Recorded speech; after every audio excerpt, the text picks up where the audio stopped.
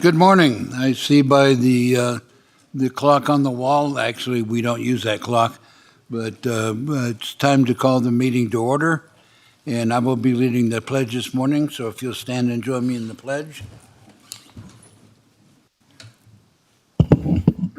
I pledge allegiance to the flag of the United States of America and to the republic for which it stands, one nation under God, indivisible, with liberty and justice for all.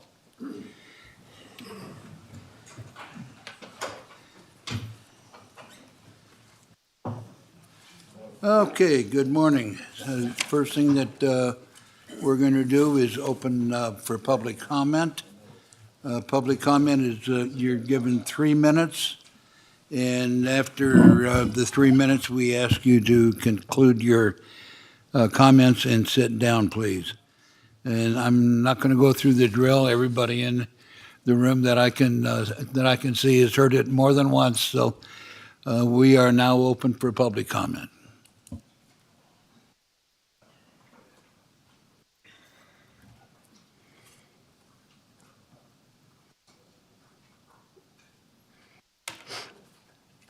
Ted Gaines.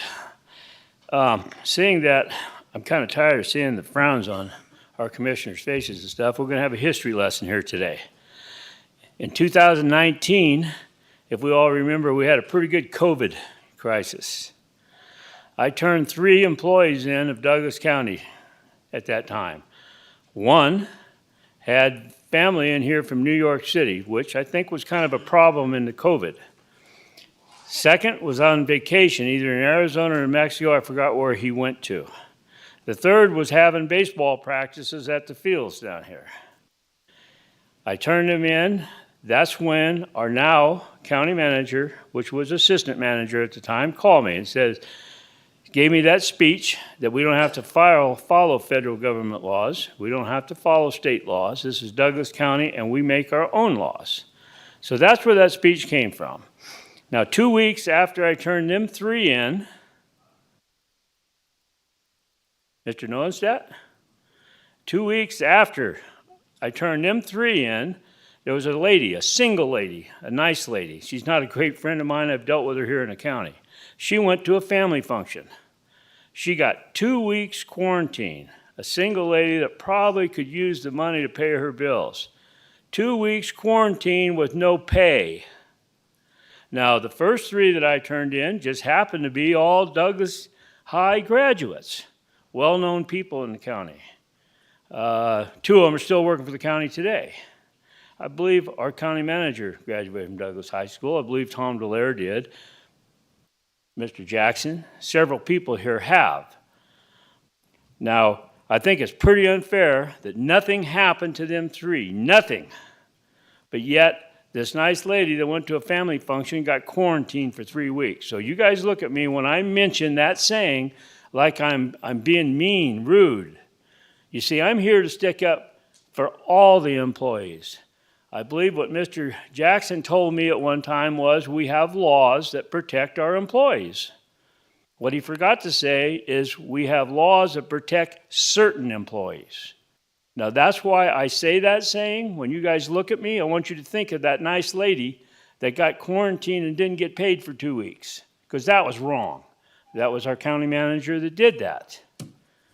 Now, I turned another thing in. I just talked to Dan about it the other day, a building that was never finalized. They tell me all the paperwork, your legal counsel and other people, it's all on the cell. Go on there. The only thing I can find on the cell is that it was turned down and never finalized. Now, they've been using that building for 3 years for public events, everything else. So I'm going to file a police report on it today because Tom Delaire knows about this. That building should be shut down. Our district attorney knows about it. Thank you. Thank you. Further comment?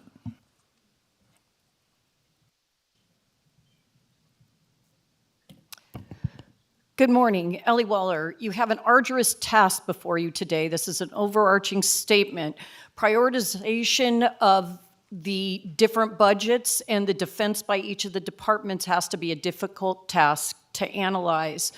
I think we all have to understand, being a smaller county, our budgets need to be scrubbed. I've said that many times in written and public comment, and counting those pennies to me is very important. I only turned in one written comment to provide an example of how I dig into looking at these budgets, and it's one of those tasks that we can't look at everything. I understand Public Works needs equipment, Parks and Rec needs equipment.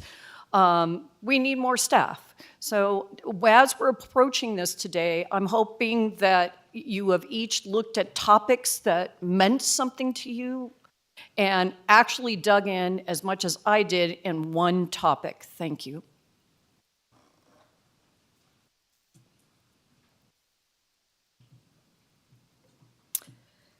Thank you, Mr. Chairman, members of the Commission. Jennifer Davidson, Douglas County Manager, for the record. I do not take joy in coming in front of you during the public comment period to defend my integrity, but I think it's important to correct some statements that were made during public comment for the record.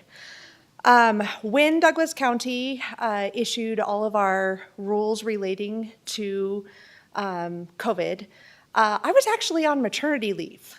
I had had my daughter in January of 2020 and was out and not working as the assistant county manager until the end of May, close to June. So many of the rules that the county had put in place for the protection of the residents of Douglas County, as well as the protection of our citizens, were put in place by county leadership, not myself. Those rules were created and were consistent with the state and federal guidance we had received.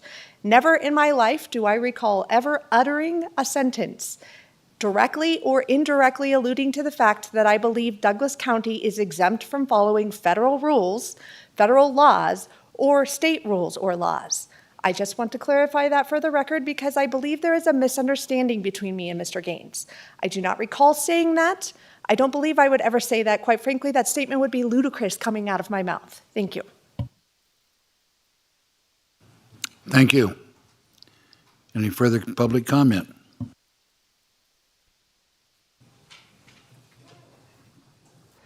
Good morning. My name is Catherine Dodge, and I'm the president of Douglas Animal Welfare Group.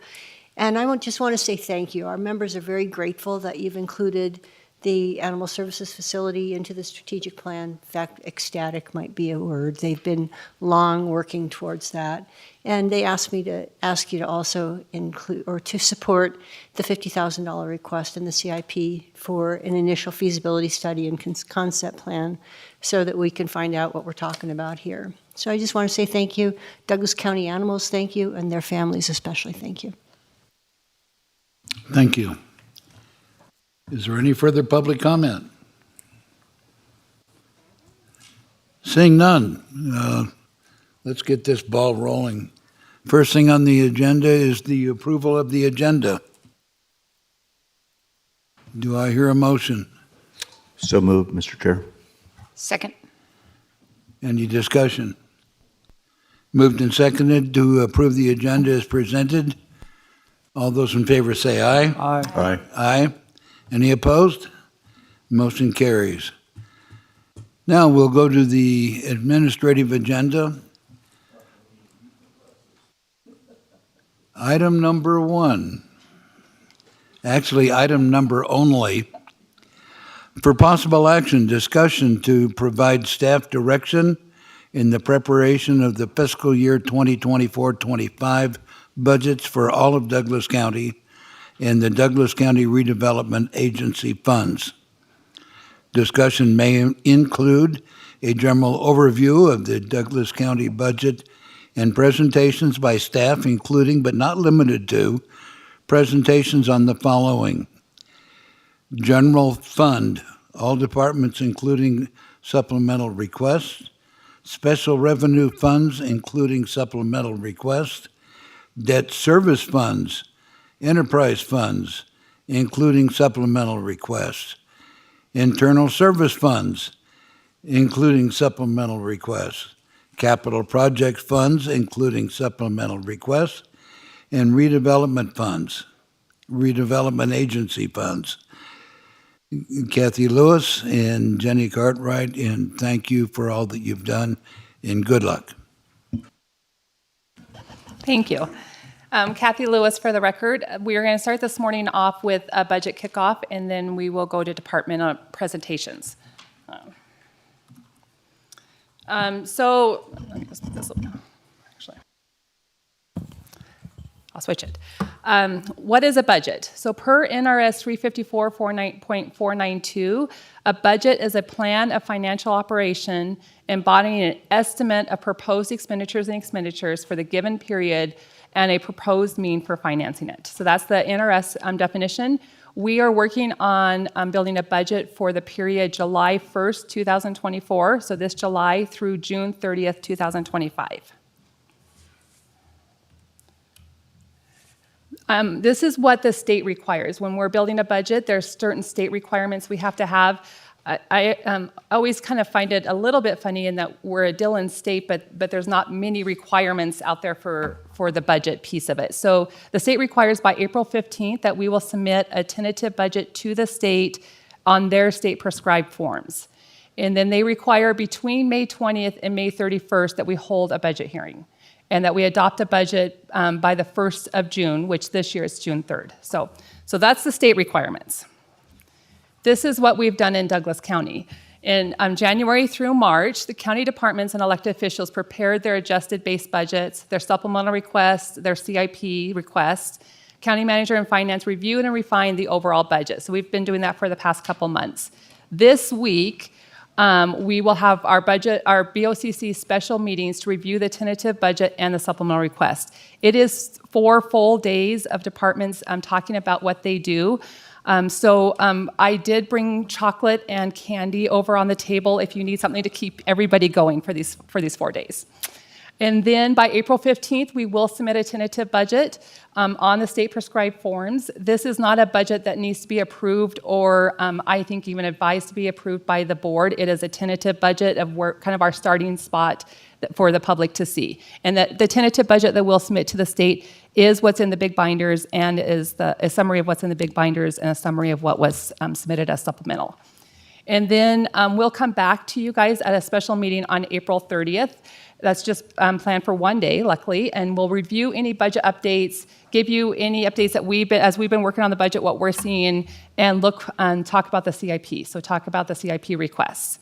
May 20th is when we will tentatively hold our required hearing. So the required state hearing will be May 20th, and that's hopefully to approve that final budget. Also, the towns will present their final budgets at that time, and then June 30th, we will submit our final budget. So what to expect from these March tentative budget hearings? Like I said, we have 4 full days. Very excited. Most departments and elected officials and the judiciary, the judges are presenting to talk about their departments. What we ask for, kind of the one goal from the commission and from the public, our goal is that everybody has a better understanding of what all the departments do and how the county funds are allocated. Again, we're not seeking any approval out of this week, but at the end of this week, we would love to hear any direction that you have for county staff as we continue to build the budget. The budget directives on how we built the budget. We built the budget with the personnel, the position budgeting. We built it based on the positions that have been approved by the board. There are no new positions in this tentative budget, only the ones approved by the board. We built it based on if it's an incumbent position, we base it on their rate of pay and what they expect to get paid next year with any merits or cost of living.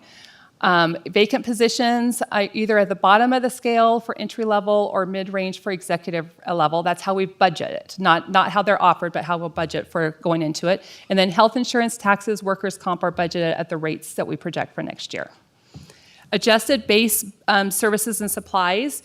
This was initially built on a 3% increase. It's an adjusted base budget based on a 3% increase of the 23 actual service and supplies for each department. And then departments would go in and adjust those budgets.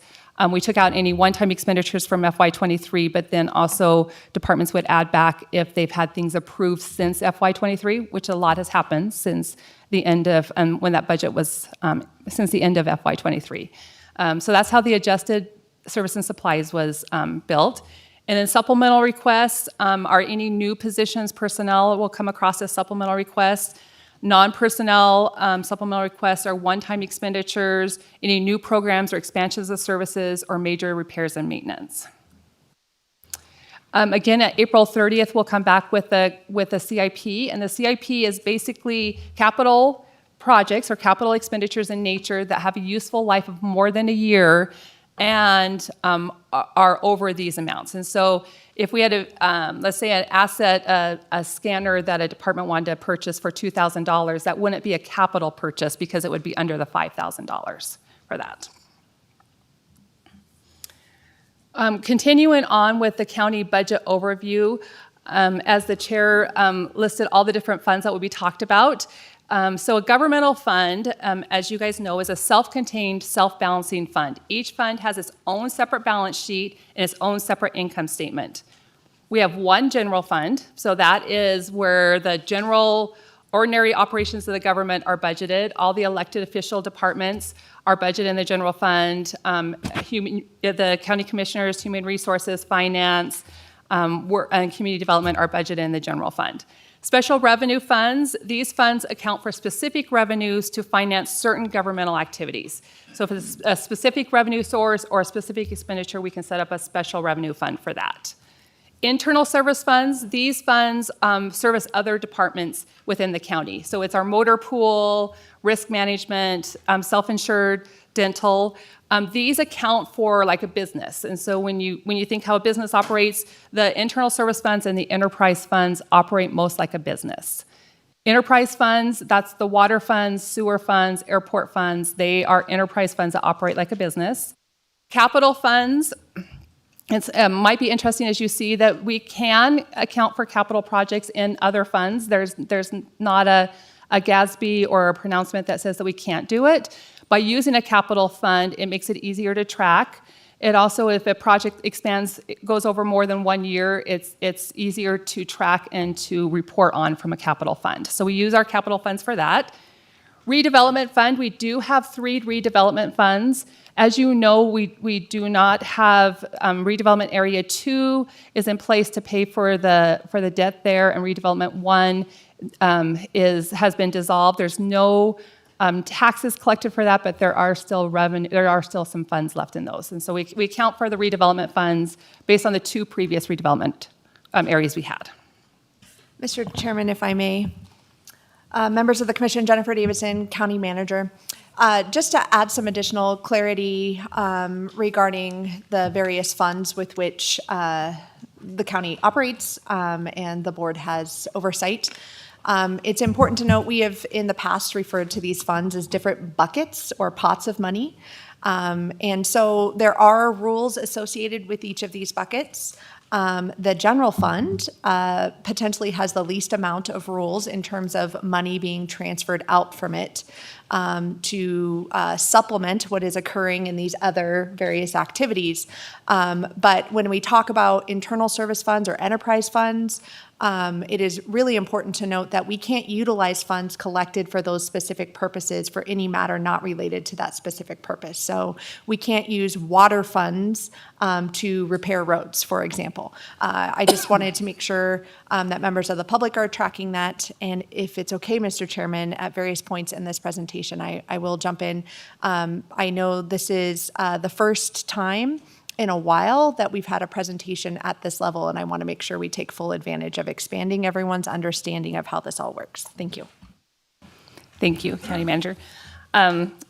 So looking at how many funds we have in Douglas County, for the tentative budget presentation over the next 4 days, we will present over the 36 funds. We have 1 general fund, 20 special revenue funds, 3 internal service funds, 4 enterprise funds, 5 capital, and 3 redevelopment funds. And as a fun point, I went back to see last time I budgeted for the county in 2010, 11, 12, and we were over 50 funds. So congratulations, you guys have reduced the number of funds that we account for. So, looking at the 23-24, that's the fiscal year we're in now, the total adopted budget. This includes fund balances and reserves and includes all funds, including the town budgets. So the general fund is percent of the total funds budgeted. Special revenue funds is our next one, about 34.5%, with the towns 10.78%. So that's all the funds where they are per fund for that. And then looking at the revenue for all funds, including fund balance, I'd like to point out that of all the revenue budgeted in Douglas County, 43.47% of it comes from taxes and intergovernmental revenue. And intergovernmental revenue is exactly what you think it is. It's revenue from other governments. The biggest piece of this is our state consolidated taxes that we get from the state, is accounted for in the intergovernmental category, revenue category.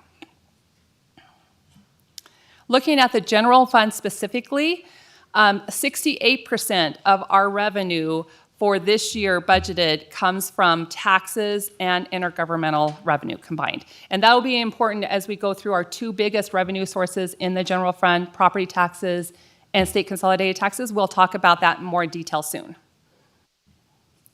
Looking at expenditures for this year for all funds, again, all funds, and 29.23% of that goes to pay for salaries and benefits. This is interesting to note in that there's always discussion about salaries and benefits do make up a big portion of the budget. And they do when you look at, we'll look at general fund next, but when you look at all funds together, that includes the debt service and the capital, that percentage goes down. So this is all funds together. But the general fund is 60% of our budget goes to salaries and benefits for that. And Ask your question. The ending fund balance, you have it as a percentage of like an expenditure, but that's money that we don't spend, right? Correct. You're exactly right. And it's always fun to determine how to show that. But it is, of the total budgeted funds, the ending fund balance is part of that budget, but it's not an expenditure. You're correct. So when you're given these percentages, it's not a percentage of what we've spent or a percentage of what we've raised. It adds to what we still kept. Percentage So- of our total budget is that. You're right. On the expenditure side, or on the expenditure ending fund balance side, is the total amount of that. I also do want to point out too, and I think is when we get further down further along in the slides, we will talk about what the ideal ending fund balance percent is. That when we talk about that percent is percent of operating revenues. We like to keep 2 months of operating revenues in reserve or as our ending fund balance.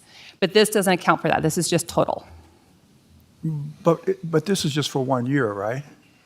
You're not keeping 2 months reserves every single year. They carry over, don't they? You had the 2 months from the previous year, so you don't need to carry over that much more except for the increase or whatever that was. So this ending balance of 10,000 is 10 million. Yeah. Thank you. It's 14% of the entire general fund. Correct. So, I guess that brings me, if you don't mind, Mr. Chair, but it brings me to the question. So part of that 10 million, is that a carryover from the previous year also, or is that just this year's carryover? When we budget, we will bring forward the ending fund balance, and so it is not, the ending fund balance does not use new revenues to budget for it. It is a carryover of what we have, yes. And for answers my question. the board, with these screens here, nobody can see the red lights. So if you want to speak, jump in. I don't want to see a free-for-all, but Can't tell you how much I love that. Raise your hand or throw a bottle. No, don't do that. Just somehow let everybody know that you need to speak. Thank you. Mr. Chairman, if I may, Jennifer Davidson, Douglas County Manager. I know we were speaking about the ending fund balance, but prior to the questions from the commission regarding ending fund, we were talking about salaries and benefits as a proportion of the general fund budget. 60% is for some individuals without context can appear to be a very high number. But I just wanted to provide the commission and members of the public with some context. I've spent a lot of time looking at GFOA, and also ICMA, my professional association, to see where Douglas is in relation to our peers.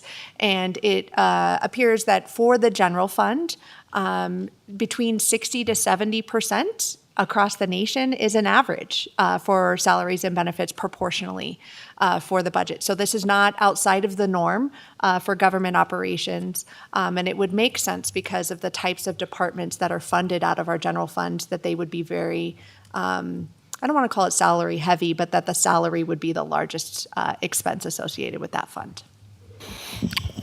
The other thing, as long as you're visiting that area, Ms. Davidson and Ms. Lewis, even though 60% are allocated out of the general fund for salaries and benefits, the fact is that typically we're anywhere from 20 to 50 employees shy on a daily basis of being able to. So when we budget for every position that this board or previous boards have created through a number of years, and that's what we're budgeting is for 100% full staffing.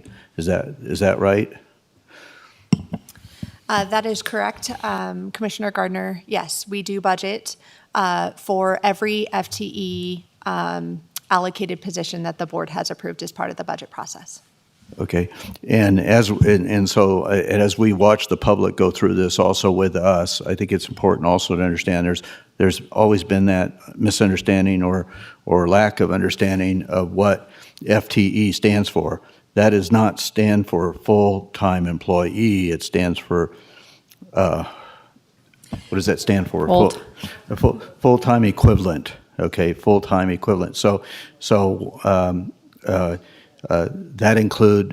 could include a full-time equivalent could be 2 part-time positions, right? So I think that's always seems to be a problem. The public thinks that it's called full-time employee versus full-time equivalent. So yeah.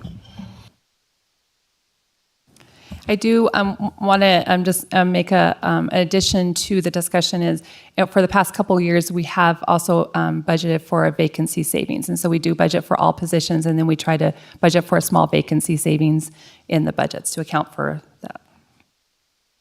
Okay. One last slide based on this year's budget is looking at the general fund by category.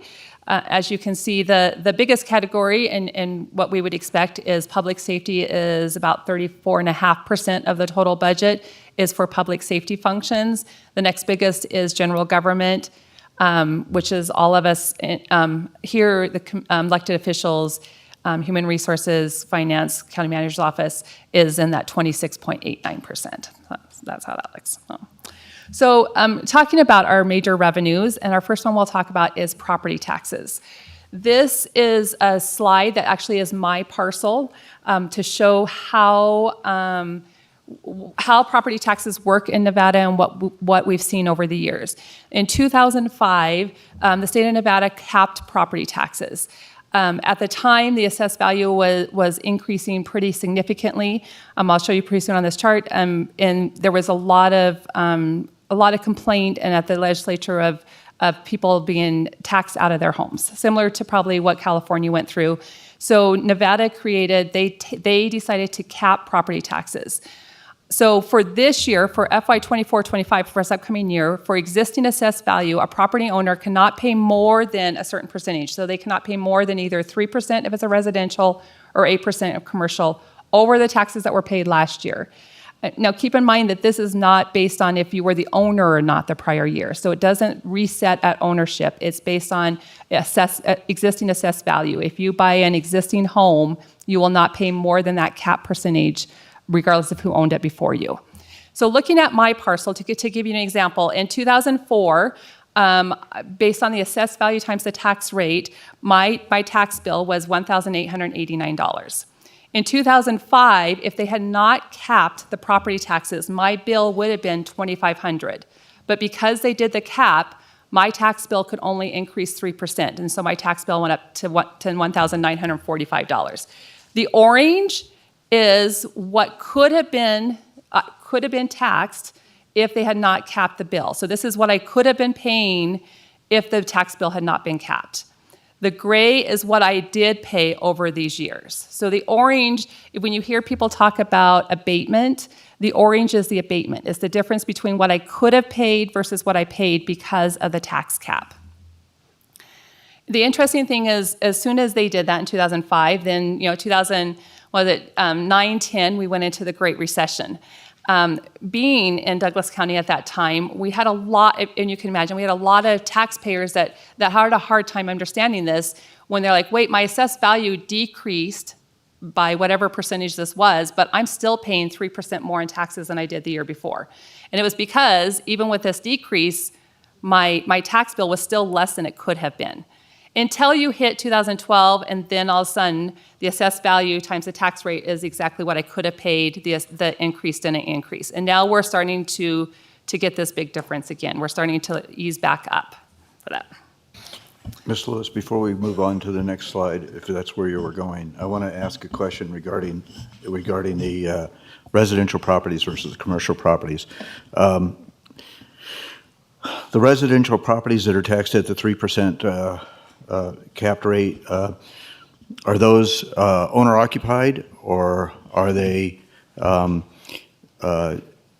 if a person has a residential property but they rent it out on a full-time basis or even a part-time basis, is that still at the 3% cap, or is that considered a commercial operation and then it's capped at the 8%? I do believe probably our county assessor would be best to answer that, but I can tell you that if they rent it out and it's below HUD rates or market rates, they can qualify for the 3%, but otherwise it would be the commercial rate. Okay, so whether it's full-time, a full-time rental or a part-time rental, it's still considered a commercial property then. It has to be owner-occupied to be considered a residential property. Is that? And I see our I was going to say, treasurer. I think we would have to confirm with the assessor for sure.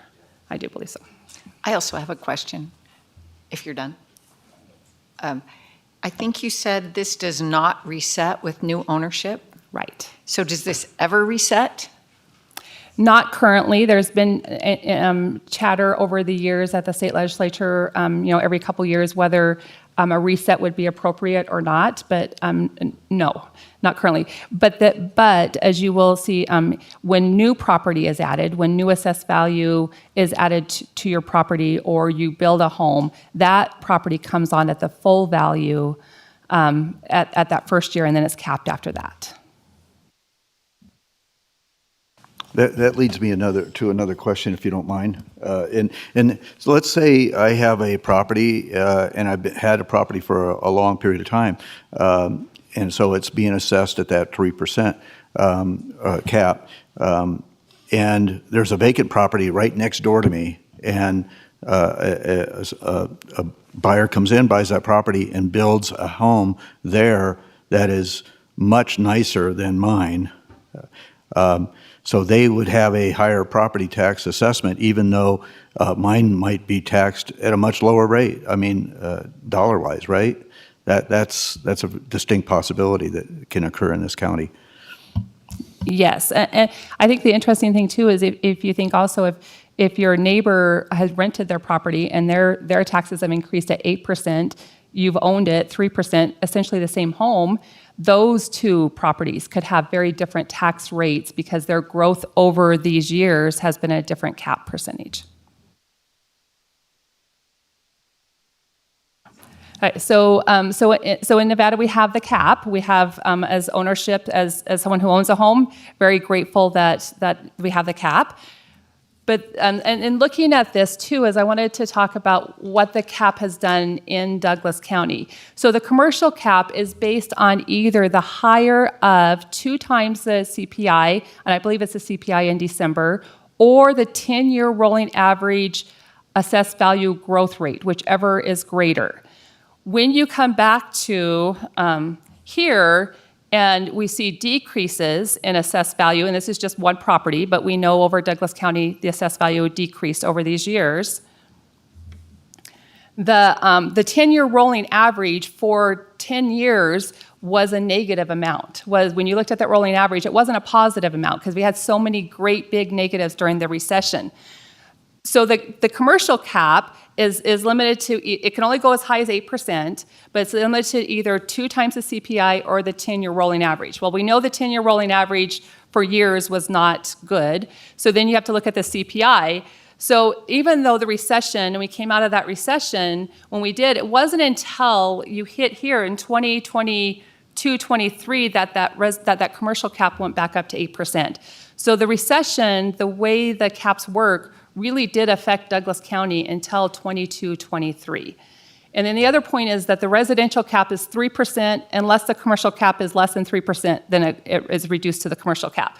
So in this year, the CPI was 0.1, double it to 0.2, rolling average was negative. So the growth for 16-17 on commercial and residential was 0.2% is what we saw for that. Then the other caps that we have to consider in property taxes is the caps on government. I've heard over the years many comments about, if we do this action, then we'll raise our property taxes to cover it if we do that action. Actually, in Nevada, we can't raise our property tax rate. And this is the reason why, is because government entities have 2 caps. The state will let us know what we can charge as an individual government agency, what we can assess as a tax rate. So for 24-25, the state has come back and said that we could assess a rate of $1.36. Our current rate is $1.16. But the other cap we have to worry about is the cap on individual properties. And properties cannot have more than a $3.66 tax rate. So we have 5 areas in Douglas County that are at that $3.66 cap. So regardless of what the state says we could raise our rate to, we could not raise our rate because we can't go over the $3.66 cap. And if you look at it, in theory, and just picking on an entity, but if you look at, let's say Oliver Park came and said, we only need a 50-cent tax rate, we don't need an 83-cent tax rate anymore, and they reduced their tax rate to 50 cents, us as Douglas County still could not raise our rate because we would be over the cap in these areas. So we couldn't raise our rate based on that. So just to take this one step further, any increase for any one entity has to be accompanied by an equivalent decrease in another entity. In these areas. So if you have several GIDs at the lake that are not in these areas, that if the state says they could raise their rate, they could raise their rate. Or, for example, Town of Genoa could raise their rate because they're not in these areas.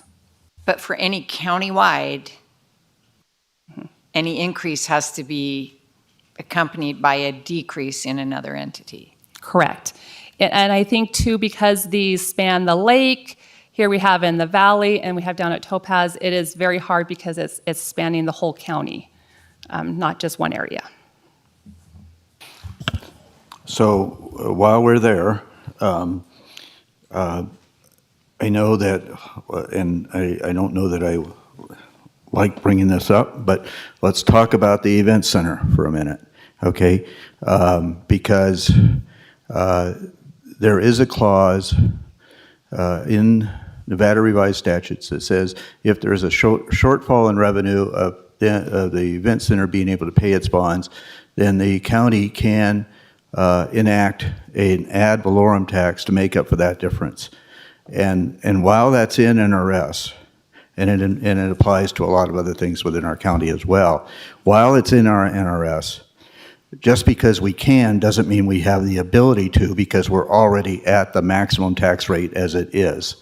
Are those correct statements? Those are correct statements, yes. Okay, so and that's where we run into the problem, and most recently with Topaz Ranch Estates is where even though they may have a shortfall I wouldn't say a shortfall, but they just, with 27 miles of infrastructure, whether or not they are bringing in enough taxes because they're one of the lowest assessed tax rates or tax areas in our county, but they're also already at the maximum cap, so they can't raise any more money through taxes. So, okay.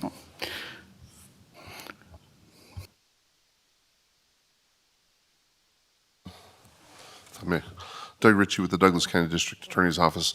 That's true. However, the NRS has numerous provisions that will allow us what you call a special tax that's not subject to this cap for various things, including transportation, fuel tax, and other, although fuel tax doesn't really apply to property, but ad valorem taxes that are not capped by this for other purposes. So, and I think that provision.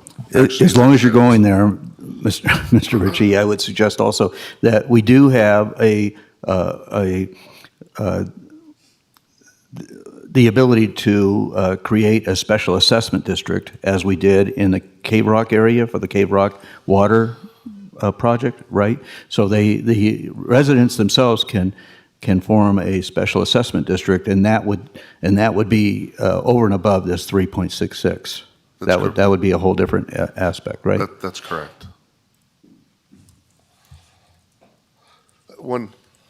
If I got one other thing, as pointed out, like for instance, Topaz Ranch Estates GID, they are at their highest tax rate.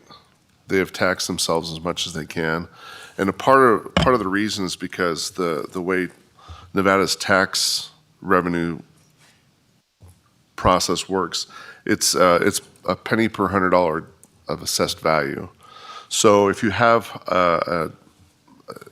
assessed values up at the lake that are higher versus assessed values down at TRE, the amount of revenue that can be generated from that 1 penny of tax is vastly different depending on where that tax is assessed.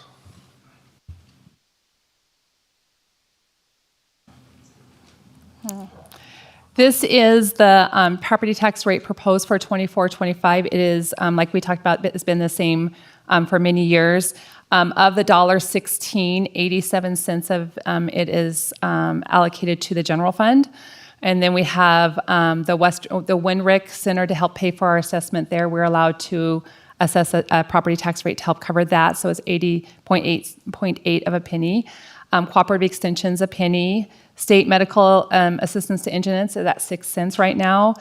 Social services $3 cents and $3.37. Sorry, not $3. 3 cents and 3.37 cents. See if I can say it right. China Spring. This is our property tax rate that we can assess to help pay for our portion that we owe the state for the state to support China Spring. And E911, that's to support 911 services. That's a voter-approved override, voter-approved tax of see if I can speak, slow down, 4.75 cents. And go on down, we have 5 cents for capital improvements for a total of $1.16.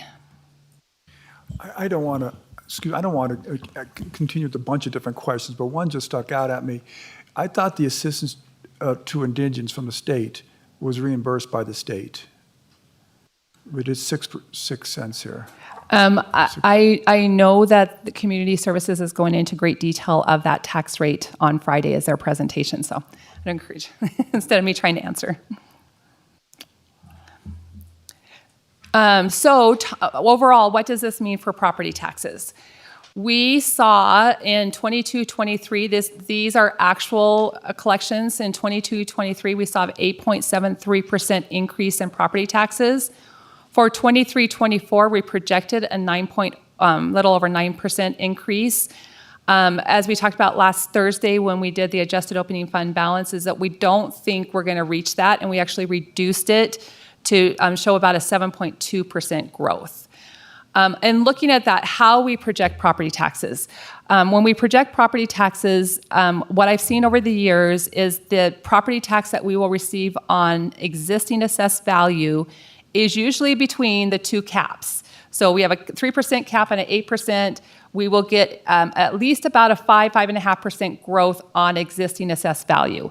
Then any percentage above that would be on new construction. So for FY 22-23, what was added to the roll for new construction was $114.9 million. For 23-24 was $79.4. Before we look at this, though, when this projection had to been done and when you guys approved it, was it would have been approved in May of last year, but we don't know until July how much what this number actually is. So for going into next year, we are projecting the same amount of new construction to be added to the roll that was added this year. And this was based on with discussions with the county assessor, as well as community development and the permit activity. So that is what we're projecting as for property taxes. Mr. Chairman, if I may jump in here.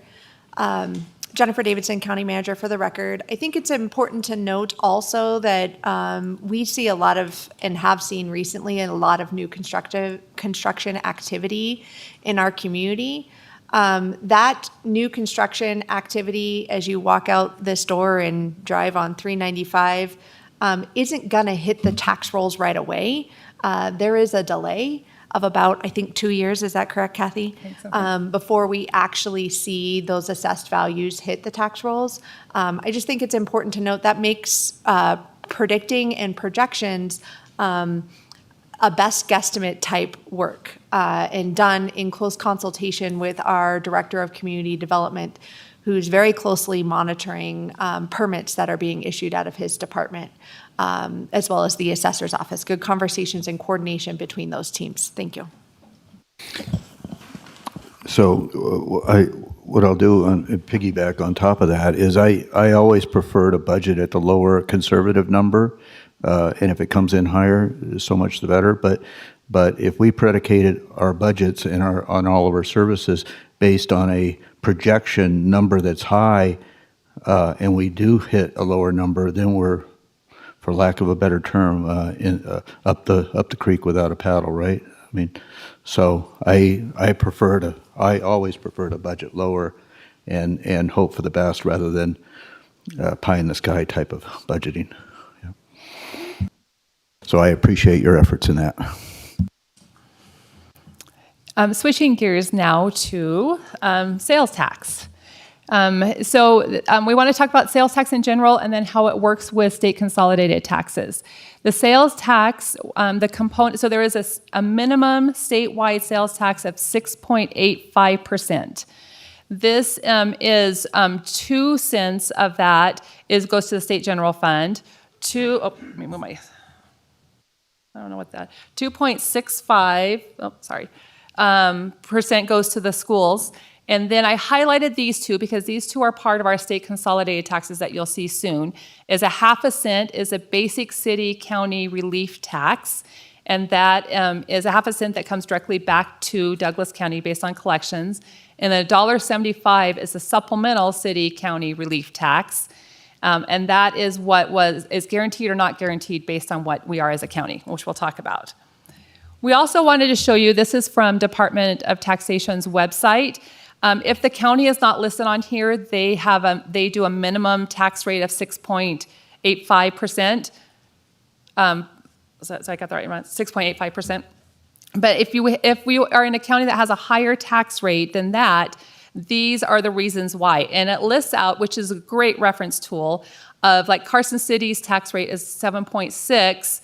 And it's because they've added on 1/4 cents for public roads, 1/4 cents for open space, 12.5 cents of V&T for the V&T railroad bonds, and 12.5 cents for infrastructure.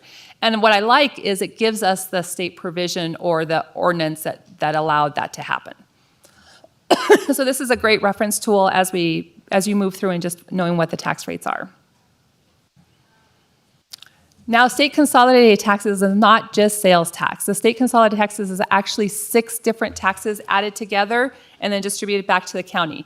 We talked, the first 2 are sales tax, basic city county relief tax, BCCRT, is that 1/2 cent sales tax that what we collect in the county is distributed right back to us for that.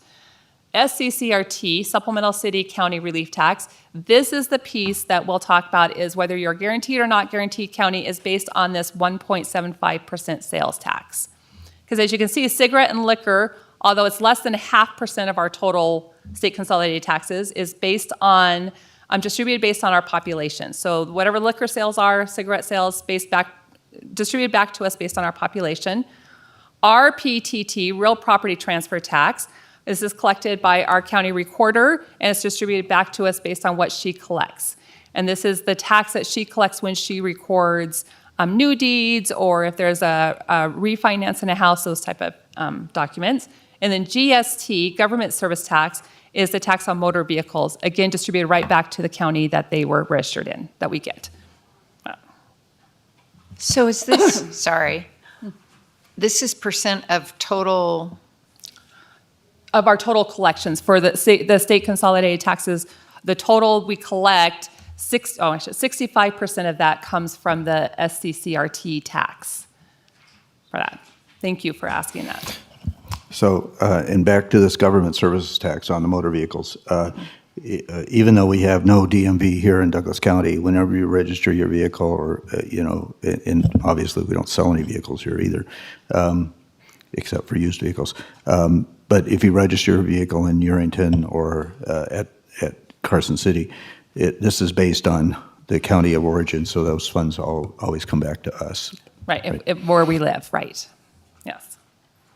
So we should thank Clark County for drinking a lot, because we get a higher percentage of what we buy if we don't drink as much as them, right? The cigarettes too, right? Looking at the state consolidated taxes, specifically at the SCCRT, a couple years ago, as we've talked about, is we became a not guaranteed county, which means that on the SCCRT, we kind of live and die by those collections. The interesting thing we found out this year, digging into it deeper, is the SCCRT tax, the 1.75% sales tax that's collected, goes to the state. They'll distribute to the guaranteed counties first, and then what's left over, they'll distribute to us based on our proportionate share.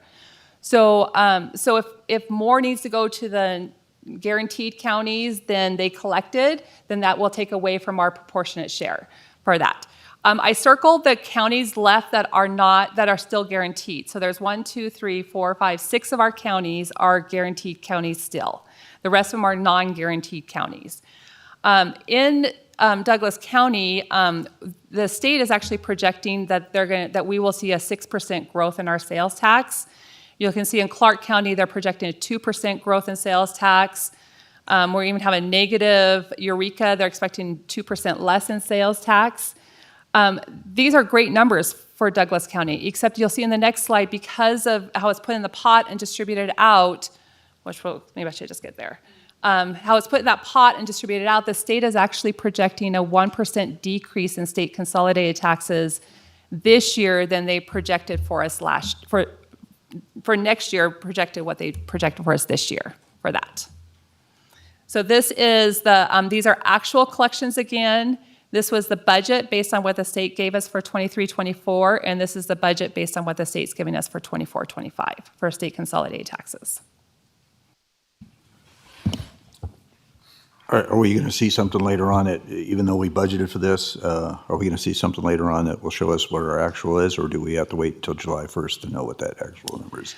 I don't have anything in this slide, but I will tell you it is something we're closely monitoring. The state, it takes them about 2 months of collections, and at the end of the month, so we expect that sometime this week we'll receive our distribution for January's activities. So we've only really received 6 months of activities for that. So we're closely monitoring that. It is interesting, and when you look at, it's just not sales tax, and it's just not, there's other factors.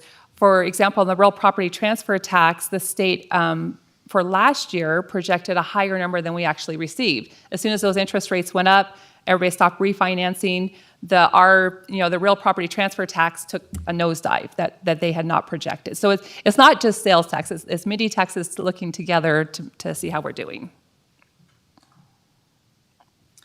Mr. Chairman, if I can also add some additional context for this conversation.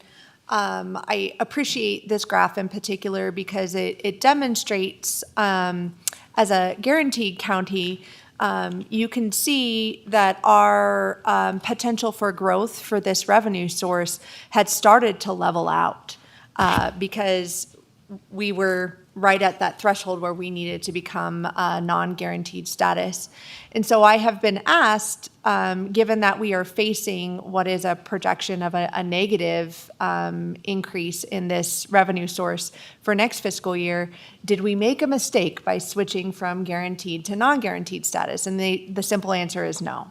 What we saw was an initial bump of at least $2 million in revenue by making that conversion, and now we're leveling off there, perhaps dipping a negative 1% in this category. But our potential for growth is much greater, and we do not anticipate that we will dip below the $2 million benefit that we received, even though we are experiencing some volatility in this revenue source. So that's an important note moving forward. I think it's also important to note that while we could have deferred making this decision 1 year, after that 1 year deferment would have been required to make this switch. So the benefit of making the decision when we did is that we received that $2 million bump 1 year sooner than we would have otherwise had we deferred the decision. So thank you for that. Okay, so And it doesn't, I'm sorry, but it doesn't mean that we're actually losing money here. We're just getting a little bit less than what we're certainly, it's certainly a plus for us to not be a guaranteed county. Okay, that's the critical element, right? I mean, we may not see the raise in percentage-wise, but we're still seeing about the same amount of money. I would agree, and I think we will, becoming a non-guaranteed county, we're also learning how to look at the state projections and read them, right? Because there's many different factors that go into that. And sales tax is a volatile source anyway. I mean, it depends on what the economy is doing that we're looking at that, so. Is there a term for non-guaranteed county? No. Okay, thanks. Yeah. Good question, but yeah. So we've talked about, our two biggest revenue sources in the county and what we think they're going to do for the next year. And what does that mean for our general fund tentative budget?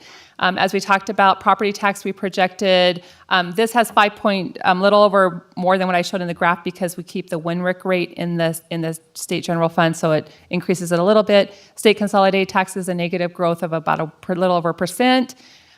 What that means is right now, currently, the tentative budget, we've utilized $735,000 of our ending fund balance to balance.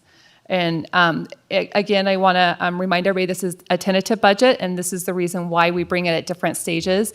But I also, working with the county manager's office and knowing our county manager, Jennifer Davidson, with her guidance, we will reduce our expenditures to balance this budget without using fund balance by the time we get to the final budget. So we do have that commitment to keep working. And I will say this many times, is I really do want to thank all the departments, the elected officials, everybody for looking through their budget, determining what they need. We still have some work to do, as it shows in here, but we also have a great team in Douglas County that's worked on this budget.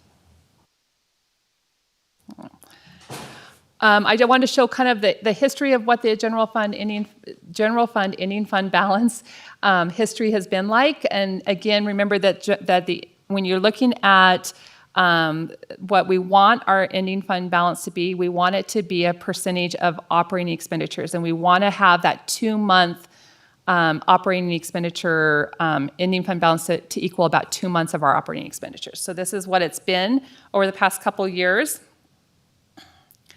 And then I do want to go switching away and talking about our other funds. Not a lot of discussion on these slides, but they will be talked about during the next 4 days. But this fund worksheet is also in the front of your binder. It shows the revenue sources for each fund. It shows the expenditures. It is also part of the supplemental material that was presented online as part of the bigger packet of that. This is all our special revenue funds that we have. Then we have our 3 internal service funds, our 4 enterprise funds, our capital project funds. We have 1 debt service, luckily, but that's a debt service where we pay that, and the redevelopment fund. So we will be talking about all these funds in as departments and as funds over the next couple days. Also, at the front of your binder and as part of the supplemental packet is the FTE reconciliation, where we started off with, and this is very small. So FY for 23-24 adopted budget last year at this time, you adopted a budget with 616.84 FTEs, full-time equivalents. Right now, we have a budget of 623.29 FTEs. That's what we have in the current budget. This is how we got from this point to this point. I will make a note, though, at the last board meeting, there was some decisions made on China Spring Youth Camp and the operations. This reconciliation was before that action last Thursday. So when we see the final FTE, we'll have those final actions in there. Again, full days. Today you'll hear from our sheriff, our district attorney. You'll back to listening to me with our departments, the clerk treasurer, and the library today. And then we have this outlined for the rest of the week. Before we get started on the departmental presentations, I wanted to explain when you're listening to departments what you're seeing. For departmental services and supplies, again, we built their base budget for service and supplies on 3% of the 2023 actual. But you'll see in your binder and you'll see in the presentations, we actually compared that service and supplies to the 24 budget, which did cause some line items to look like they're maybe increased or decreased more than what you would expect if we would have compared it to the 23. But the difference between the 23 actual and the 24 adopted was only $2,000 in total. So in total, we're there, just knowing how we're comparing them. The other thing is the capitalization of leases, and this was a mistake in FY24, so the current year we're in now, we budgeted leases, capital leases, it's a new GASB that we have to follow, based on a service and supplies offset, and then we move that capital lease to a capital account. For 24-25, we're still in discussions on how to best account for that, but by not including the offset in the service and supplies budgets, you will see departmental budgets that look like they increased more than they probably should have. Probably the biggest one you'll see in our district attorney has a capital lease that we have to capitalize for office space. His budget did not increase $29,000. We just don't have the offset in there when you're looking at that. So key points to keep in mind when you're reviewing. I'll be out here throughout the 4 days and including my staff too. So if we have any questions that departments can't answer, hopefully we'll be able to help answer those too. Again, I really want to thank my staff. Have put in a lot of hours to get the budget to where we're at now. This is a big lift to get to here. Still, as we talked about, a lot of work to get to our final budget, but thank you to the finance staff. Thank you to county manager for her guidance through all this, and departments and elected officials. And I think that is it for the budget kickoff. Any questions? Further questions? If there are no questions, I think that since we have so much information that we will be accumulating over the next 3 days, I think that it would be appropriate to take a 10-minute break every hour. So why don't we go ahead and break for 10 minutes? I just want to say that was excellent. That was great. You're into our 10 minutes.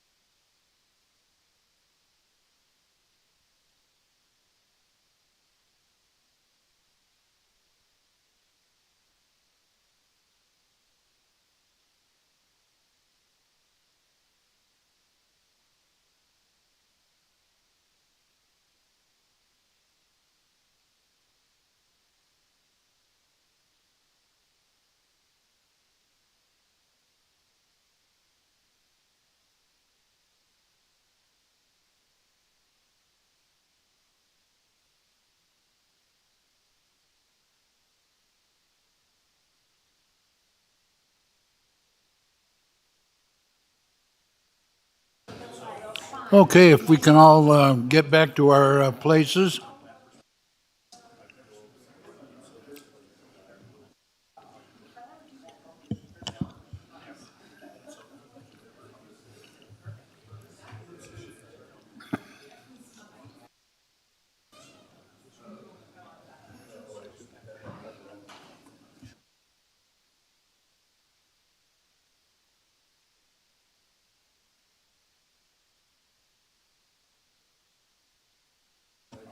Last thing I want to do is keep the sheriff waiting. I'll get a ticket for overtime parking. Wait a minute, do we have that in this county? All right, we're back on the record, all kidding aside. Sheriff, the floor is yours. All right, thank you very much. Here we are again, right? So this slide kind of gives you an indication of how many total FTEs I have. I am still down 9 positions, but we're doing good. I've got 4 or 5 good applicants in background currently, and so I think by the end of the summer, that number will be a lot closer to being full, I hope. Our motto, which is on every patrol vehicle, is a tradition of service, and that means a lot to me. I think it's very important that we provide the best law enforcement service to the community that we can, that we're very responsive, and that we're attempting to help in any way. I couldn't do that without the men and women that work for me. I'm very proud of them. They do an excellent job. They are, they're just amazing. And so they work hard, they love what they do, and they understand that their role in the community is important. This is kind of our organizational chart, and I'll let you look at that. We have 4 divisions. Captain Britton is our investigations division commander. He was a deputy here when I was in high school, so he's been there and seen that. He's a wealth of knowledge. I rely a lot on him, and he does a great job with our investigations division. Captain Kuntz is over our patrol division. Captain Mitchitarian, which you guys see twice a month usually, is over our administration, and his office is at the lake. He's kind of our liaison with the community at Tahoe. And then Captain Stanley is our jail division commander. One thing I think every sheriff's office or law enforcement agency in the country is organized a little bit different, but we are not what I would call top-heavy in Douglas County. Carson City, for example, has an undersheriff and a couple assistant sheriffs. They have captains and lieutenants, and so we are pretty light at the top, which I think is well. I think the emphasis that Sheriff Maple started and then Sheriff Perini continued, and I'm continuing, is we want the most in the deputy position, the guys out there handling the calls for service and in the community. Sheriff, if we could go back just a minute there. On that organizational chart, your jail deputies, 29 of them, are, what authority do they have? They're not sworn officers? They are. So they they are are. sworn. And the way that works, so everyone, for the most part, starts in the jail, in the sheriff's office. If you have no experience, which is the majority of the people we hire, you go through an in-house academy in our jail program. And in Nevada, there's 3 categories of peace officers. There's a category 3, which are jailers or correction officers. A category 2, which are typically your parole and probation or juvenile probation officers. And then Cat 1 are the patrol deputies, myself, the investigators, and they have full law enforcement powers within the state. The jail deputies have law enforcement powers within the jail, but it's kind of confined to their assignment in the jail, or they need to be with someone else who's a Cat 1 peace officer. And then, so you start out in the jail, we put you through our initial training, and at the end of that, you're certified as a Cat 3 deputy or peace officer in Nevada, and then we send you to post in Carson City, and then once you complete that, then you're a Cat 1 peace officer. So our goal is to have everyone eventually be a Category 1, but initially you start out and you're a Cat 3. So some of those are Cat 1 or not? Some of them in the jail are. We've had a few deputies that have gone back in their career to the jail. It's a little less going on. And so as they finish out their career, they just enjoy working in the jail, which is great. But probably half of the deputies that are brand new are waiting to go to post and are Cat 3. This is how the personnel is broken down by division. Patrol has the bulk of the deputies, and then the jail, and then investigations, and then admin. So we've had some personnel changes in the last year. We've had a retirement at the rank of captain, and we promoted Captain Stanley. We've had 3 promotions to sergeants. We've had 1 or 3 to rank of investigator. And last year I added an investigator position, so I increased the number of detectives that we have. And then when Constable Gilbert retired, we took over his duties. And they do the bailiff jobs within the district courts. And there's a justice court at the lake, and then there's one in the valley, and so they split their time between those 2 courts. So this is, I wanted to show you this because I don't think people realize, and I didn't even realize until we added it up, exactly how much we do, but these are all the special events that the Sheriff's Office staffs every year. They're not getting fewer, they're getting more. So in the next year, if there was more to this list, I wouldn't be surprised. The bulk of our time and number of officers is the golf tournament at the lake, the American Century Golf Tournament. And there's 2 kind of entities within the golf tournament itself. You have the tournament where you're walking with the celebrities and the beach and that, and then you have what they call the American Century tent, and that's a tent that has got really nice food, and that's where all the high rollers or the celebrities go in there. And so you got to staff that to keep all the looky-loos out and the people wanting autographs and that kind of thing. And so the tournament is over about the whole thing starts on a Tuesday and ends on a Sunday. The part that you see on TV is Friday, Saturday, and Sunday, but they have some stuff ahead of time, and that all has to be staffed. And so that's almost 900 hours, man hours of being there. It's 24 hours. We have people there at night to protect the course itself and all the equipment and all that and merchandise that is stored there. And then the other big one that we do is the Harvey's concerts, and those are spread out over several months, obviously, right? The concerts start in May and end in September, but they are well attended and very popular, and so we always have at least 2, sometimes 4 deputies working those. The Tahoe Blue Event Center has started, obviously, and so we're starting to staff those. So the number of deputies and hours this time next year will be a lot more than it is now. But there's a lot going on, and it's starting here in the next month as the weather gets better, and we'll go until Labor Day typically, and then we'll start to slow down as far as special events Sheriff, go. before we move on, this 1,924 hours, I would assume that that's somewhat of an estimate. That's not an actual, but anyways, I guess, how much do these events contribute to paying for that 1,924 hours? So we charge each event. The only one that we don't, all of those events pay for the deputies. Carson Valley Days, like the parade, we staff that.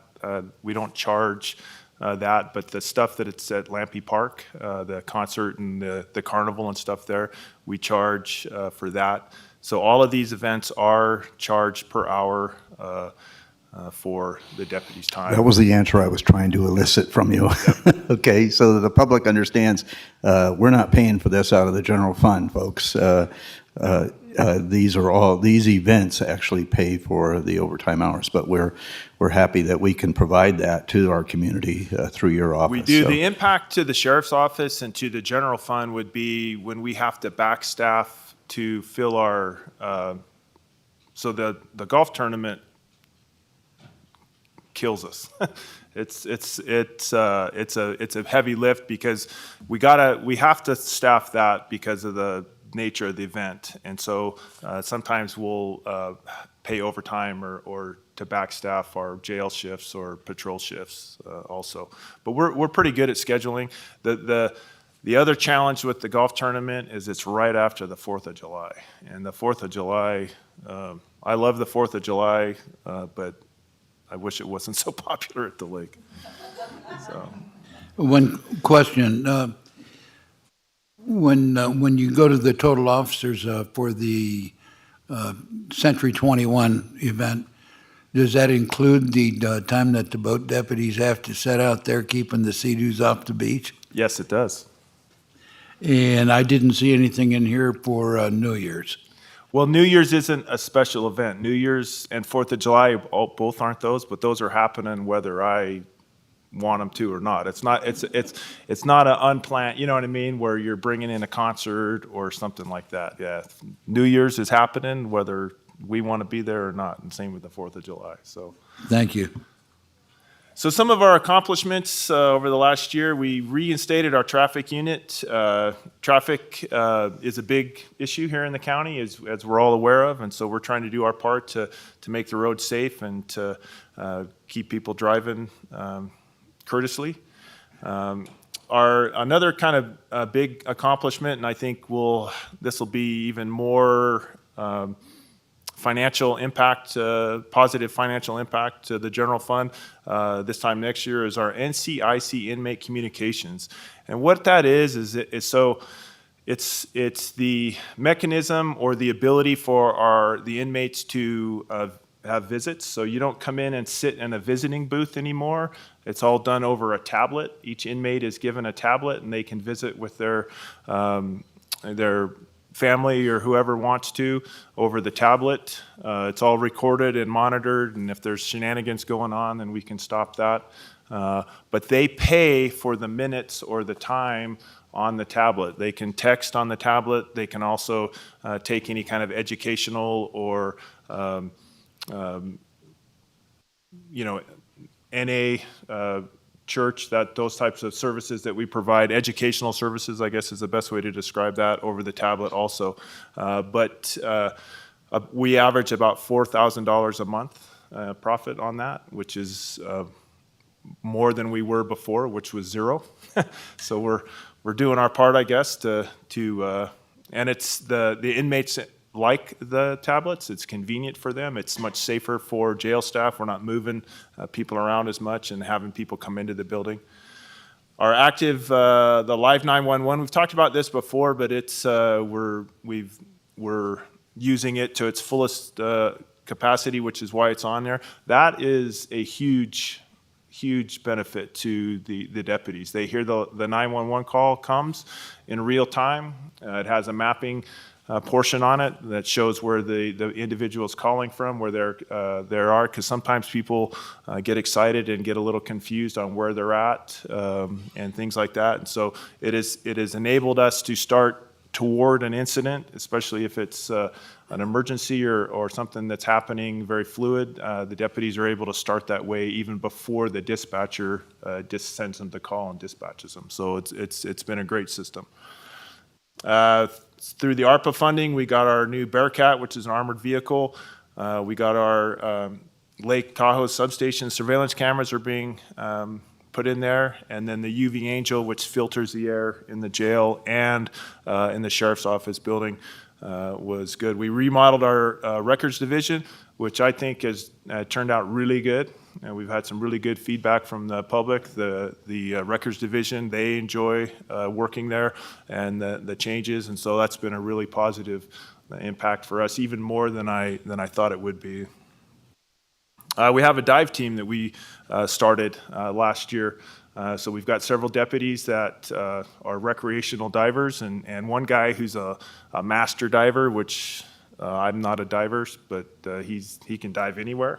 So he knows what he's doing. So he's kind of the head of that team, and they do a lot of training up at Tahoe, but they're able to go either to Topaz or Tahoe, whatever the need may be, and help us to do that kind of stuff. Our drone program is I think it's one of the best in the state. We got a drone for everything.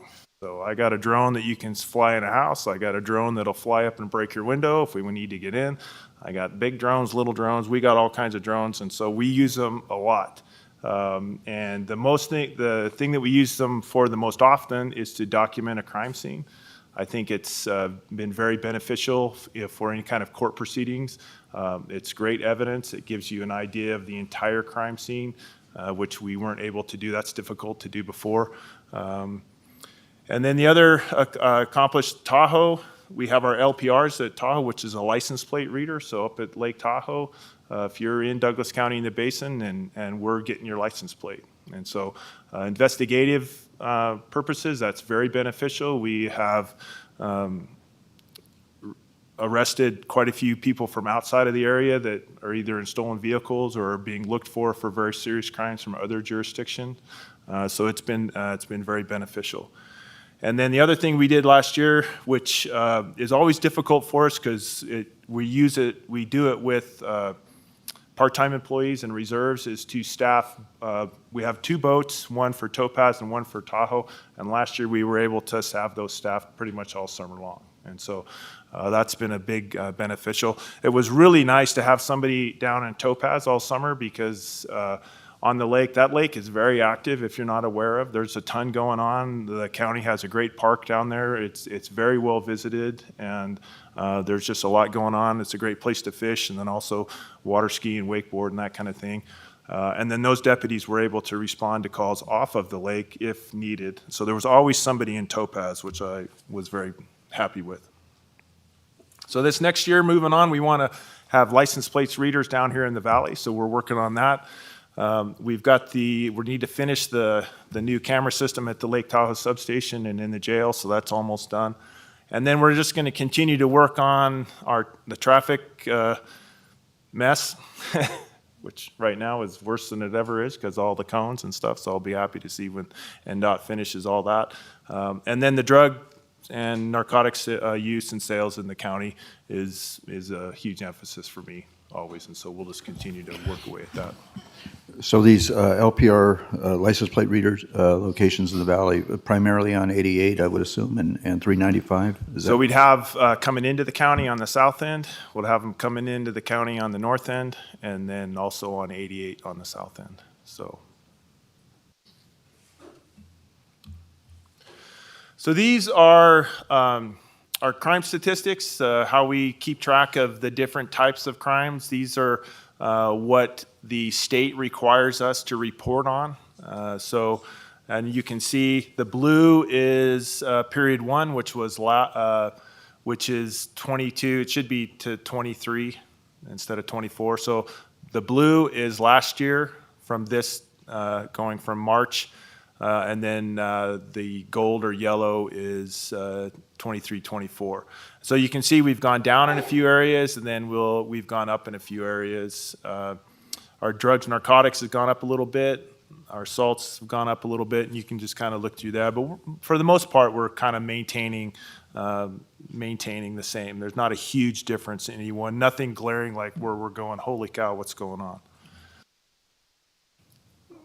And that just breaks it down into some different categories also.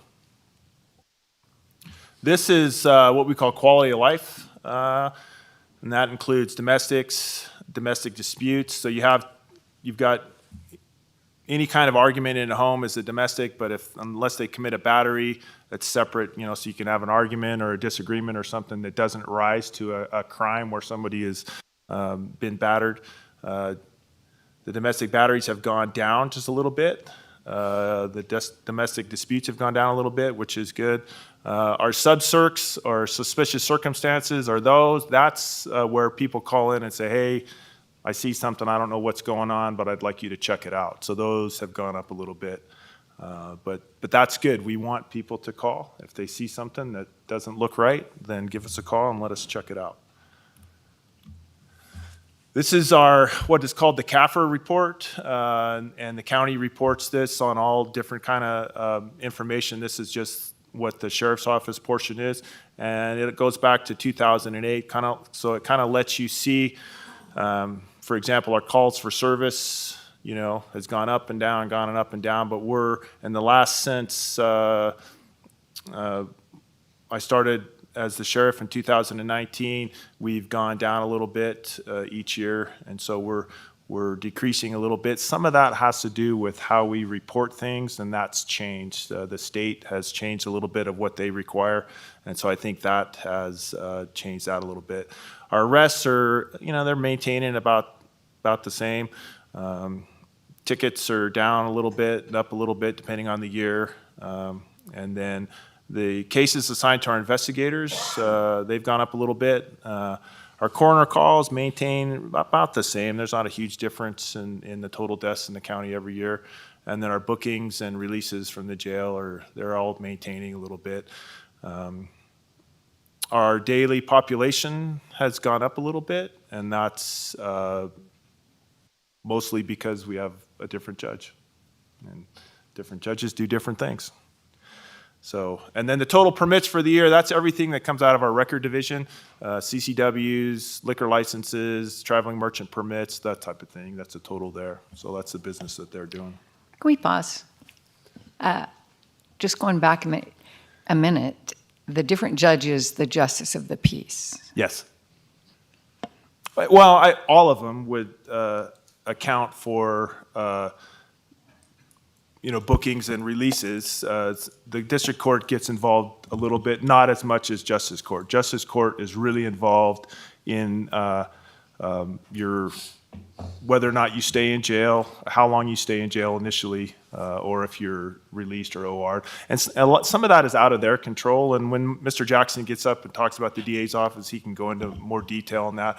But the judge does have some discretion, and if he feels someone is a risk to the community, he can impose a higher bail, maintain a bail, or, and then I think some of this, and Mr. Jackson may have a little more, is alternative sentencing. So a lot of people are on probation, right? If the judge has less tolerance for more violations, then you may get one chance to be out, and if you screw that up, then you don't get to be out anymore. So I think that some of that's going on too. Does that make sense? It does, and I guess I wanted to pause on that because those are the two new judges that we have, are Yes. the justices of the peace, and we have election races in both of our justice of the peace seats, and I wanted to pause on that because I think these are important positions, and there may be questions voters want to ask related to this. You're exactly right. They are absolutely key to the overall public safety in any community. Obviously, the law enforcement agency, which is the sheriff's office, we investigate crimes and then make arrests. But whether or not they're prosecuted, which our DA's office does an awesome job, and you'll see the numbers that Mr. Jackson is going to show you. But the judges also play a huge key in keeping those people confined or not in the community that probably shouldn't be. And I am very conservative, and there's not a person in my jail that hasn't earned his way in there. So if you're in jail, you're in there for a reason. And I think, and not to go off on a tangent, but victims are huge. And so if you're the victim of a crime and the person that committed that crime against you is just out and about and you see him the next day, at the store or something, you've got to be asking yourself, hey, what in the world is going on here? So I think we're doing a good job overall in the county. I really do. No, you do a great job, and there's no question about that. I don't think our community has any questions about that. Is there a column available to us, average stay? In other words, how many nights do they get to stay in our jail on an average? The average is about 2 days, so it's not long. So it's about 2 days. So and sometimes that's what is needed. It allows somebody to get in the right mind again and sober up and kind of reevaluate their decision-making paradigm, and hopefully when they get out, they're back on track. Let me ask one more, if I may. Arrests were up in 2022. Do you have any diagnosis of that? I don't. I know that DUIs were up that year, and I think our domestic disputes were up a little bit. We were just coming out of COVID, I think, and we had a huge influx of people from California who was still fairly restrictive in what they could do coming to Nevada and at Tahoe. So I think that was part of that too, if I had to guess. But that's not a significant jump, but it is.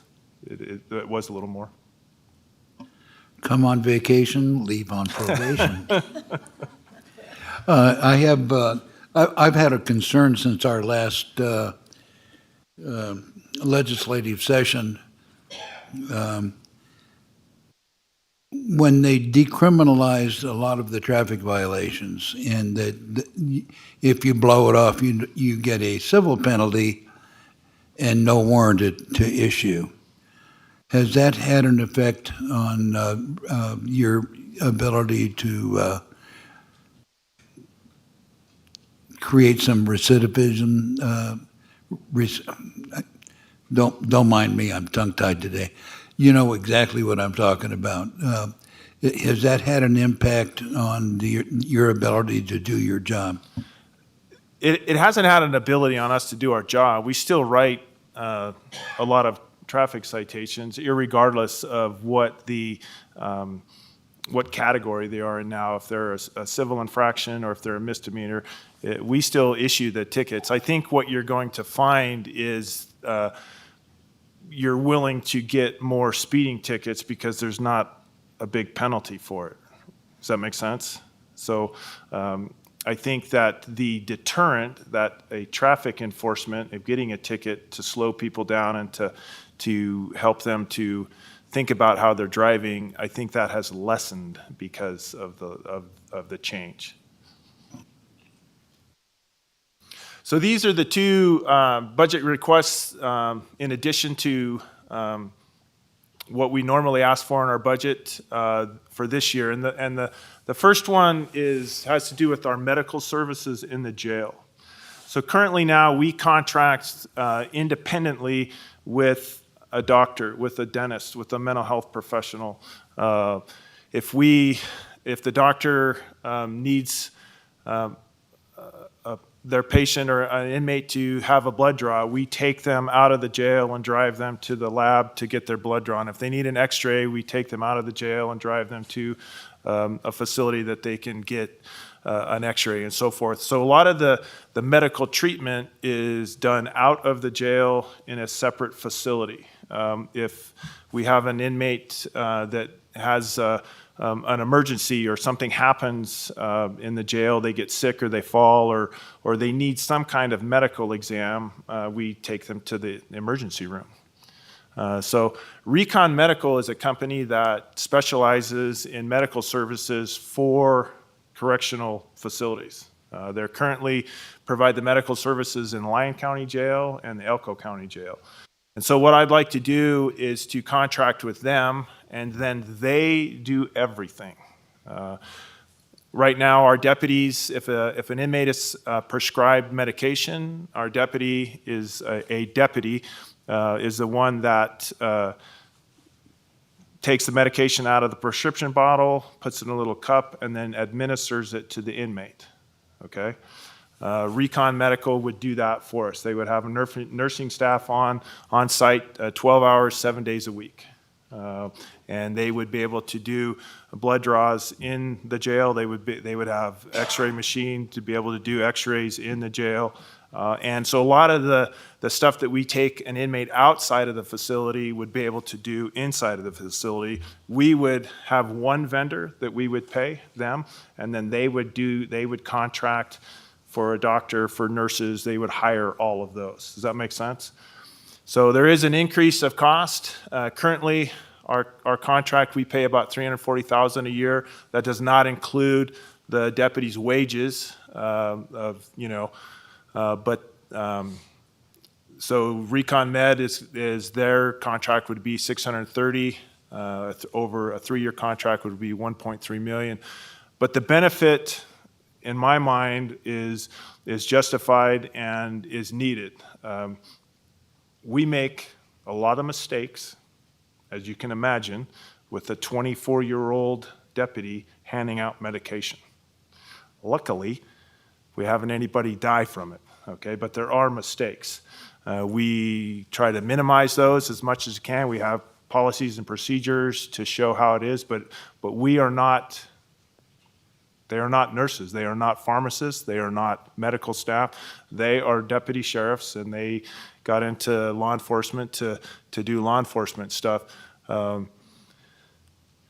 So the liability there, I think, is very high. It's one thing that I worried about. I didn't like doing it when I was a deputy. I worried about it when I was a sergeant in the jail, and I worry about it now as a sheriff, that we're going to accidentally hurt somebody or give them the wrong meds, or who knows. Lots of issues with that. This would eliminate that. It would just clean up and make our medical facility, our medical care within the jail better. It would reduce the liability to the sheriff's office for making a mistake. It would decrease that, and I think it's becoming the industry standard and where you're going to see most jails moving. All large jails, Clark County and Washoe County have a full-time medical staff. We're not really there and able to do that, I don't think, but this will come a long way to that. So that's why I'm asking for that. I think it's a good program and something that we should do. The other one is Spillman Server. So Spillman is our records management system. That's how all our reports are written on Spillman. Dispatch takes our calls on Spillman. It's the software, the program that does everything that we do with the sheriff's office. We book all our evidence. Our inmates are booked through Spillman, and all our database, everything, it's all through Spillman. And we need a new server to collect all this computer stuff, which I don't understand, but that's just the way it is. So. Sheriff Coverly, I have a question for you on this, going back to the Recon Medical. Do we have basically an apples-to-apples comparison of what our costs now are and what the differential here would be? I think that's important. I like the idea of law enforcement officers doing law enforcement and not medical. That's not their purview. That's not what they're trained to do.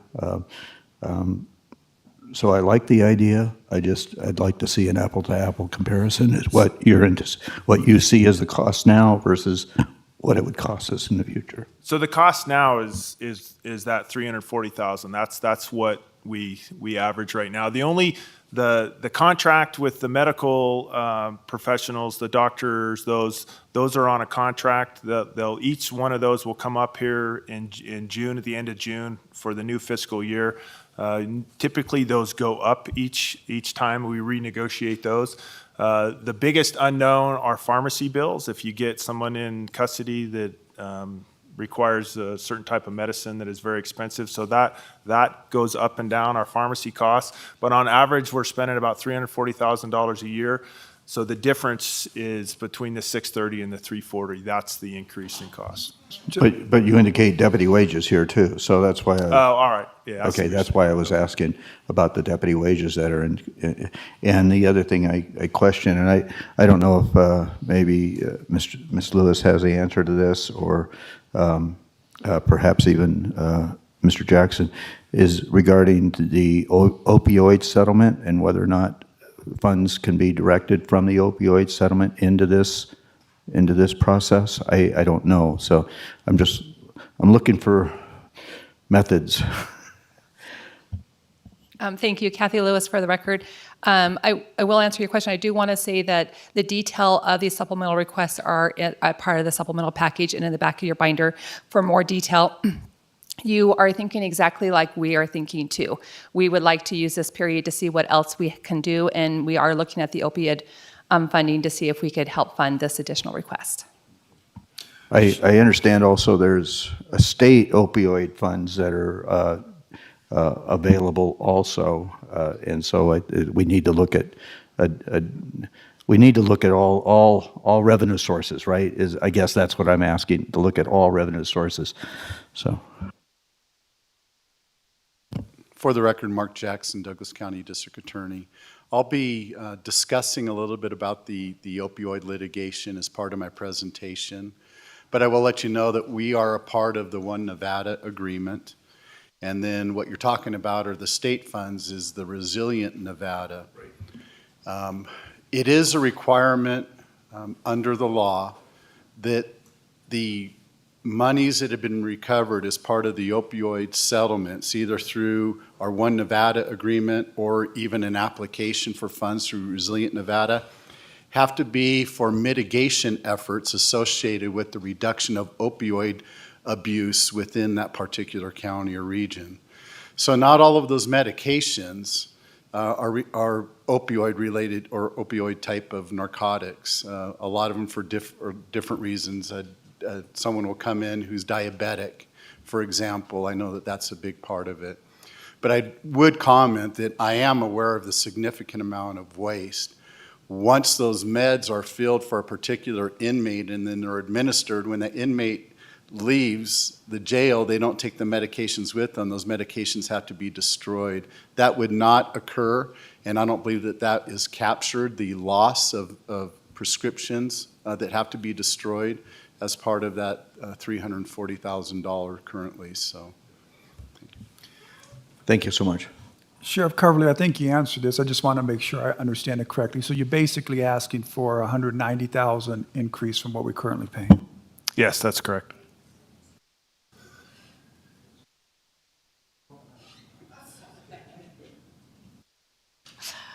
My question is, with the reduction in duties of jail deputies, could you reduce positions there? No, because I'm running low right now. Yeah, so, but what it will do is it will make us more efficient in our other responsibilities within the jail that we're not, that deputy's not able to do because he's over, worrying about the med thing stuff. So we make us, well, so the primary responsibility or the biggest concern in any jail is the care and custody of the inmates, okay? And that covers a wide array of things. One, you don't want them escaping. So that's your basic, that's why jails are, built with brick walls, little windows and all that, bars and all that kind of stuff. Is so the individuals that are in there, we don't want them to get out. But while they're in there, we have to take care of their every need. Okay, so we have to feed them, we have to clothe them, we have to house them, we have to make sure that they're not being abused by other inmates, that they're not being abused by staff, that if they are sick, we're treating whatever it is. This will probably not surprise anybody, but healthy people are typically not in jail. So you've spent a lifetime of doing things that have been hard on your body. Now you're in jail, and we have an obligation to make you as healthy as we can while you're in there. We provide educational services, opportunities to get your GED or to get off of substance abuse, whether it's alcohol or drug, and we provide all of those services so that right with the goal is that when you are released, that you don't come back. That's the goal, and sometimes that works, and a lot of times it doesn't.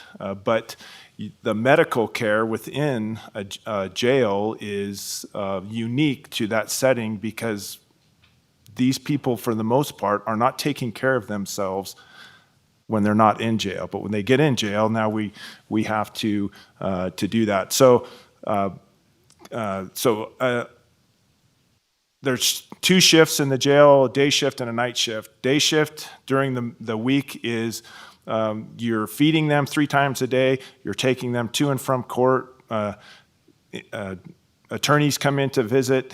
You're releasing inmates that are getting out. You're booking in inmates that are being brought in. There's a lot of activity going on. At night, pretty much everybody's locked down, and we're just checking on them to make sure that nothing hinky is going on while they're sleeping and that kind of thing. But during the day, it's very, very active. The design of our jail is manpower intensive.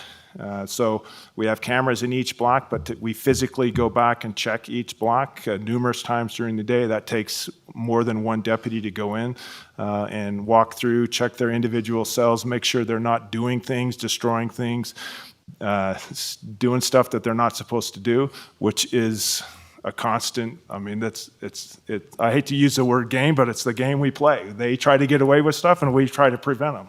So, and it's just how it is. And so the staffing levels with the department, we're down 9 positions. 6 of those are in the jail.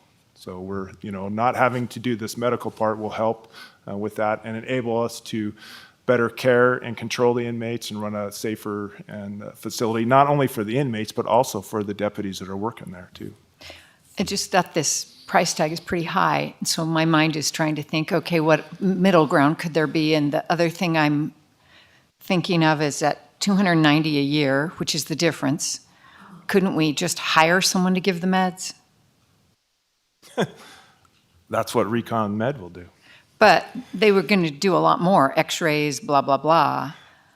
Is there middle ground here? Theoretically, I think that's a logical conclusion to come to, but that service really doesn't exist. We have a doctor and 2 nurses that come in at different times. There's always a nurse there during the week for a certain amount of time. It's not necessarily the same nurse, so there's 2 covering the whole shift. There's no medical people there on the weekends.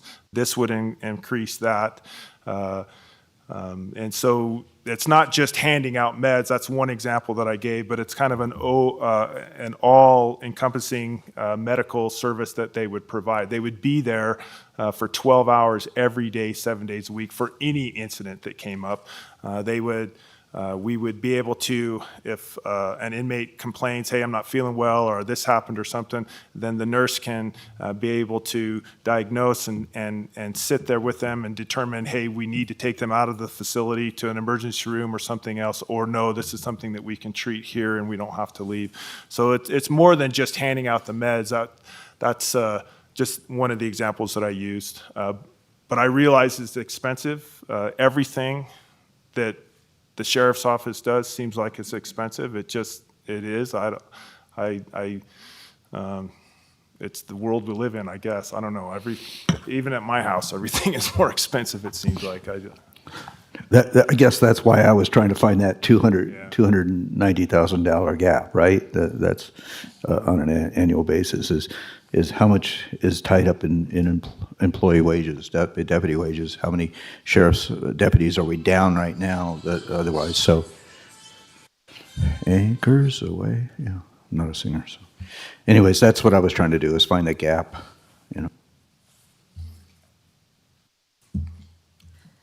Mr. Chairman, members of the commission, Jennifer Davidson, County Manager for the record. I appreciate Sheriff Coverly going first in our budget presentations today. And I think the questions from the commission are expected.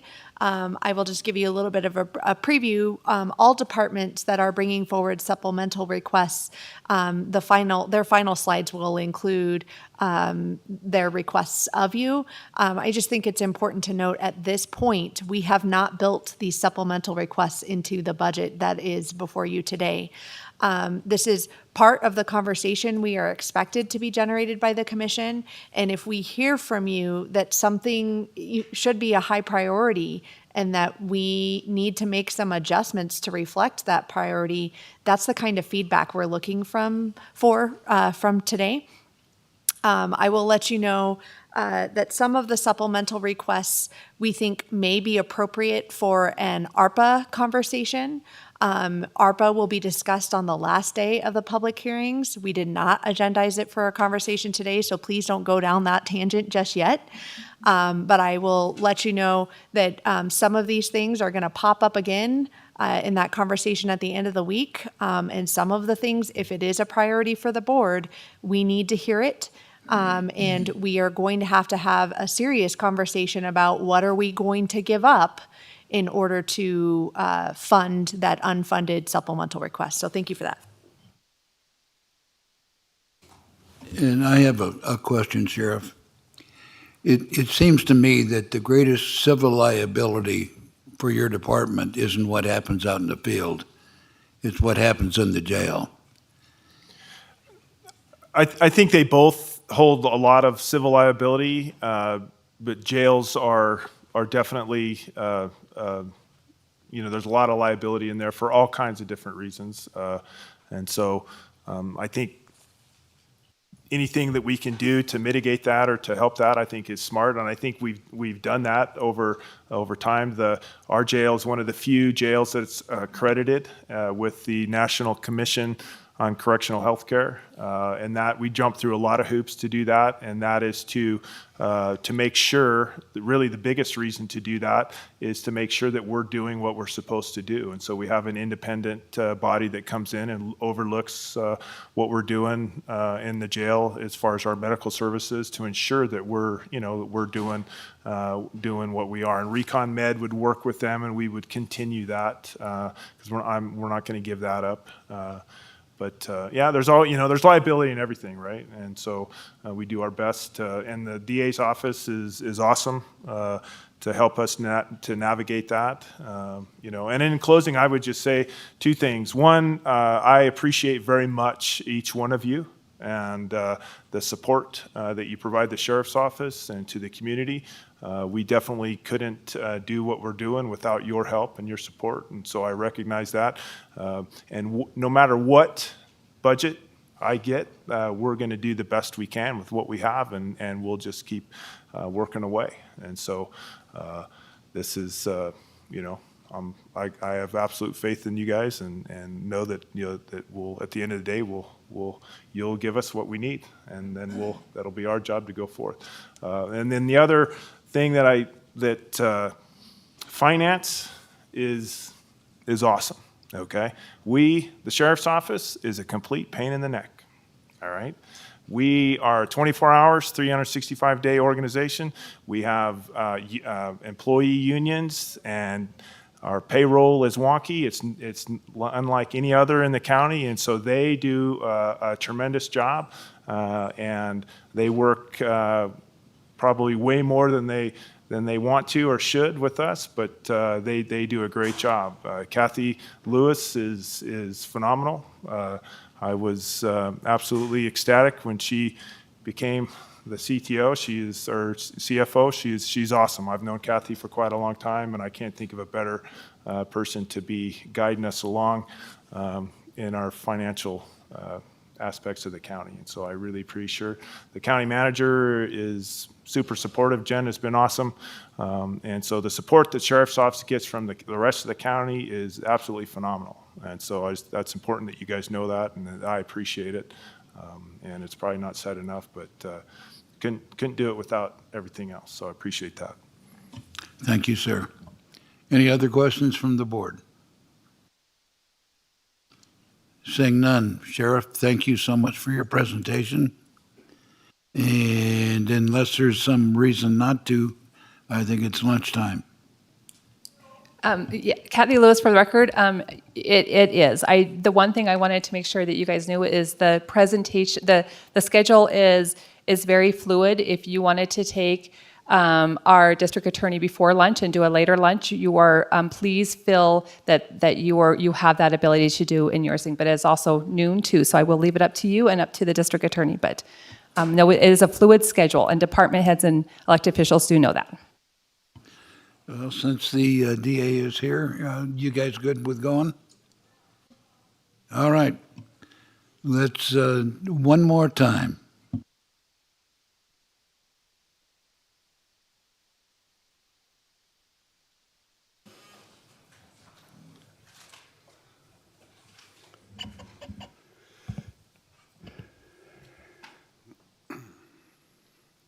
Chairman Rice, Commissioners, for the record, Mark Jackson, Douglas County District Attorney. I kind of want to start off where Sheriff Coverly and Chief Financial Officer Kathy Lewis ended their presentations, and I hope that you continue to hear this from the other elected officials and department heads throughout this week. But it does start with the strong leadership that we have. All of you as members of the board, our phenomenal county manager, Jennifer Davidson, and recognition of the finance department with our chief financial officer, our finance manager, Jenny Cartwright, and the whole finance team that is present here, sitting at the tables to your left. And I also want to comment about being excited about giving a presentation this year. We didn't give a presentation last year. There really weren't any presentations by elected officials or department heads. And I even remember Commissioner Hales commenting about that when she was giving feedback during the last presentations, that she really wished she had the opportunity here to hear from some of the departments. So you're going to get a lot of that this week. So I've included in my presentation the mission statement of our office. I wanted to briefly talk about the two divisions before I get into the next slide, which is the organizational chart. So the District Attorney's Office is comprised primarily of two divisions, the Criminal Division as well as the Civil Division. And within the Criminal Division, we have an Investigations Victim Witness Unit. But it's important to point out that, and it's here in our organizational chart, that the support staff that we have. So much like the Sheriff Coverly, when he was talking about his organizational chart about not being top-heavy, when I was first elected district attorney, there was an assistant district attorney position that was right below the district attorney, and then we had the two chief deputies, one over the criminal division and one over the civil division. And for an office of this size, I thought that that was somewhat top-heavy. As a matter of fact, when I first started as the district attorney back in being elected in 2006, we had 23.5 FTEs and one contract position.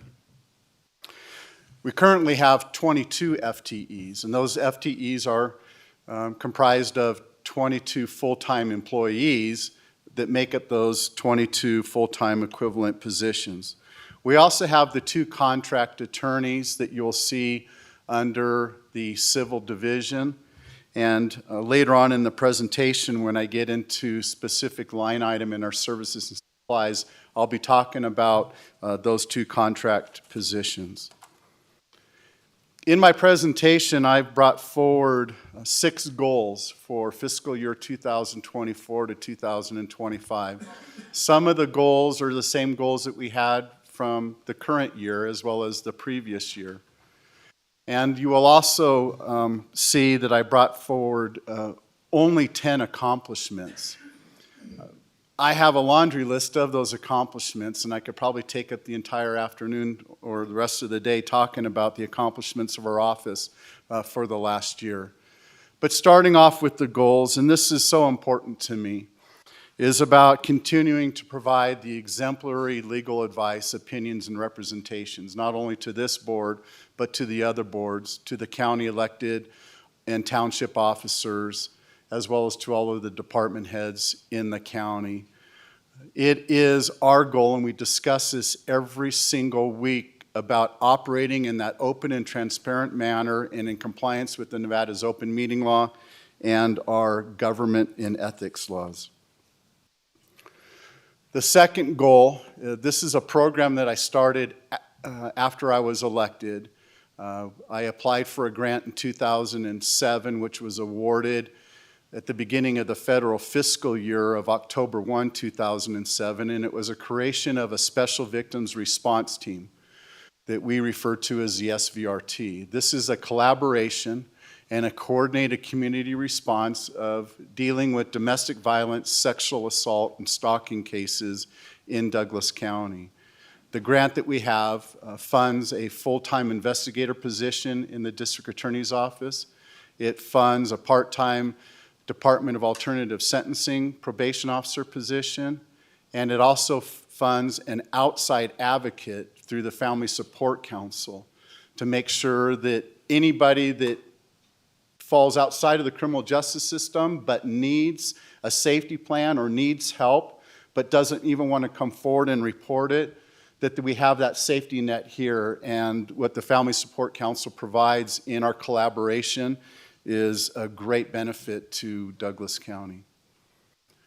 Goal number 3 is to work collaboratively with our community stakeholders in preventing the opioid abuse, reducing our opioid-related deaths, and increase accountability for trafficking in fentanyl, and specifically the different types of fentanyl analogs that we're dealing with. I spent a significant amount of time in 2023 as president of the Nevada District Attorneys Association, lobbying on behalf of prosecutors and law enforcement agencies throughout the state. There were 5 fentanyl-related bills that were introduced during the session. Unfortunately, the governor's bill did not go through. What did come out of last session, SB 35, was sponsored by the Attorney General. I spent over 100 hours just on fentanyl-related issues. I sat on their working group associated with that.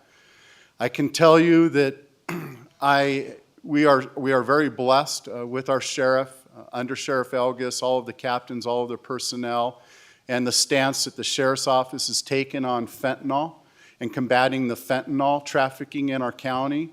The sheriff has taken a zero tolerance, and I've joined him, and we have a zero tolerance in the prosecution of those cases.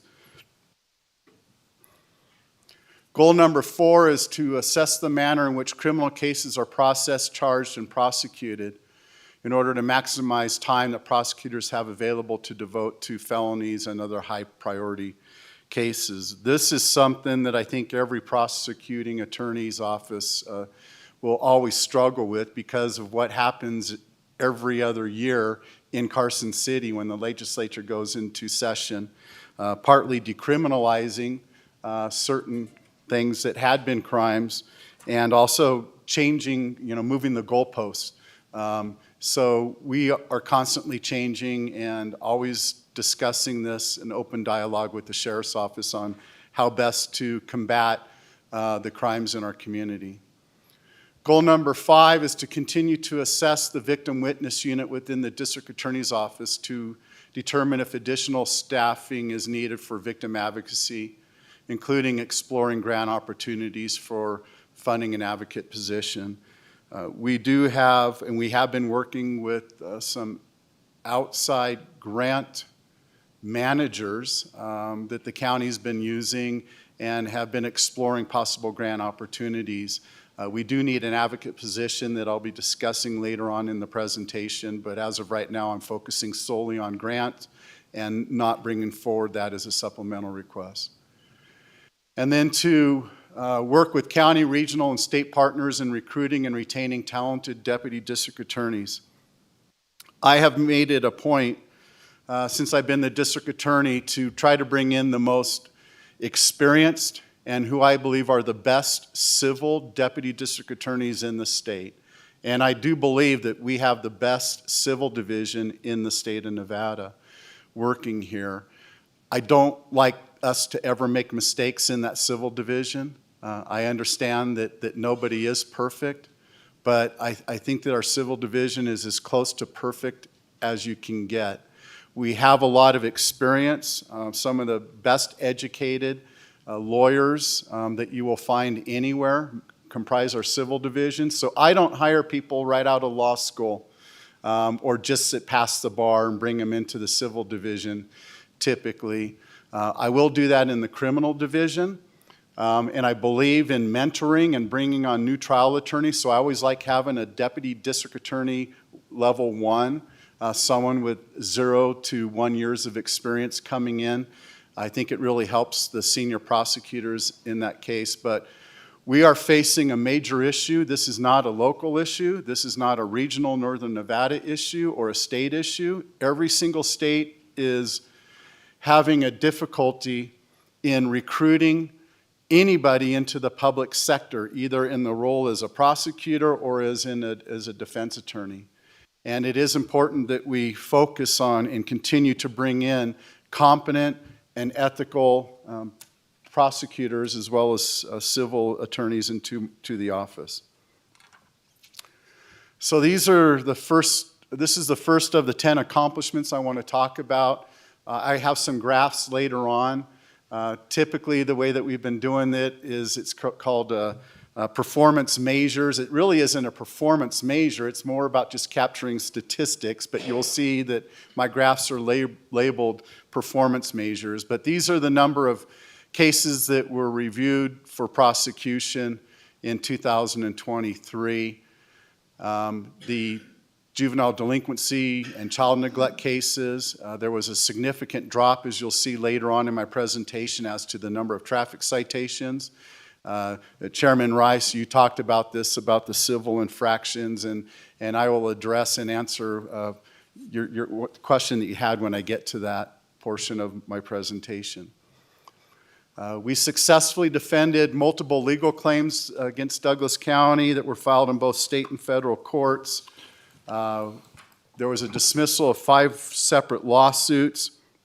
One of those was a use of force claim that was filed against Douglas County and a jail deputy. We had that case dismissed. There was a frivolous lawsuit that was filed against Sheriff Coverly for a matter of which Sheriff Coverly had no jurisdiction or power over whatsoever, and we got that case dismissed. We successfully defended 2 petitions for judicial review, as you recall. There was a VHR permit holder who had their VHR permit that was revoked, and they brought that up for judicial review, and we successfully defended the county on that. And then the permit approval challenge by, is it Chabad, C-H-A-B-A-D? Did I pronounce that correctly? And then also Dykes versus Douglas County. This is an individual that brought a complaint against the county alleging damages in the high 6 figures, and we also got that complaint dismissed in 2023. Before you move off of this, Mr. Jackson, Yes. I just want to go back and highlight that 386 number, 386 cases per prosecutor, with an average, well, not an average, we have 5 days a week that we work, so that's 260 days a year.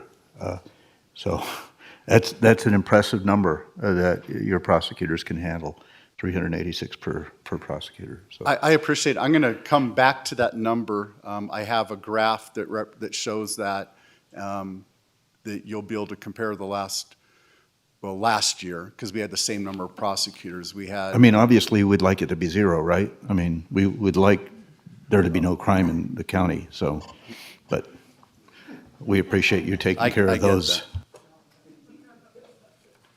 Accomplishment number 3 that I have listed here is we just obtained another $750,000 in a continuation grant funding for our Special Victims Response Team. You can see that since I started that here, that we've been awarded over $4.1 million from the U.S. Department of Justice Office on Violence Against Women to fund this program.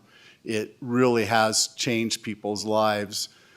According to the Department of Justice Office on Violence Against Women, we have continually have one of the highest conviction rates in the entire country on domestic violence type of cases. It hovers around 85%. To put it in perspective, when I was a deputy district attorney in the office for 6 years, keeping the stats, our conviction rate hovered around 15 to 20%.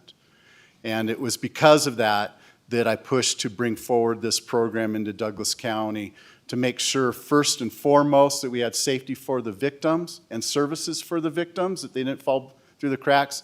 And it came about based upon accountability of the offender. If we weren't holding them accountable, then we just kept on seeing this revolving door. Accomplishment number 4 is assisting with the transition of the management of the Minnetonka Airport to county staff. A significant amount of time that was put into this. This was a group effort, another example of a great effort of a lot of people, but our office played a significant role and continues to play a significant role in that. Accomplishment number 5 is working with the outside legal counsel under the One Nevada Agreement to obtain the settlements related to the multi-state opioid litigation. What I have as part of the slide is that Douglas County received just over $614,000 in settlement proceeds in 2023. I will tell you, because I'm sure at least one of you, perhaps all of you, saw this as you went through the backup material.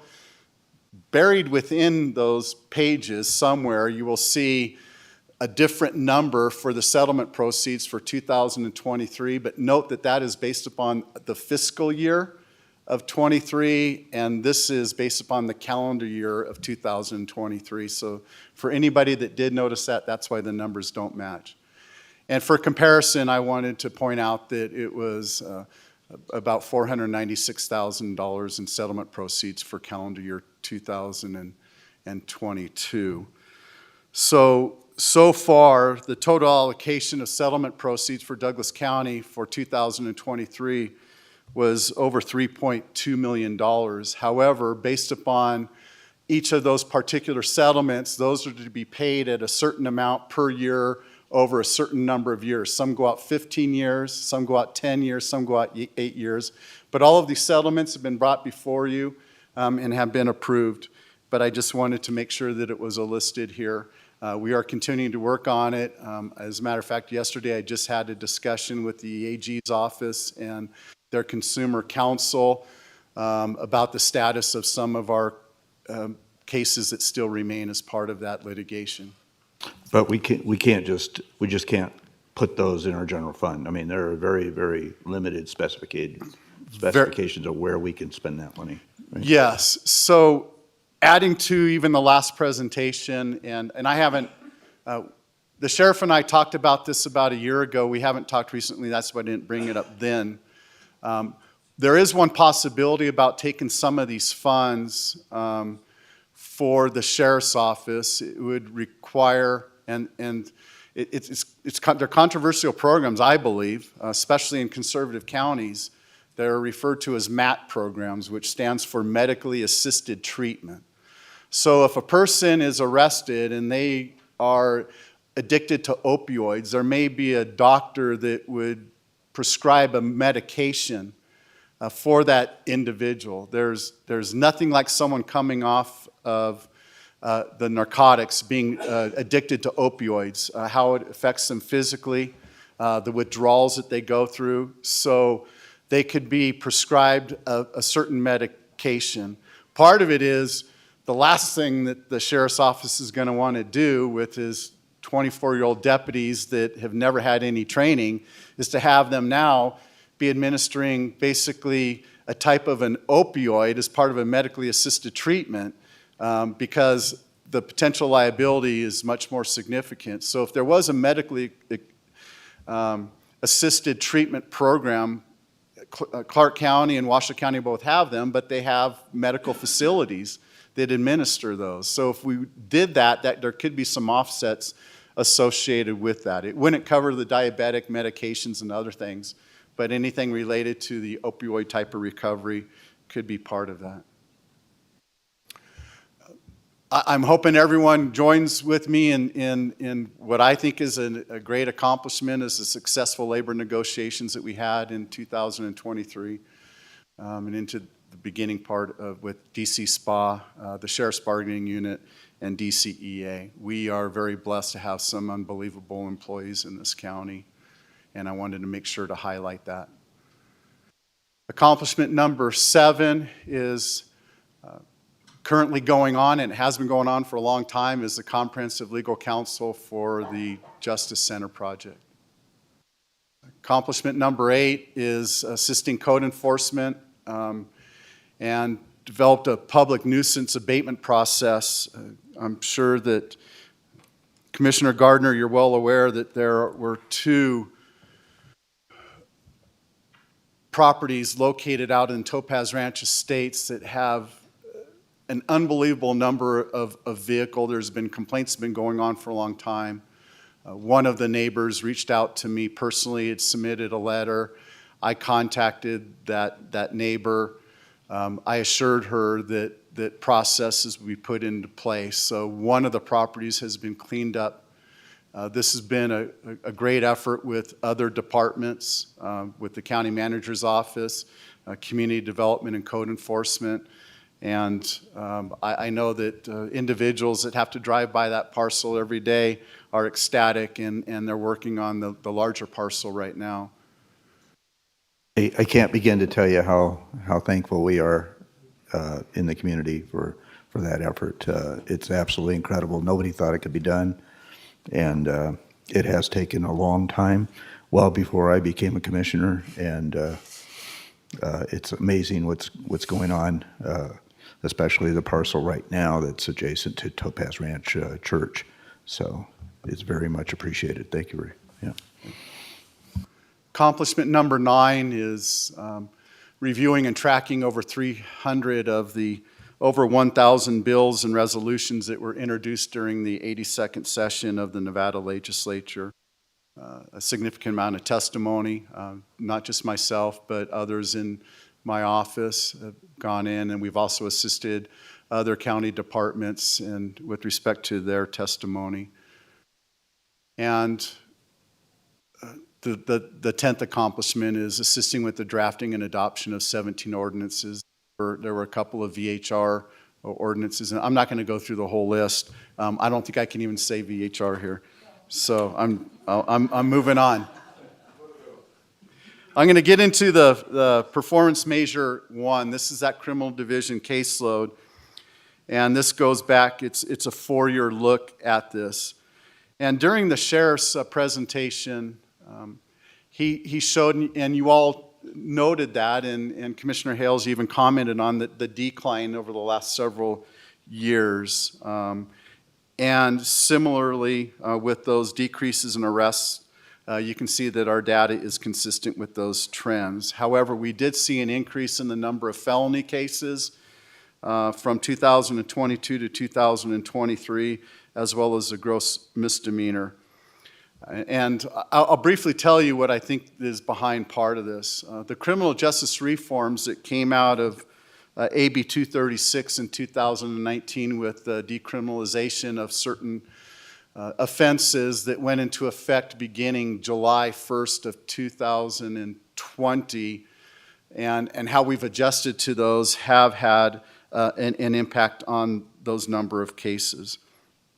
And there's some other measures that I'll be discussing, I think, in the 2 or 3 slides down about other criminal justice reforms. These are the annual caseload per prosecutor over the last 4 years. I do want to note, and it's important, that this is kind of an apples and orange, and I probably should have done actually red and orange now that I think of that for the colors. So in 2020 and 2021, we had 1 less prosecutor. That's why those numbers are higher. So in dividing it out, and really we're just looking at the last 2 years, there has not been a great study for decades on what should be the average caseload for prosecuting attorneys. It's been, I think, over 25 years. There's a National Association of Criminal Justice Center that did a study, and it wasn't really capturing the types of cases, but excluding your high-level felonies, your murders, and your sex assaults, no more than 150 felonies per year for the attorneys, or no more than 400 misdemeanors for a prosecutor. But we handle both here. We don't have those specialized teams. As you recall from the previous slides where I talked about the makeup of our office, we have a chief deputy and 6 prosecutors assigned to the criminal division. So I can't have a felony team and I can't have misdemeanor teams. New prosecutors will be handling only misdemeanors, but currently 5 or 6 of my 7 prosecutors are handling both misdemeanors and felonies. Could that number be less? Could we enjoy more prosecutors? Possibly. We could. That could change depending on what happens with increases of the indigent defense attorneys, but that is a different topic for a different time later this week. But some of those criminal justice reforms, even though these numbers have dropped, I wanted to let you all know and make sure the public knew about additional responsibilities that have been placed on prosecutors. And part of it goes back to 2017. SB 176 was enacted, which added NRS 289.830, and this mandated that uniformed police officers who routinely interact with the public are required to wear the portable recording devices. And Under Sheriff Elgis is gone, but when he came in, he had one on his chest. So now every interaction that these law enforcement officers have, we have video. We'd be remiss in our duties as prosecutors if we did not review those videos. How can we prosecute a case without watching the videos? Prior to 2017, we never had that. We may have 5 deputies that will respond to a certain type of an event. We got to watch 5 different video footages of a 45-minute event just for one case. So the amount of time that prosecutors are spent watching these videos from the time that we make charging decisions and as the case progresses has definitely increased the time for the prosecutors. Marsy's Law that was enshrined in our Constitution following the 2018 general election, which put into our Constitution a Victim's Bill of Rights under Article 1, Section 8A, is fantastic. I testified and championed that cause as well as along with other DAs across the state. That has resulted in additional constitutional mandates for our office. We welcome those, and it is about serving our victims. April of 2020, the Nevada Supreme Court issued an opinion in the Valdez-Jimenez. It's Valdez-Jimenez.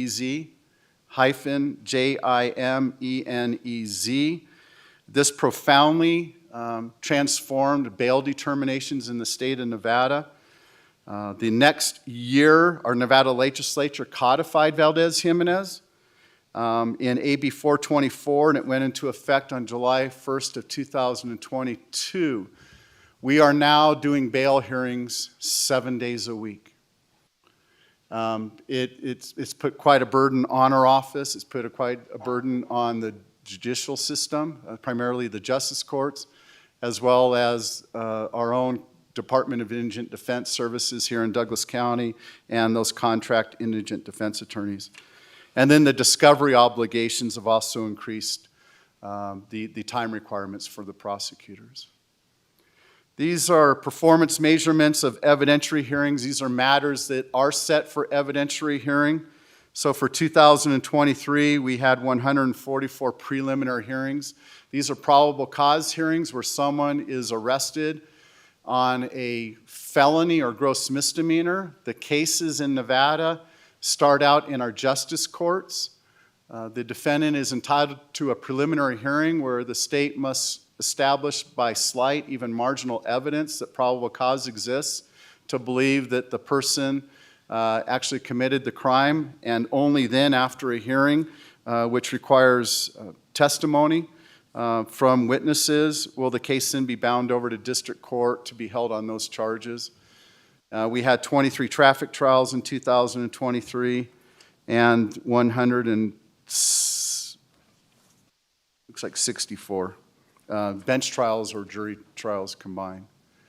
And these are the traffic pretrials that I discussed earlier where we saw a significant drop in these. So any type of citation that dealt with driving a vehicle, and I'm not going to be talking about the DUIs or the reckless drivings, but all of the other ones, the speeding, equipment malfunctions, all of that, everything used to be a misdemeanor prior to the passage of AB 116, which went into effect on January 1st of 2023.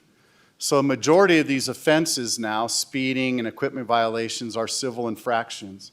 So the sheriff's office, Highway Patrol, they still are issuing the same type of citation, but depending on what they cite, it's going to take one of two courses. The civil infractions do not involve the DA's office anymore. Anybody else, suspended driver's licenses, no proof of insurance, those types of cases are coming to us still as misdemeanors. So those are the number of cases where people came up, they wanted to contest the citation. So we had pretrial conferences with every one of those 617 individuals in 2023 between our East Fork and our Tahoe Justice Courts.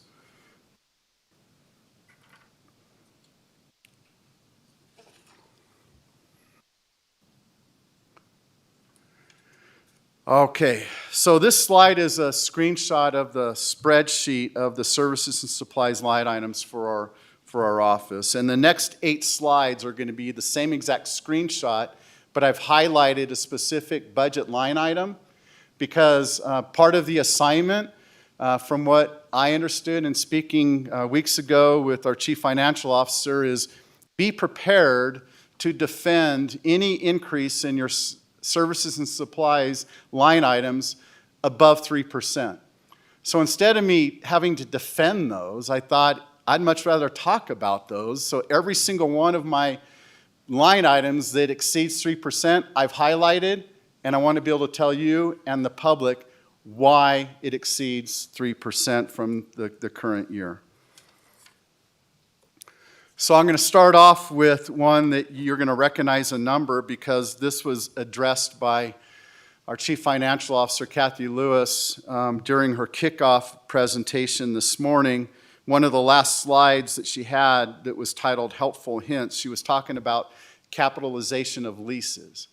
So because the civil division, we lease a building to house the civil division. It's a multi-year lease, and because it's a multi-year lease, it has to be capitalized. At least that's my understanding from speaking again with our CFO. So this is reflected in that line item 520.130. So you'll see that highlight that for 2023, the actual amount was the $29,614. You will see that following that same line, even though it's not highlighted, that the tentative budget for this upcoming 25 tentative budget is over $31,000, which is a contractual increase in that lease agreement with the landlord. But if you look down towards the bottom under 533,999, they have the service supplies offset. So you'll see that in those next 2 columns under the 2023 actual as well as the adopted, in the parenthetical, they've captured that same $29,614. But as you move over to the second to last column on the right of the 25 versus 24 budget, you will see that now that $29,614 is shown there. And I agree with the transparency. This needs to be in the budget. The problem is it's elevated the services and supplies an additional $29,614. Our lease is going to be just over the $31,000. It's not that $31,000 plus an additional $29,614. So instead of the total services and supplies increasing $202,866, it's that number less the $29,614, so the actual increase should be $173,252. And it's that $173,252 that I'll be addressing in the next 7 slides. So this slide highlights budget line item 520.200, training and education. The adopted budget for this fiscal year is $2,000, and I'm requesting an additional $1,000 in expenses for fiscal year 25. All of the attorneys in my office have mandatory continuing legal education requirements. We don't want them just to fill those requirements. We want them to fill those requirements with courses that are going to help and assist their job performance, their job function. Over a couple of years ago, with the COVID and those requirements had to be met, there was a lot more training through Zoom. But we've noticed that in 2023, they started to shift back to a lot more of the in-person. In addition to that, the annual prosecutors conference. It is scheduled for 3 days this September. It will be held down in Las Vegas, and I'm planning on sending several of my prosecutors to that training. We believe it will be a great conference this year, and so because of that, that's why I've requested an additional $1,000 for the training and education. This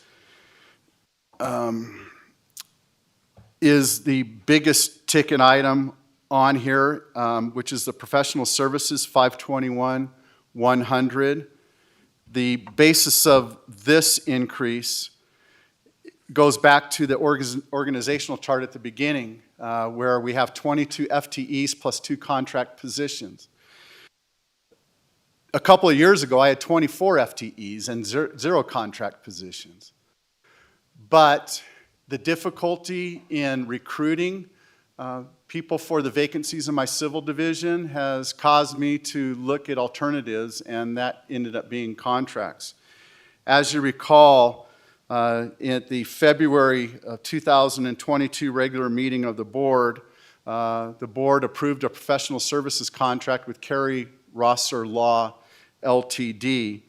The board also approved the budget transfer from the salaries and wages to this line item in the services and supplies for that contract. That contract 2 years ago has been increased through additional board approval, and it currently sits at $152,895 and will be increased. Actually, it increased on February 1st of this year to $159,011, and that's through January 31st of 2025.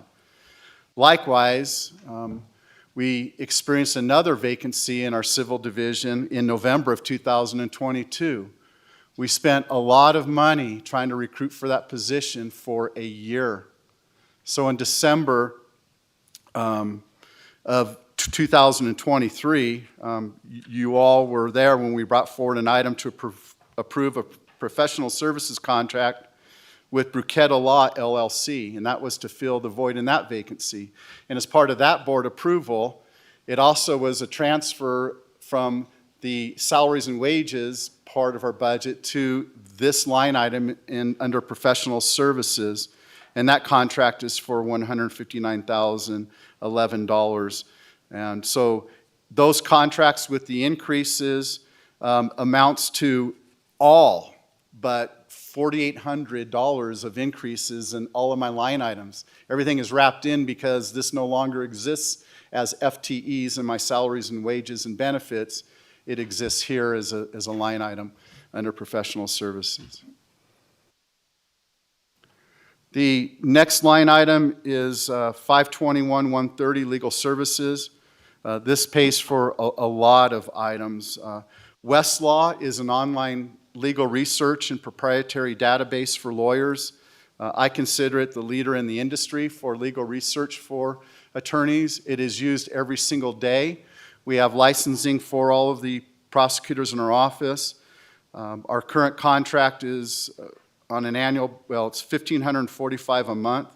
So an annual of $18,540 with a 3% increase beginning April 1st of 2025. We also contract with Whoostr, W-H-O-O-S-T-R, has like an owl logo. It's an investigative database that law enforcement uses to search for individuals. Our investigations unit uses it pretty much daily in trying to track down witnesses. So many of our cases up at Lake Tahoe involve people that live outside of the Lake Tahoe Basin. A lot of them live in the Bay Area. Information that they provided to law enforcement is typically not accurate, and we use Whoostr to track them down and get them subpoenaed, and even to track down witnesses. We use this for our certified priors that we're required to obtain. When we charge someone with a DUI with a prior conviction or a domestic battery with a prior conviction, we spent $2,320 in fiscal year 22-23 just on certified priors. We use this for printing of photos for jury trials and special transcript requests. The next line item is 521.250, which is background screening. We're one of the few departments that I think that actually has this line item. I believe this is under HR. The reason that HR had requested it to be placed in ours is because we do our own background screening for the attorney positions. And so it is best reflected in our particular budget. But this is the number that HR told us was the anticipated for this upcoming fiscal year. We are anticipating the possibility of 2 vacancies again in our office coming up. The chief deputy of my criminal division, Eric Levin, Levin, is retiring as of May 31st. He has been with our office for 15 years and previously was in the Nye County DA's office for about 13 years, I believe. He's retiring young. I think he's only 65, but he wants to go on and do some other things. And then we also have an attorney in the a contract attorney who has filed a declaration of candidacy running for a seat in Carson City for Justice of the Peace. That person, if elected, would result in us vacating, unfortunately, one of those contracts that I may need to bring back if we can't fill it through a contract, to bring it back and try to fill it, and ask that that money be transferred from the professional services line item back to salaries and wages. We'll deal with that when we get to it. This is books and periodicals, 532,055.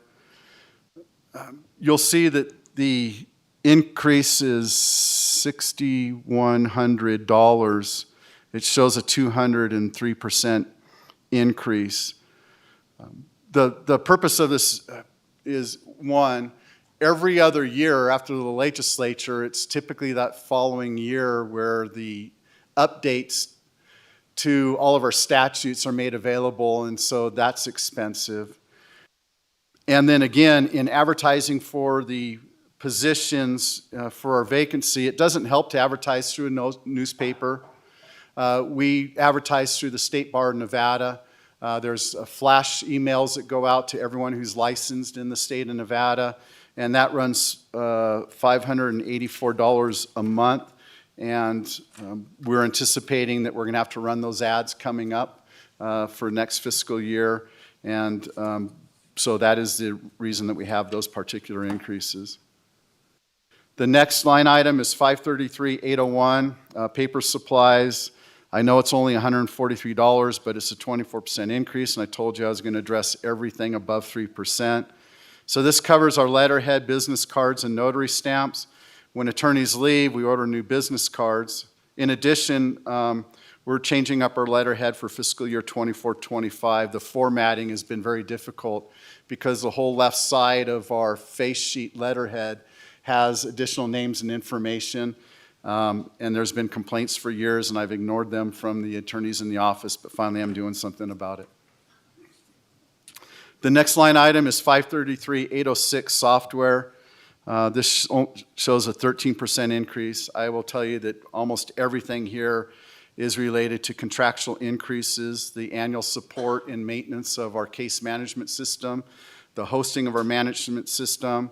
We were informed by our court IT to add $6,600 to our budget for the courts, of which we're under their IT, transferring over based upon the county IT's request to Office 365. That's going to cost us $6,600. The storage of electronic records and data, our DA website hosting through Vision ASP, our client access licenses, or CALs, are $2,612. Our Microsoft Assurance licenses are $803. We have 3 Adobe Pro contracts that are for a total of $1,080. Our civil division has their own separate Zoom subscription because they have to use Zoom when the criminal division's also using Zoom. Those are only $299 per each division. And then we also have a video editing program. I got to make sure how I say. We do not edit videos. We edit videos when we are ordered by a judge because there's an objection as to something that may be in a video that the judge will not allow to come in.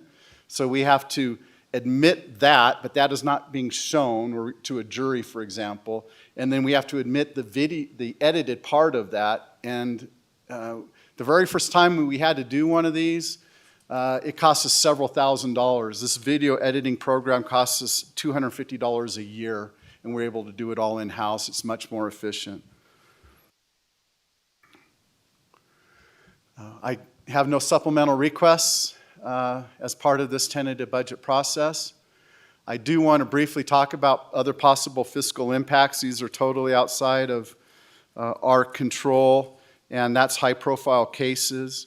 NRS 50.225 requires that witness fees have to be paid at a magnificent stipend of $25 a day, but expert witness fees are based upon contracts. We have high-profile cases where we can far exceed the amount budgeted in the current budget, as well as the proposed tentative budget. We have one murder case coming up for a 2-week jury trial this July. That's State of Nevada versus Edgar Delgado. In that case, the information alleges that Delgado shot and killed Omar Garcia with a firearm inside the Hard Rock Hotel and Casino back on March 25th of 2023. Because of that, we always recommend that $50,000 be set aside in contingency to cover or defray any of these possible expenses that could occur. We exceeded that when we had the Martinez-Guzman, the quadruple murder that occurred between Washoe County and here in Douglas County. And so it was nice to know that there was some contingency to assist us with that. 4 challenges I've highlighted here: meeting those evolving challenges of fentanyl, navigating the criminal justice reforms that have been enacted by our legislature the last 3 sessions, and what we're hearing coming up in 2025, the recruiting and the hiring of the best prosecutors. And while it's not part of my budget, but the delivery of indigent defense services in Douglas County and the ability of the county to recruit experienced, competent, and ethical defense attorneys to provide those services is paramount. And again, they're having difficulties of even getting a body that breathes applying for any of these positions. There are over 80 vacancies of defense attorney positions in the state of Nevada right now. So the future needs, I always try to identify this, the sufficient office space. We're working on it. And then I've already talked about the FTE victim advocate. It's not part of a supplemental. If we can't bring forward some type of grant funding in the next year, it's something I'll consider bringing forward as a supplemental request next budget process. And with that, that concludes my presentation.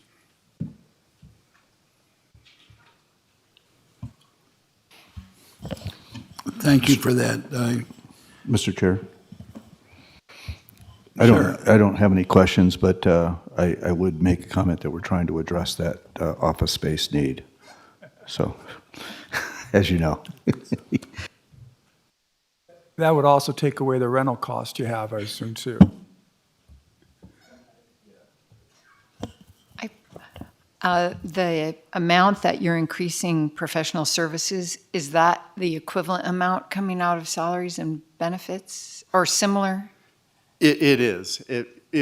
Well, it would actually be more if it was under the salaries and benefits portion of it, of what we would have to pay.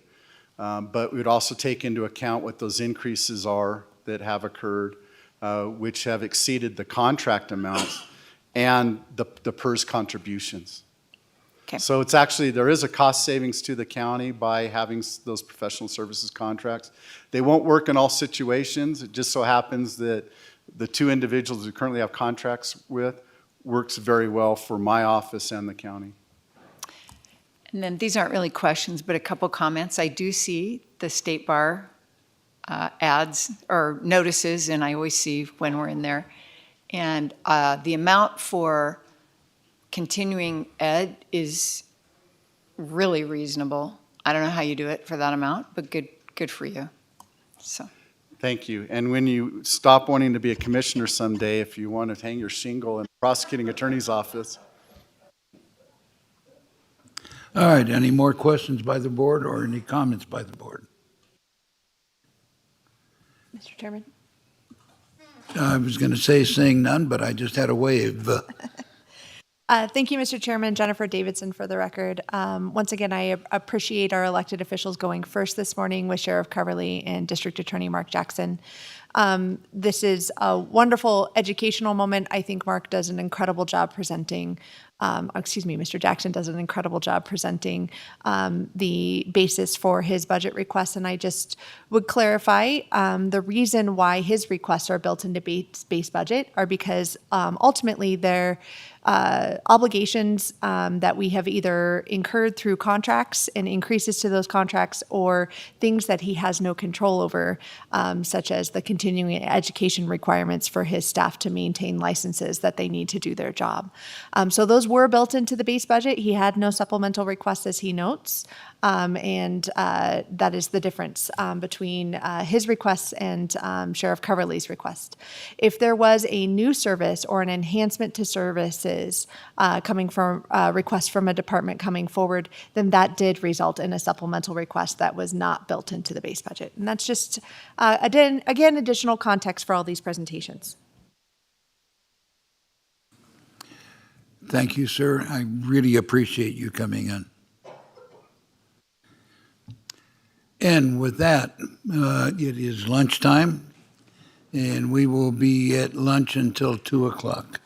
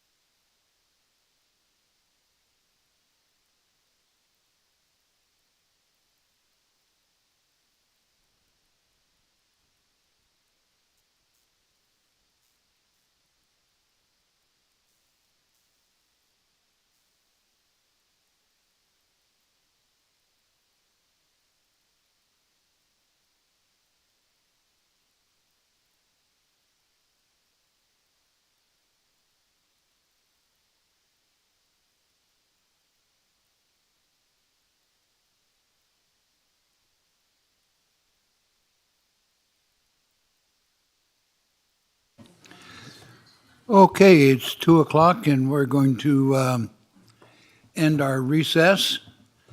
And next up is the finance. And it seems to me I've already seen you once today, and I'll probably be seeing you a couple more times. So the floor is yours.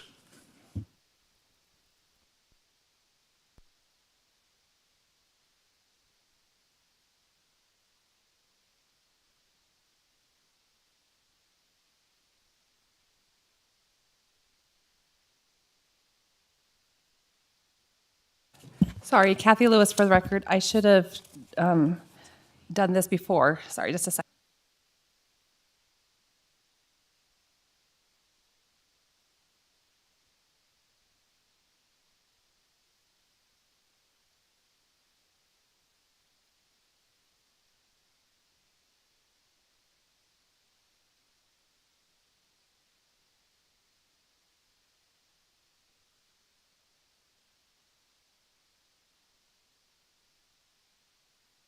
Okay, Kathy Lewis for the record, CFO. I am before you to present the finance budget and then other budgets that aren't necessarily under departments that finance budgets for. So to start off, I put our finance mission statement. I'll read it really quick. To provide professional accounting and financial reporting and to promote operational efficiencies in accordance with the prescribed law, Board of County Commissioner direction, and prudent financial management. To provide quality financial related services to internal and external customers in order to enhance the effectiveness and financial integrity of all Douglas County services and programs, which I think is a great mission statement that I inherited. We are, as you would guess, we're the finance department, and so there's quite a few different things that we do. Of course, we have the financial management, budget development and monitoring, financial reporting, capital project financing, accounts payable, debt management, payroll, grant management, capital, asset inventory and accounting, revenue projections and monitoring, general accounting, and room tax management. We have a couple of performance measures. I do hope to develop more over this next year as I start, but the two that we have is measuring purchase orders.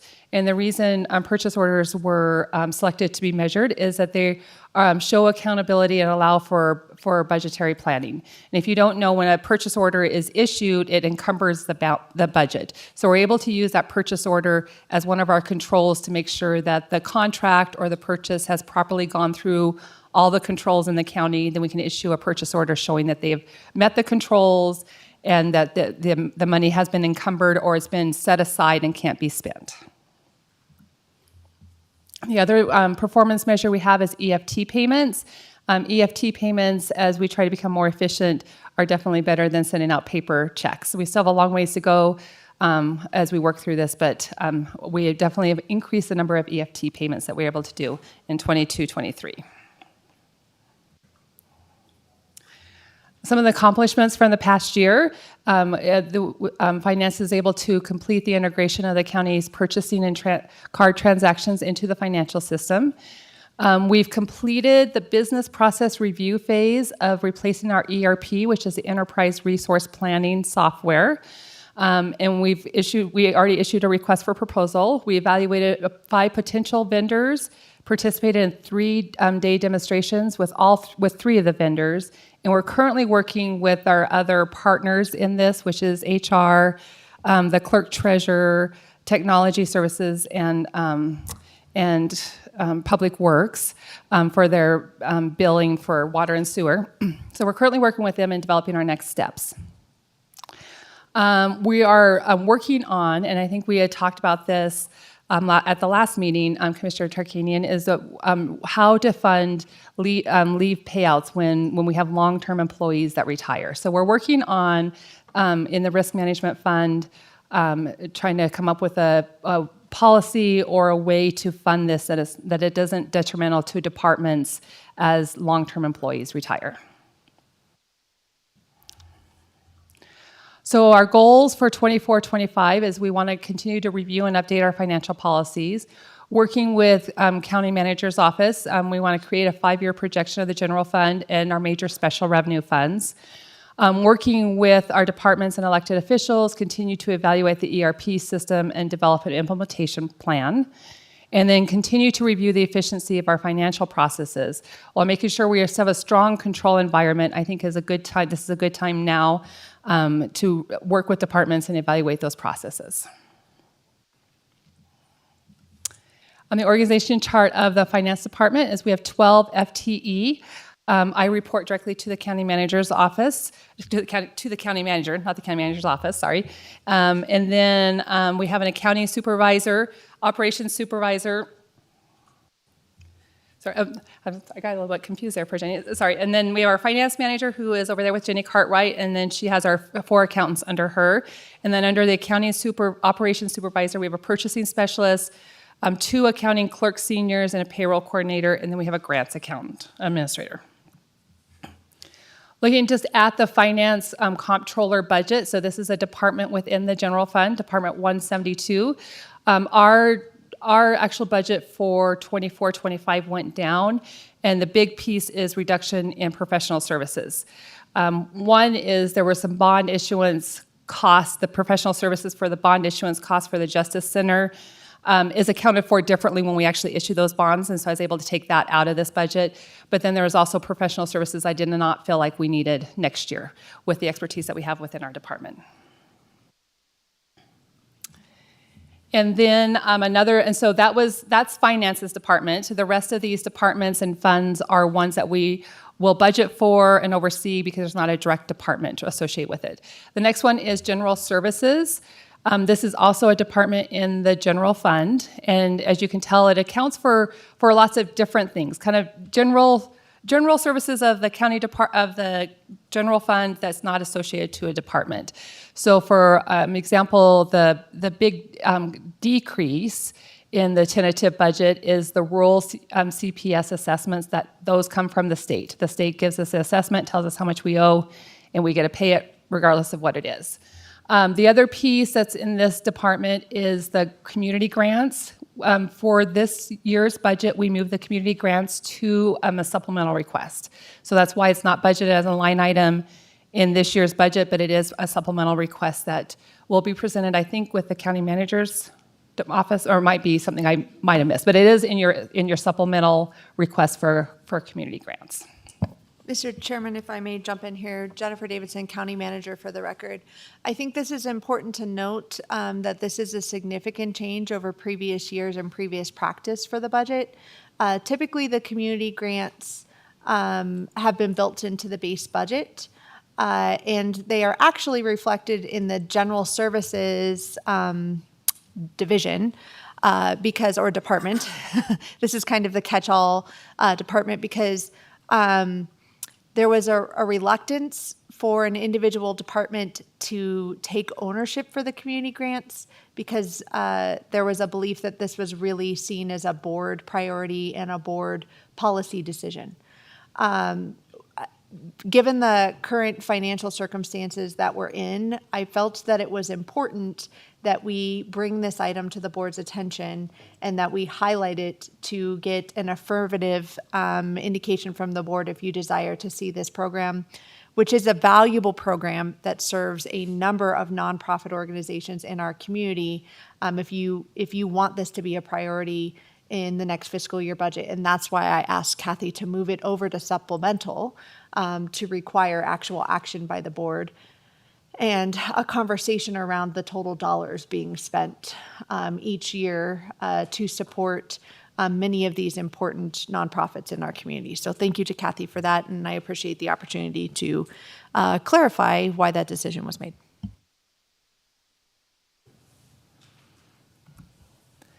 The next, Can we, I had a question on that page, though. I understand, I see that TRPA allocation of $25,000 in this budget, yet we haven't had an allocation in previous budgets for TRPA. Was that somewhere else, or has that always been here? And we haven't had a cost in it before this year? just one second. I think I know the answer, but just a second.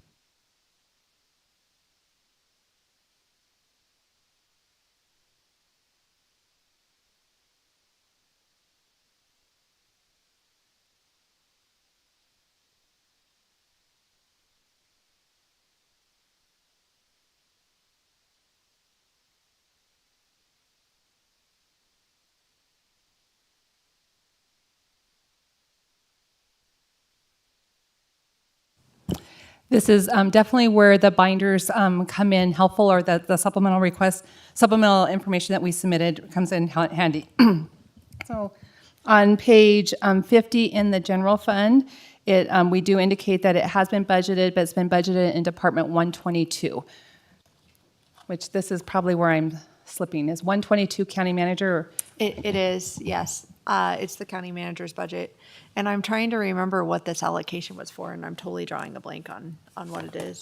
Do you have that detail, Kathy, maybe? 1 second. I do not in here, but we can circle back and get an answer I just for you.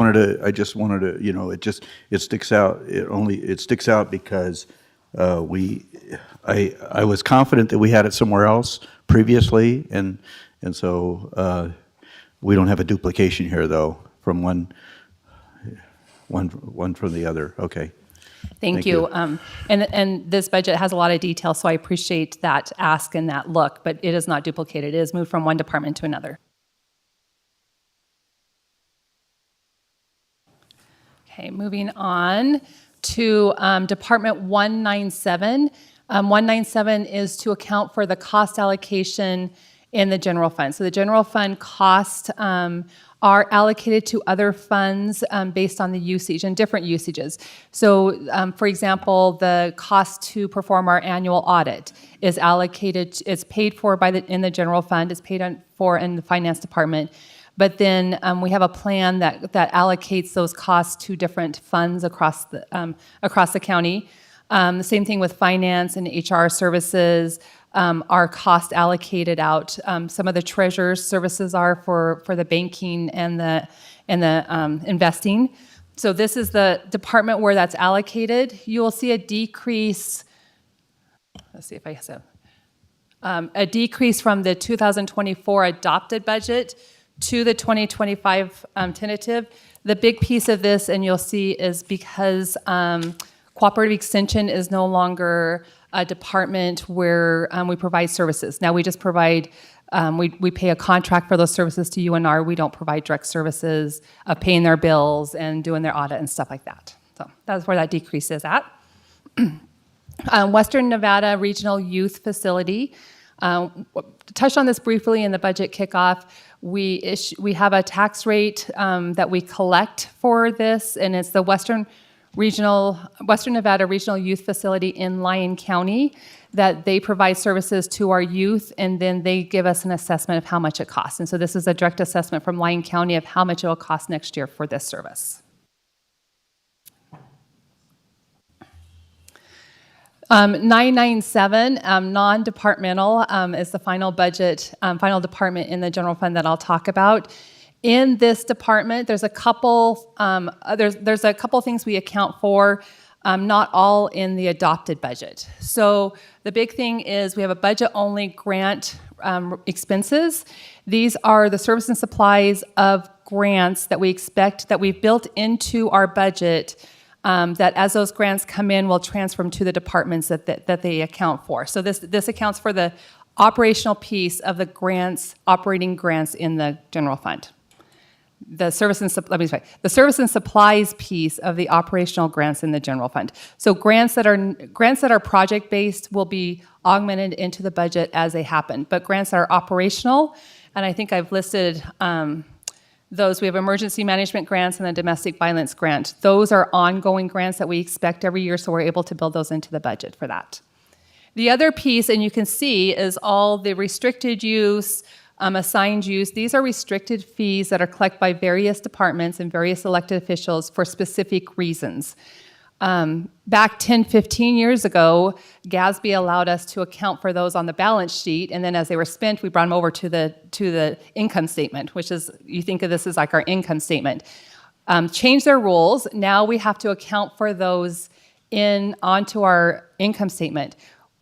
They're restricted in use, and so there is nothing operational that we budget against these expenditures. As they come in, the departments and elected officials will decide the best way to use it, come forward and seek to use it. So there's no adopted budget for this, but during the augment process at the end of the year, we'll bring forward anything that wasn't spent, we'll bring forward into the new year. So that's where that piece is. And then the final piece in that 997 is our transfers out. We wanted to highlight in the general fund the transfers that we are budgeting for 24-25 to be transferred from the general fund to a different fund. And we'll start with the library support, program support. This is an annual transfer. This transfer is the same as it is this year to transfer to the library to support them. Then we also transfer $219,000 to their room tax fund for snow removal and some rents of space. We transfer right now, transfer to China Spring Youth Camp, $11,618. Like I said, we collect a property tax rate for our assessment that we have to pay the state. So if you think about it, we pay the state our assessment, then the state then in return pays us for our assessment and all the other counties' assessments and the state's assessment as one big amount. This amount plus the property tax is what our assessment is. So it's not to help with the operations of the camp, it's to pay for our assessment that the state has set as our share. So this amount plus the property taxes collected equal that assessment for that. The biggest one is stormwater, and I know at the last meeting you guys took an action on creating a stormwater utility, if I said that right, but our biggest transfer out of the general fund right now is to support stormwater. And I know that's a ongoing discussion about how to continue to fund that, but that's our biggest transfer out. Then we have $354,000 budgeted to be transferred to 911. This is the sheriff's assessment of the 911 services. 911 gets property taxes, plus they also charge their users for the 911 services. And their users are the sheriff's office, East Fork Fire, Tahoe Douglas Fire, the tribe, and Alpine County. So they charge for whatever's not covered by the property tax, they'll charge those users for that cost. And this is our share, the general fund share, the sheriff's share of that cost. The Senior Services Program Support, you'll learn more about their programs on Friday. And our transfer to Senior Center for basically for grant match, for their many operational grants that they have for DART and for homemaker services and for the Meals on Wheels and plus their congregate meals. This helps with their grant match. County Construction Radio Reserves, we transfer $50,000 every year, based again on user fees to start to build up a savings account, if you want to say, to help with those radio replacements when we're ready for that. Can we stop on that page, please? Library program support, 576,838. That's a general fund transfer out. How is that related to PALS? And you'll see in a couple more slides. So for the library support, their main revenue source is this $500,000, little over $500,000 from the general fund. Plus they get, I think, 55% of the PALS collection. The PALS is a quarter-cent sales tax coming directly, whatever's collected in the county comes directly to us. We account for that in a separate fund, which is in a couple slides. That was my thing just slid all over. And then they get 55% of that collection. Okay. Are we specifically going to talk about the library program in a future meeting? The library is scheduled to present their budget later on today. Okay, because I would just, my attitude has always been is that as the PALS funds go up, the transfers out of the general fund come down in a level manner, so that they operate pretty much at a level manner. So that's why I wanted to take a look at that. So this seems to be higher. Is this higher than previous years? It's exactly the same as this year. I haven't looked up previous It is exactly the same as this year. Okay. Right. That's okay. Thank you. And I do think, not to steal Tim's thunder when he's talking, Tim and I have been in discussions about working on a 5-year plan for him too, for the library fund to look at that.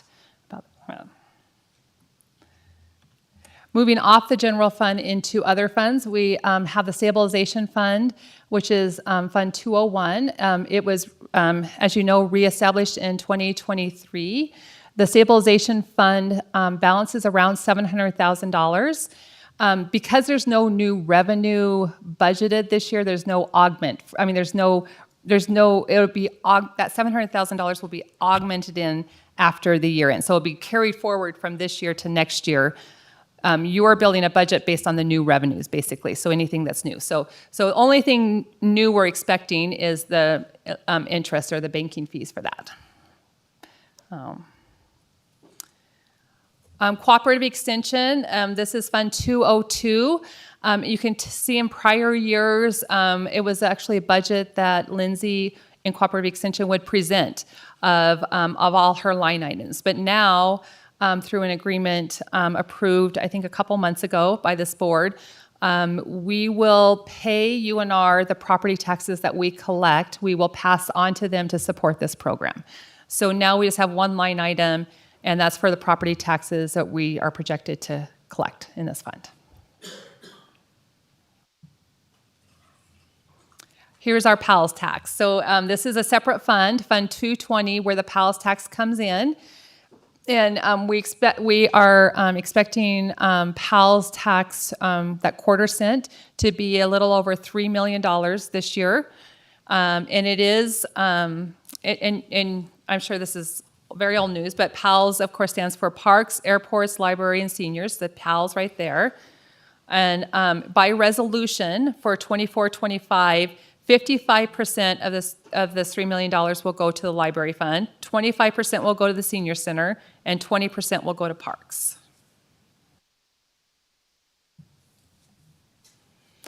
Another fund we have is 222, the law library. This law library is supported by judicial clerk fees. The law library right now is located actually in the library and has information or stuff that's free to the public to use. So it has, I'm saying the wrong words as I'm looking over to Mr. Ritchie. So it is free for anyone to use, and it's a collection of law material, I guess, for people to check out and to use. Fund 401, in the 400s are our capital projects, so now we're moving into our 5 capital projects. The first one is the extraordinary maintenance. This again was reestablished in 2023, which is a great thing. The current balance is about $2.3 million. And we'll talk more about the projects that are already approved and what we have available at the April 30th meeting for this. The 405 fund, another capital project, accounts for the 5-cent property tax rate that we collect for specific for capital projects. Then per state statute, the towns, our unincorporated towns, our 3 towns do get a percentage of this. A small percentage gets transferred to them. But then again, we'll be talking about how much funds we have available and when we're talking about the CIP program on April 30th. 410 county construction does not have a specific revenue source coming into this fund. It's another capital fund. It is our catch-all to account for capital projects. If a capital project is accounted for in this fund, it will mean that a revenue has been transferred into that. The revenue or the funds that cover that capital project will be transferred into that fund too, to cover that. So this is, we do not, because we don't have a new revenue source, there's nothing that's necessarily budgeted. Everything is carried forward from prior years or augmented in, depending on specific projects. 541, when it starts with a 5, that's our debt management and our debt funds. Debt funds account for all county debt except the ones that are in the enterprise fund or the internal service funds, which is just the enterprise funds account for their own debt.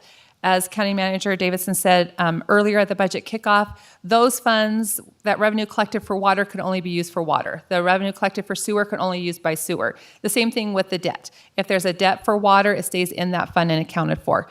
But per GASB or per our pronouncements, any other debt in the general fund or special revenue funds are accounted for in this debt fund.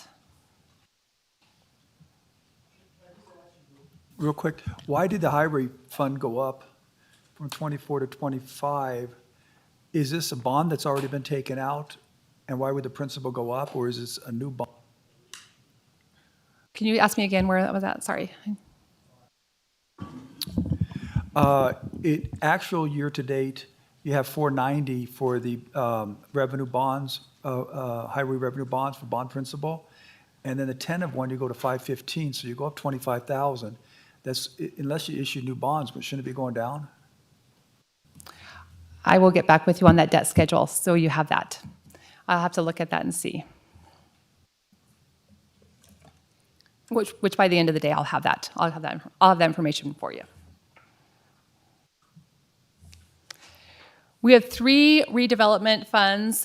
They're all 3 listed here. Redevelopment Area 2, Admin and Capital. Redevelopment Area 2 is the area at the lake. As we talked about, this is the area that by the voters had voted to dissolve. So it's not an active redevelopment area, but we still do collect property taxes up to the $1.3 million to pay the pledged increment that was already in there, already in place before it was repealed. We pay the $1.3 million. Any property taxes collected after that fact are returned back to the taxing entities that they account for. So we collect the 1.3, and then everything else is returned back to those property tax entities. And then Ms. Lewis, do we have an idea? I know that the pledge was up to 1.3. Anything over and above that goes back to Oliver Park GID. Do we have any idea of how much over the 1.3 we are in that regards in property taxes? I did not look at that specifically, Yeah, but I'll get that information. And it's just to add to that, not just Oliver Park. It would be the county as part of that, and also the fire district and any of those taxing entities. The whole list, yes. And then 606, this is our redevelopment area 1. That's down here. This area has been dissolved. There is a capital project in this fund for. I'm going to forget the name of that road now. Vista Grande, sorry, thank you. Vista Grande. Again, that'll be carried forward from this year, so not anything adopted new into the budget. We also have 2 other funds that I wanted to make you aware of, that because there's not new revenues this year, we won't adopt a budget, but they are active funds. So the Fund 218 is our ARPA fund, where we account for those ARPA projects that we have. And then 246, the Flood Litigation Settlement Fund. We will have those, but they are active budgets, but they won't be anything that we'll adopt as part of this budget process. My last slide is that finance is not asking for any supplemental requests, but I honestly woke up at midnight this morning thinking there is one supplemental request that we did ask for, and it is in the risk management fund to tackle the how we're going to pay for payouts of retired employees. That's in risk management fund and something we'll continue to work with, but nothing directly with finance or the general fund. Questions? Mr. Chairman, members of the commission, Jennifer Davidson, County Manager for the record. I hope I'm not stepping on a member of the commission who had a question. But there was a question asked about TRPA. And with the assistance of Ms. Cartwright, who refreshed my memory, we have a compact agreement with TRPA to pay for services for Douglas County for those things that happen in Douglas County that TRPA has oversight of. They do some planning reviews and things for us. We're going to be getting a copy of the compact agreement because frankly, I haven't looked at it in a while, and we can make that available to members of the commission upon your request. But that is the purpose of that funding that's been indicated on that line item. And the reason for moving it to general services is it felt weird belonging in the county manager's budget. It's not something that I have oversight or approval authority of. And so general services happens to be one of those, it impacts the county on a greater whole type catch-all categories, and that's the reason for the movement.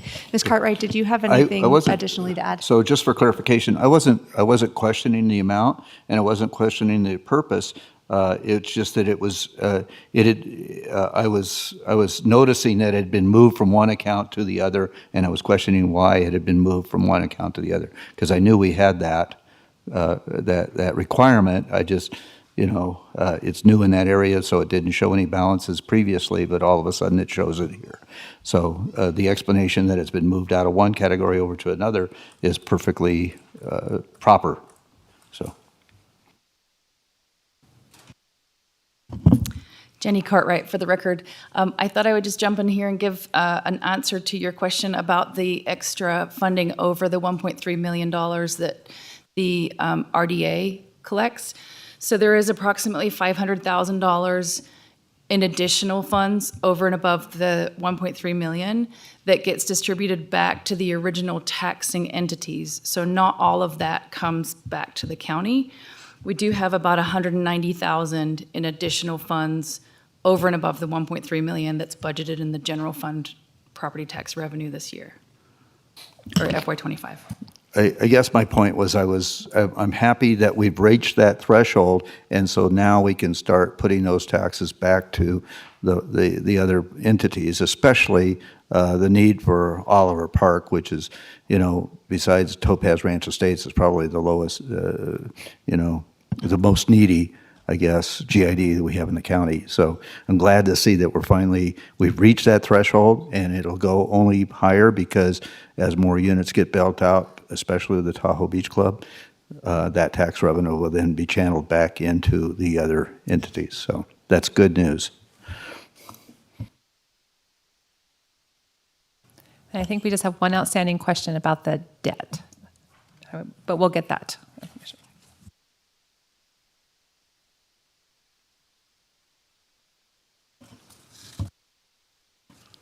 Okay, since we just got back from lunch and I would assume that you're done with your presentation. And any further questions from the board? Okay, and so it looks to me like, Amy, you're up.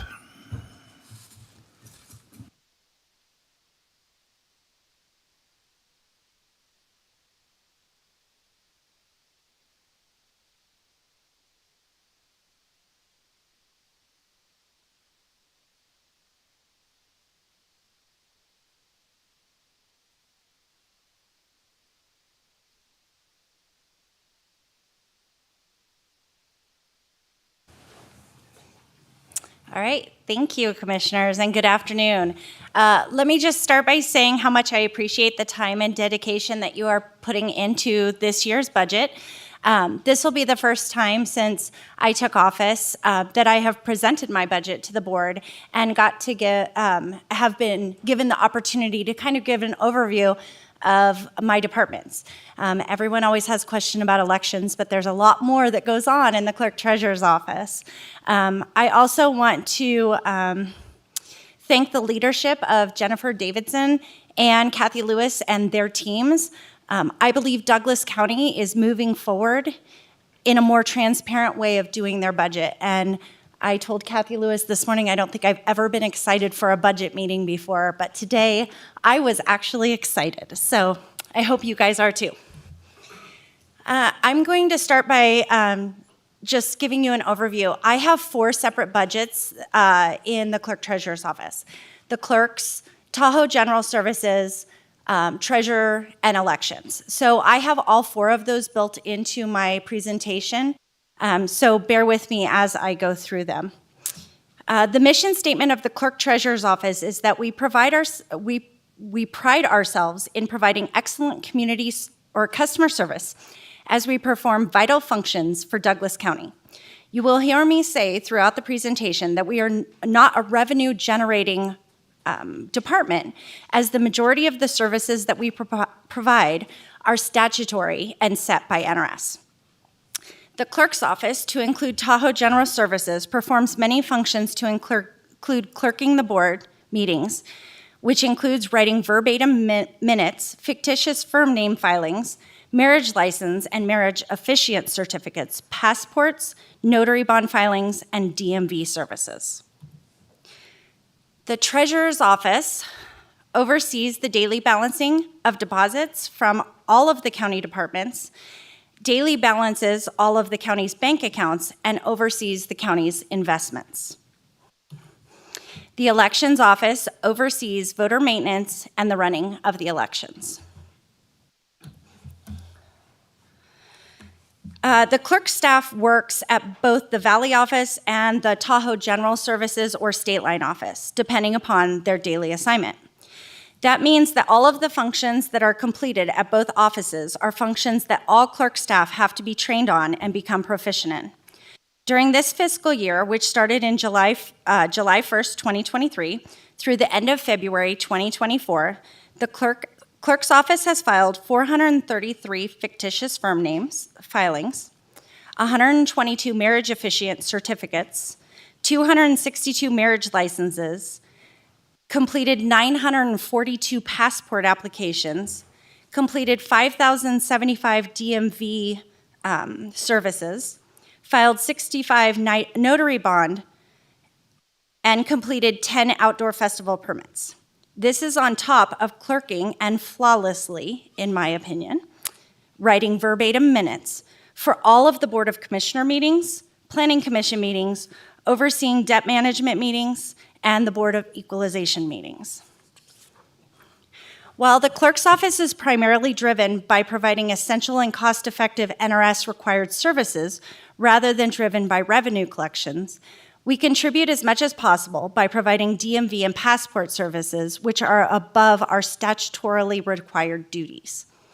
The additional service of DMV transactions requires additional training by each team member at the state DMV in Reno, as well as annual training as assigned by the state DMV, and the extra service of passport acceptance requires certification by each team member from the U.S. Department of State, as well as annual recertification.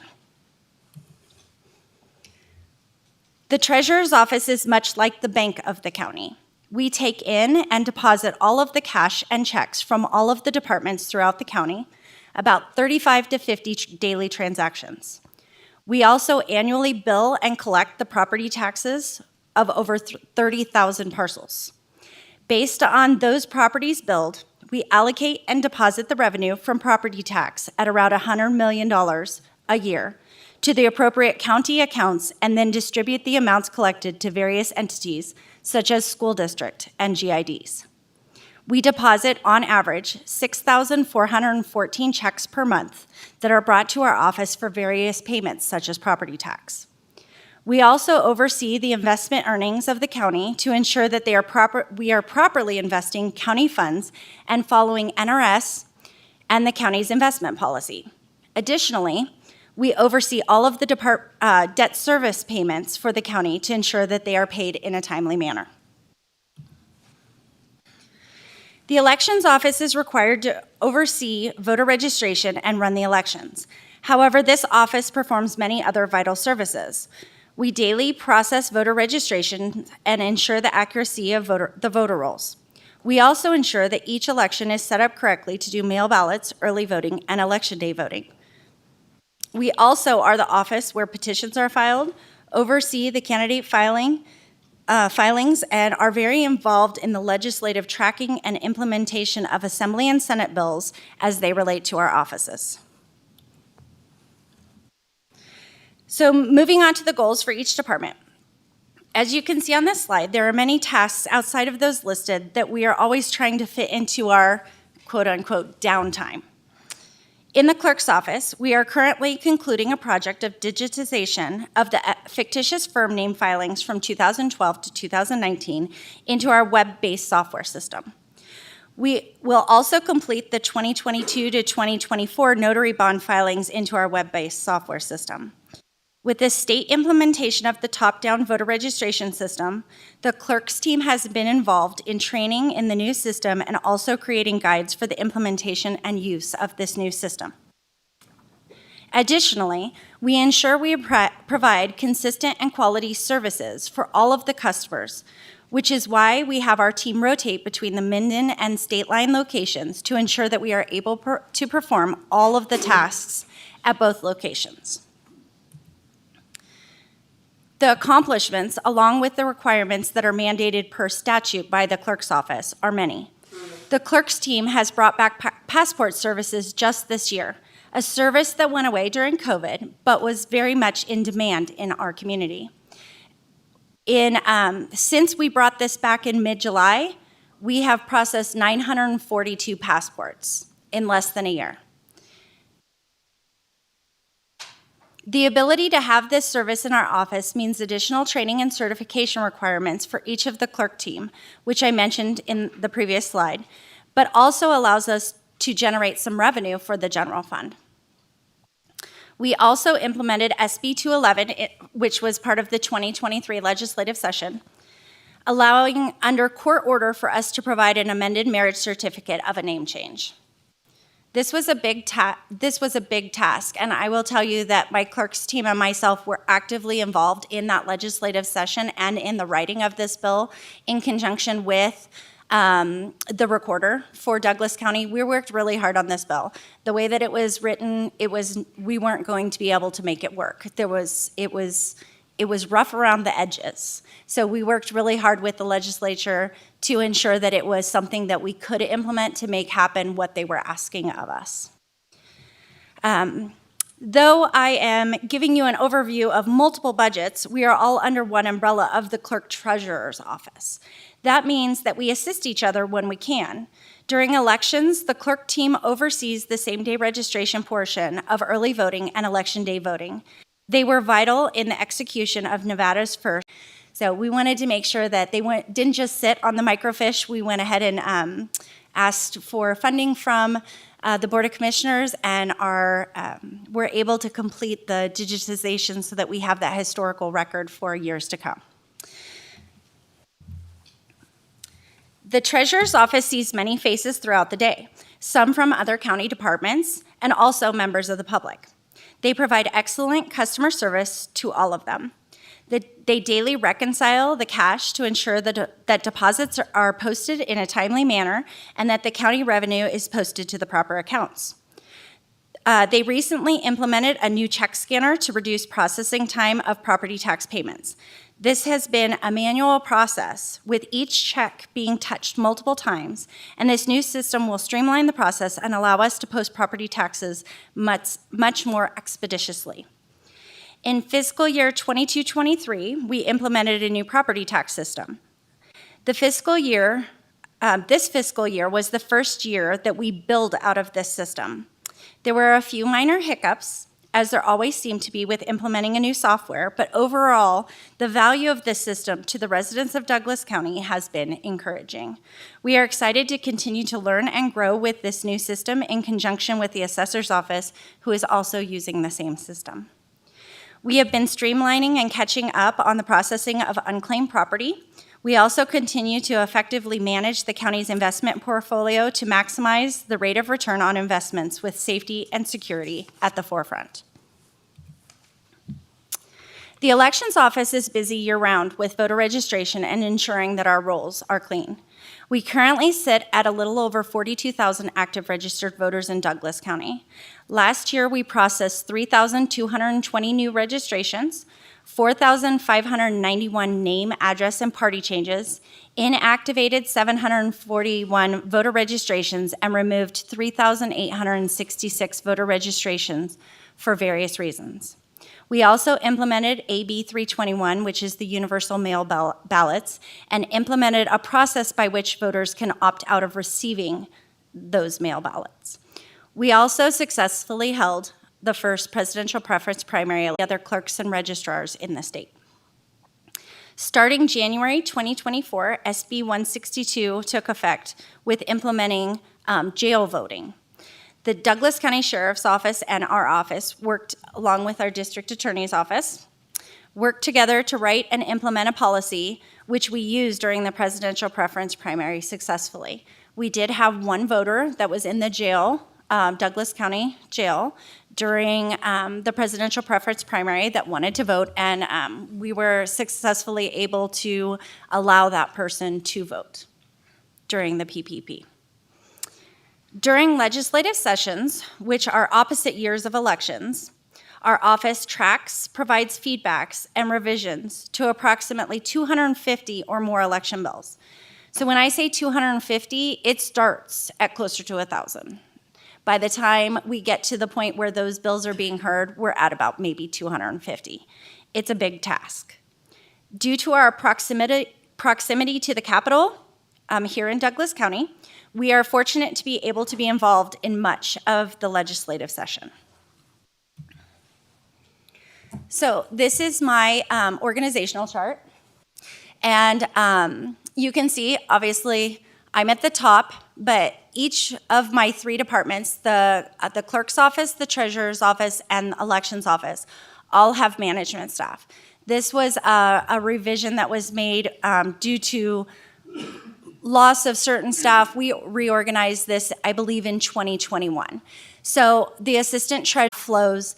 The elections office has, besides Georgie, has one deputy clerk coordinator, and then an IT person that really works for all of the departments, but he is, the majority of what he does is elections heavy. And then the assistant clerk is broken down, or the clerk's office is broken down into Valley office and Tahoe office. That is just for budgeting purposes where their salary comes out of. Those employees work at both offices and go back and forth, or the majority of them do. And then on the treasurer's side, we have a senior accountant and then a senior deputy clerk or deputy treasurer, and then the staff underneath them. So that's kind of the flow of my office. I do have 4 on-calls on my election side. Those are obviously as needed during election years. Off election years, obviously, we don't need them, therefore they do not work. So it's been beneficial. If I may, question. Yes, sir. In the center under you, the center ones here, Tahoe General Services and Senior Deputy Clerk, is there supposed to be a connection there? Yes. Thank you. I just forgot an arrow. I apologize. Good catch. Okay. Don't write on the screen. Okay. So now we're going to talk about revenues, and I'm going to reiterate once again that all of my offices are compelled by statute to provide certain services. Most of the costs that we are able to charge for services are also set by statute and do not always cover the costs of the services provided. The only way for us to change the costs would be by going to the legislature and asking them to raise the prices that are set. So just so that you have a full understanding of the revenues. In the clerk's office, $21 of the fee that we charge, which is set by statute, for each marriage license goes into the general fund. As of the end of February, so far, this fiscal year, that total is $5,411. For the other clerk fees that we charge, which are kind of bunched up into one fund, we have received $62,195. The majority of that revenue is from bringing back the passport services to our offices. We receive 5% of each DMV service that we provide, which is a total of $27,216, and then another $2 for each DMV registration that we process at our DMV office, which was a total of $5,272. Question: what does passport processing entail?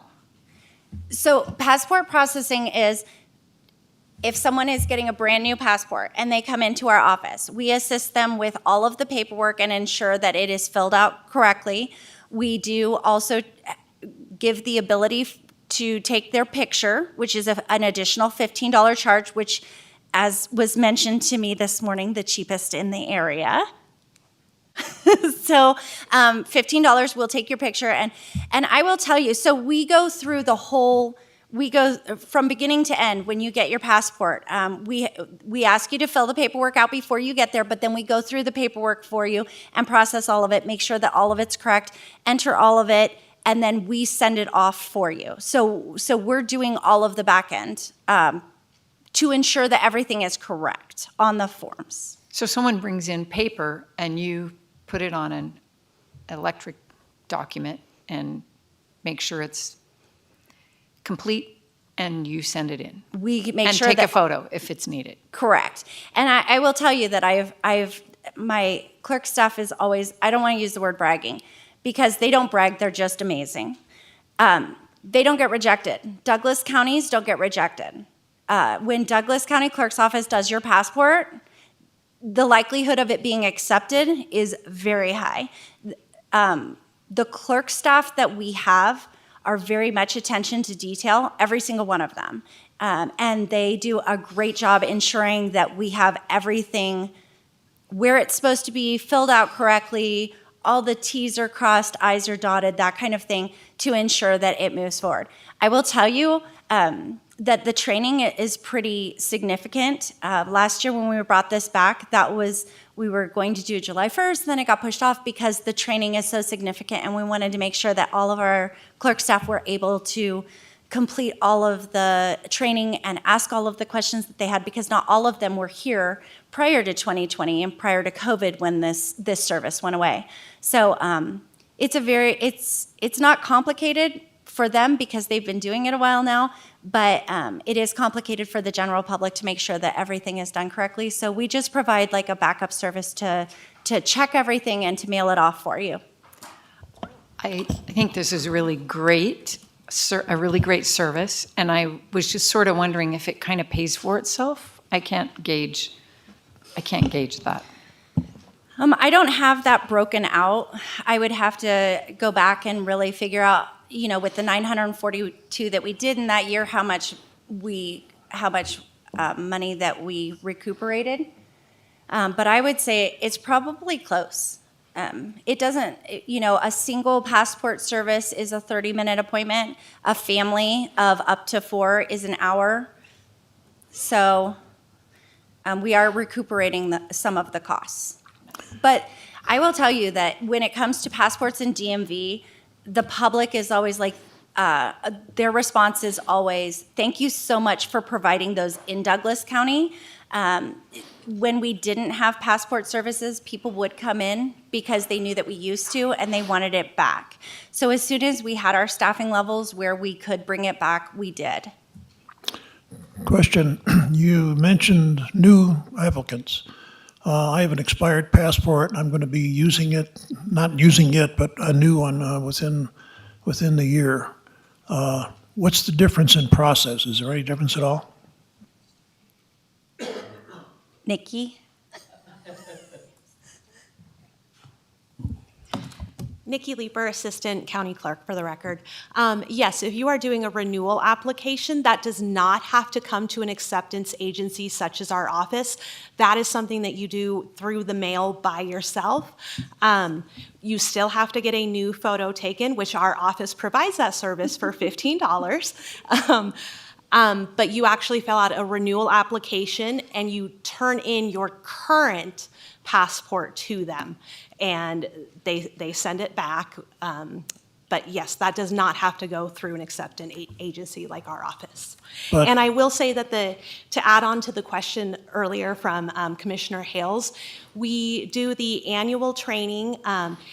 It is more than just looking at the customer's application. We have to understand citizen documentation and identification and what can be accepted from other countries, what naturalization paperwork, all of the different types of paperwork.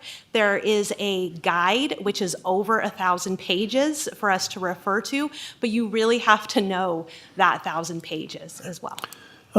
As a person who has dealt with the IRS, in that I didn't get a refund for 3 years. Are your services available to someone like me? That if I give you the paperwork and you validate that it's correct? So we are not allowed. I'd be willing to pay for it, by the way. We, per the U.S. Department of State Passport Services, we are not allowed to charge a fee for that. They set the fee that we are allowed to charge. So if it is a renewal, no, we can't charge you a fee. Do we help the members of our community when they come into our desk and they say, well, does this look correct? If we see something's not filled out, we do advise. If we are able and it is not taking us away from a current customer appointment. But no, we cannot charge Thank for you. that. What I'm really glad you brought this service back into the department. Quite frankly, a couple years ago, when I had to renew my passport, we didn't have this service available. And the vendor that I went to, my passport reapplication got denied because they didn't tell me that I could not submit a picture with my glasses on. They took a picture with my glasses on, it got submitted. My wife's came back right away. We're waiting, needing it, and then they finally get a letter. It's been rejected because you wore your glasses during the picture. So I was fortunate to quickly recover from that and be able to have a new passport for my travel, but it was very concerning. So I really appreciate you bringing that service back to the county. But that should be also a notice to the other members of the public watching and Commissioner Noasad, no picture with your glasses. Just have your picture taken here. I would also say, since we're talking about it, we do highly encourage appointments at the Tahoe office. You can't just walk in. Down in the Valley office, though you can walk in, we can't guarantee that we're going to be able to get to you. So we highly encourage you make an appointment so that we can set the time aside and solely focus on you and your service at that time. Okay, I think I'm on the next slide. Again, the treasurer's office handles all of the monies from the county. We're not really a revenue generator, but instead are statutorily required to provide certain services to the county and the community. However, I wanted to give an overview of the monies that come through our office. From ad valorem tax, we process approximately $100 million per year. We deposit an average of 6,414 checks per month. The county's short and long-term investments currently sit at approximately $135 to $140,000, or $135 and $140 million dollars, and have they earn a little over $3 million a year. So a lot of money comes through our hands, but it's not really money that we're generating. It's just being the bank of the county, it all trickles through us. So elections are mandated per NRS 293. Therefore, revenue is not received. However, there are statutes that provide for reimbursement for certain election-related materials, to include some mail ballots and postage. Reimbursements are approximately $70,000 per election and are not guaranteed. So a lot has changed with the new Secretary of State coming into office. Good things, but just changes. So there's a certain amount of money allocated by the state each year to provide these reimbursements legislatively. For the 2022 election cycle, it was about $70,000 that we got back per election. This year, some things have changed. The Secretary of State's office has been proactive in finding mail ballot vendors, especially for the smaller, more rural counties. Lincoln County, for instance, only has 3,000 registered voters. It's really hard for them to find a mail ballot vendor that is willing to work with them. So the Secretary of State's office took on contracting with a mail ballot vendor to provide services for any county that wanted to be a part of that. However, at the time, I was not interested in becoming part of a count or a statewide contract, thinking that there would be the potential for me to lose the oversight of mail ballots in Douglas County. So we have chosen in Douglas County to have our own mail ballot vendor. However, the impression that I have gotten from the smaller rural counties is that so far it has worked out really well. So I will keep an eye on that, and perhaps in the 2026 election cycle, we will sign on to that. If we sign on to that, we don't have to worry about reimbursements because the state pays it. Right now, we have to, after every election, submit for reimbursement for all of the costs associated with each election.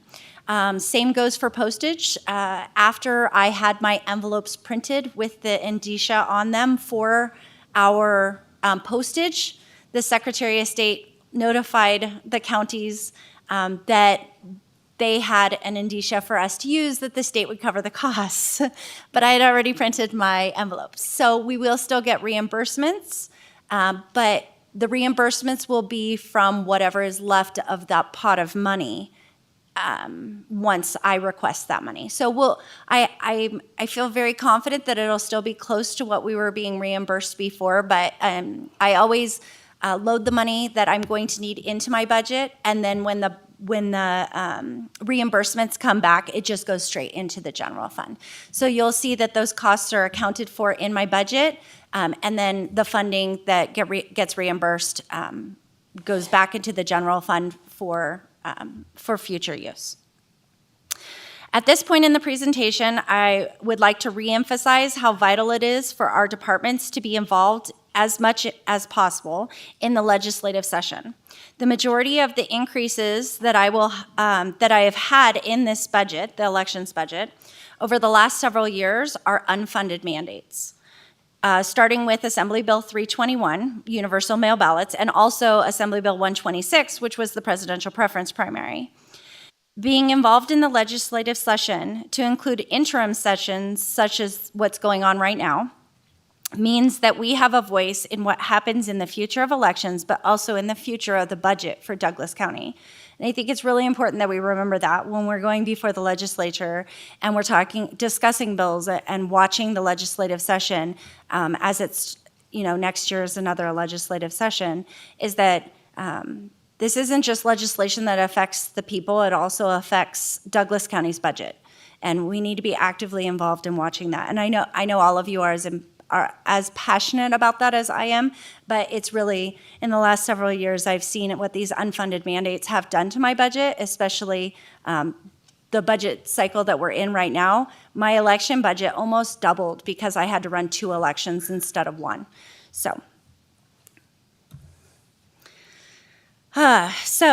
now I'd like to go through my requested budgets for the upcoming fiscal year. I don't plan to go line by line, but only to explain anything that is requested above what is allowed within the 3% allocated by finance. I guess District Attorney Jackson and myself got the same memo when Kathy told us, explain anything over 3%. So this is the clerk budget, the 182. In the 520.064, which is the travel line item, this was previously partially allocated from the elections travel, as I have my assistant clerk is Sarah Certified, which is the Certified Elections and Registration Administration that she and I are the 2 in our department that are certified. So she goes to renewal courses, which are election specific, and she goes to the conference every couple years. However, we just decided that it would be best to take that funding out of the election budget and put it into the clerk budget, since that is a more accurate description of where the money is being used. Under memberships, which is 520.170, this is for staff membership to the Election Center Conference, NACIO, which is the Nevada Association of County Clerks and Election Officials, and CFOA, which is the County Fiscal Officers Association. We upped this to allow not only my assistant clerk to go, but one of our, we rotate between our senior deputies. One gets to go 1 year and one gets to go the following year. In the 520.200 training and education, this is registration for the SARA renewal course and the conference. And the CFOA, which is the County Fiscal Officers Conference. 521.100, which is professional services. This is an ongoing contract for the digitization project with Precision Document Imaging. It's a contract that is signed and approved. Annual fees for Intrado, Simply Books, Simple In and Out, Sonics, and payment to Debt Management Commission for members. So that's what's all included in that line item.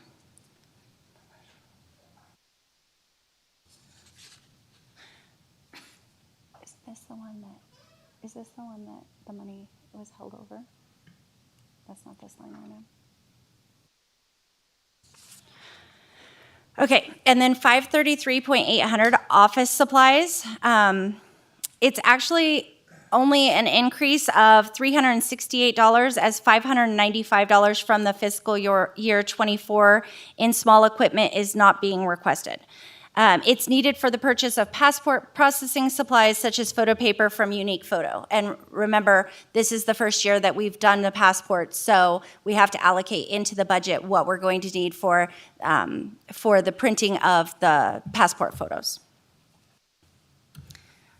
The next one is our Tahoe General Services budget. Like I said, they both kind of fall under the umbrella of the clerk side, but they are separate budgets.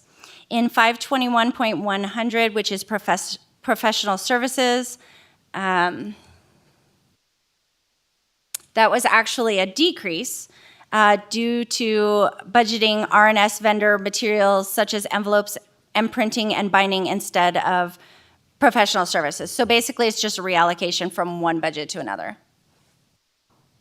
Or one line item, not one budget, one line item to another. Okay, the elections budget. So, like I said, I'm only doing the ones that are an increase. And this is a really hard one to talk about because is it an election year? Is it not an election year? Do we have two elections?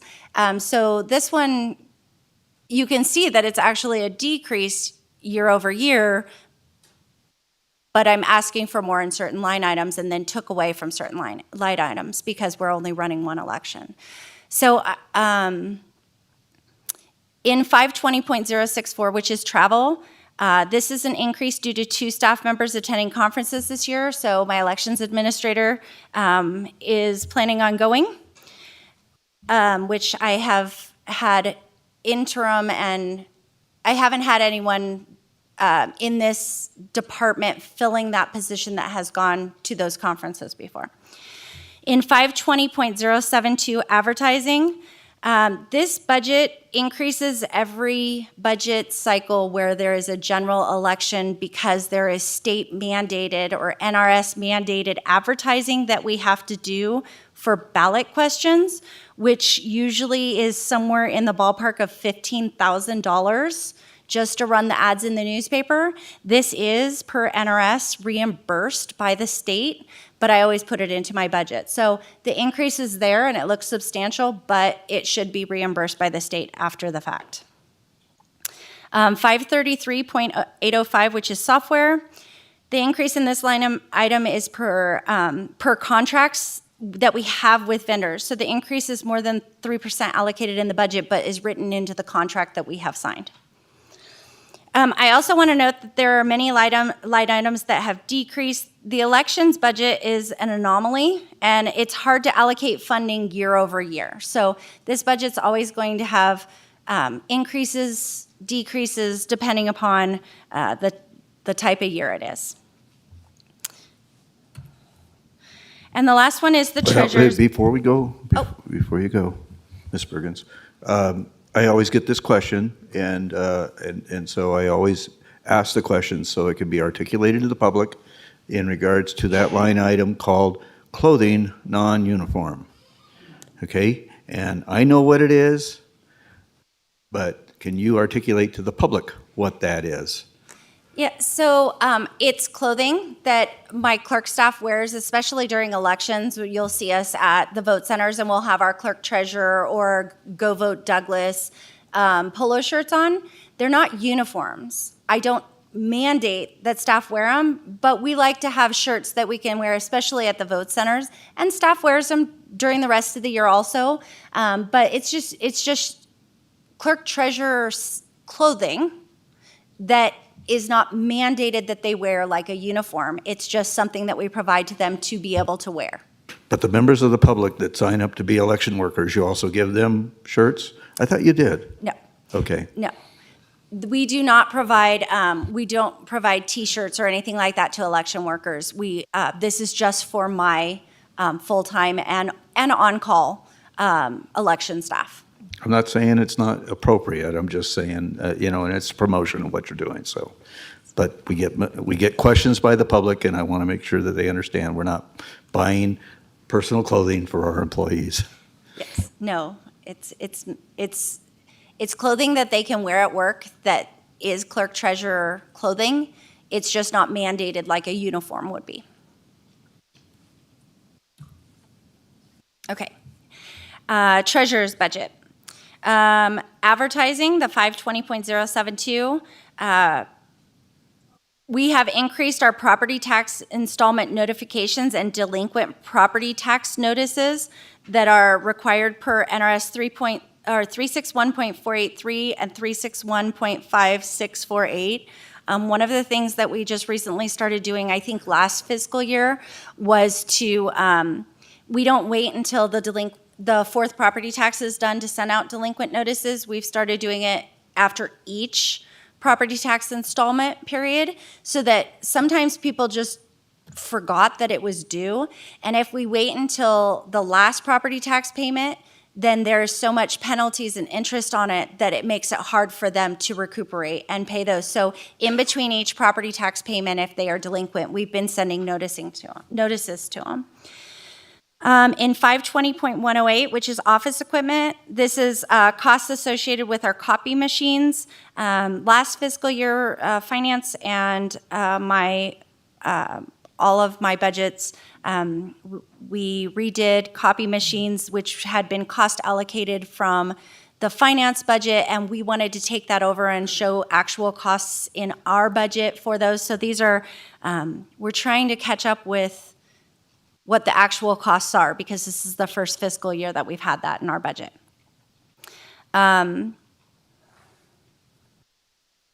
then the software, which is 533.806. This is just increased costs associated with current contracts with vendors. Any questions on that one?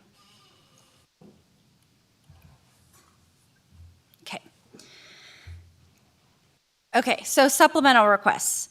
I'm just going to start by saying that the clerk and TGS, Tahoe General Services offices, do not have any supplemental requests for the upcoming fiscal year. The first one is the Treasurer's Office is requesting $2,800 for the purchase of desktop scanners for our team members to create efficiency within the office, as we're working really hard to become paperless as much as possible. So having desktop scanners would be very beneficial for the four employees that don't have them. Excuse me, is that $2,800 for 4 employees? That's total. Okay, good. Yep, $2,800 for all 4. And then this is a fun one. This is it's a supplemental request because when Kathy Lewis and I discussed it, we decided it would be best to come in as a supplemental request, but it's more of a heads up to the Board of Commissioners and the county in general. So we are moving towards a top-down voter registration system. It was put in place by Assembly Bill 422 in the 2021 legislative session. This project is being directed by the Secretary of State to establish and maintain a centralized top-down database that collects and stores information related to voter registration. The state and Douglas County will need to have an interlocal agreement for this system. The state has provided an agreement requesting $42,835 per year from Douglas County. We currently pay $11,000 for the system we're using now. There was conversation with the Secretary of State's office about the substantial jump from what we have now to what they're requesting of us, and that contract was rescinded and they are going back to the drawing board, is my understanding. I have not seen a revision to it. So right now, I have a supplemental request that's in there. It's for the $42,835 a year. However, there's no contract coming before you. I don't know the final amount, but there will be an amount at some point in time where it's another unfunded mandate of sorts. I was wondering, what is a mandated request? That seems to be an opposition. That's like a cooperating. We are cooperating. We want this system. It will be a great system. We are excited for it. The Secretary of State's office and the clerks have worked really closely on all of the testing and training and mock election. We just did a mock election earlier this month. We want this system, I'm sorry. but it has to be funded. So, and that's the conversation that we're getting to. Okay, by top down, what I understand that to mean is the state is going to have a database of all the counties.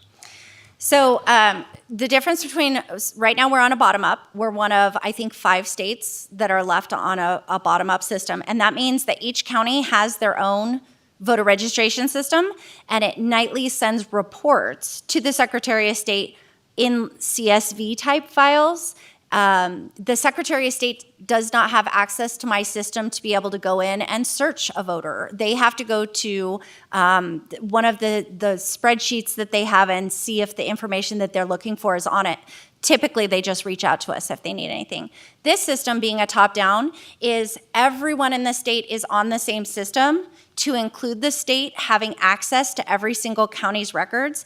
I, as the clerk, am still in charge of Douglas County's voter registration. I am still the final authority that oversees that. However, that information is real-time in the Secretary of State's system. It also gives me the ability to search other counties. I can go into the system and I can't change anything in another counties, but I could search. If I wanted to search Carson City, if I wanted to search Lyon County and see if one of my previous voters was over there, if there was something that I needed to see, I would have access to be able to do that. Right now, all of the counties are on various systems that do not necessarily talk to each other in real time. Thank you. Okay. So with that, thank you for allowing me this time to give you an overview of my departments. I feel like it was an overview of my departments more than my budgets, but I was very excited to give this. I just want to say how much I appreciate that you are willing to take the next several days to have this conversation with all of the departments and to ask the questions and better understand not only the overall budgets, but also what each department does. So with that, if you have any questions. I do. Okay. I do. And I appreciate the job you do, and you know that. I have some questions about the budget worksheet report that we have, and I need to ask some very specific questions in regards to the budget as it's laid out here. Which one? The election? And hopefully, no, page 34 of our binder, okay?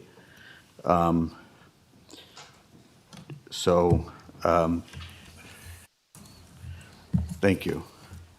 Okay, so because there's some big swings and some numbers, and I think we owe it to ourselves to have a better understanding of that. Okay, so page 34 of 163, yes. So when I look at, for instance, 101, 182, salaries offset, or actually the salaries and wages for the clerk, it's showing a $59,000 increase there, which is a 25% increase. However, when I go over to, for instance, page clerk elections, the tentative budget is $238,000, which is a $190,000 reduction. So are we moving positions around? Is that what we're doing? And does that account for those those changes in where we're allocating those wages and so. So the clerk elections, when we started discussing as a county the budget, and Kathy explained, which she did earlier, that there was a deficit going into next year. I have a vacant position in elections, and I gave that back to the county. So that decreases because I gave back a position in the elections office that will no longer need to be funded, and that money was able to go back into balancing this year's budget. I thought so, and that's why I wanted to call the public's attention and the other commissioners' attention to that. We appreciate that, okay? Thank you very much. I Okay? am impressed, Mark, because typically we have these conversations beforehand, and I plug you. I didn't even know you were going to ask that this time. Well done. Okay, I think that kind of answers my question, so thank you. Okay. Mr. Chairman and members of the commission, I'm sorry, I don't want to step on the commission's toes, but I think it's really important to highlight this contribution and this leadership by Amy and her team, Ms. Bergens and her team. They have recognized and created efficiencies in their operations, and this is due in great part to her leadership in the planning of her office that she is able to give this position back, and it is to the benefit of the general fund, and I thank her for that. Okay. Now, I also understand that, and it plays into this top-down thing, is we are being sued by the Republican National Committee for what they're calling over-registration of our available population, I believe, in registration, right? Now, we have always, in Douglas County, we have always worked hard to get every adult that was available in our county to register to vote. And we've done an extremely good job of that. And traditionally, our county experiences some of the highest voter turnout in a general election, especially in a presidential year, of any county in the United States, for that matter, not just Nevada. So we're very proud of that.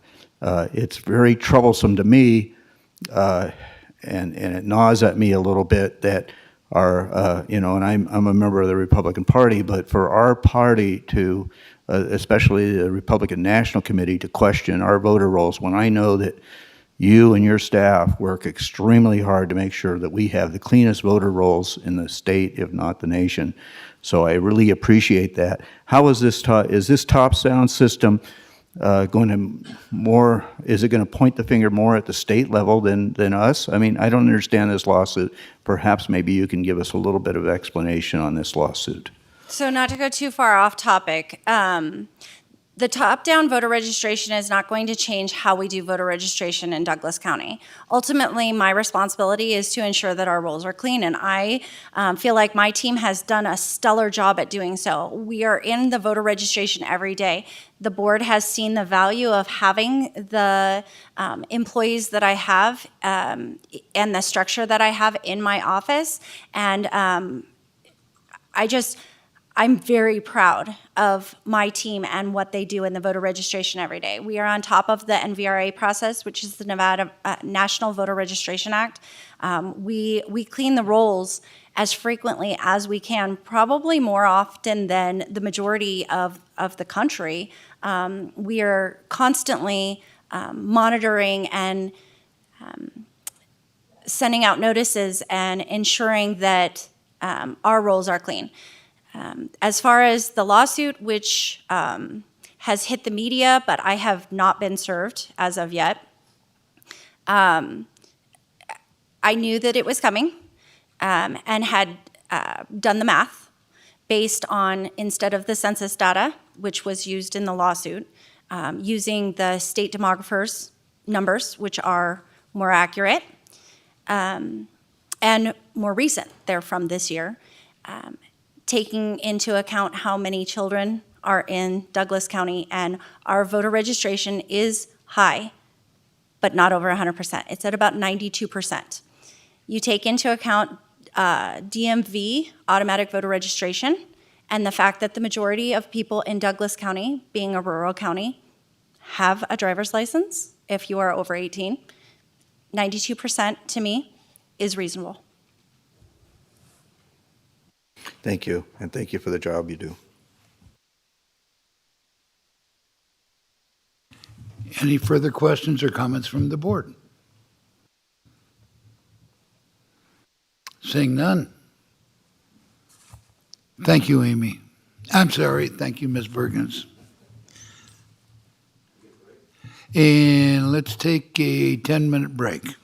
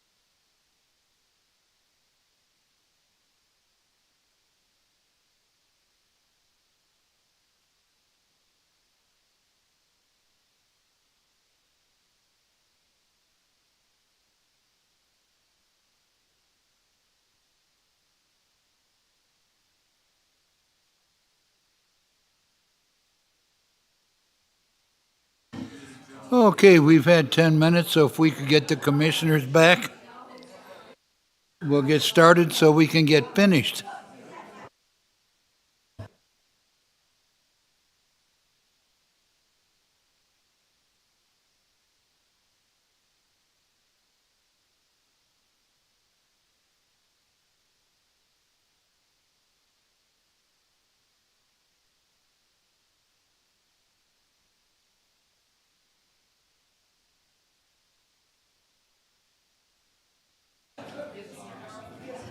Commissioner Hale, if we could have you back, please. Commissioner Gardner, if we could have you back, please.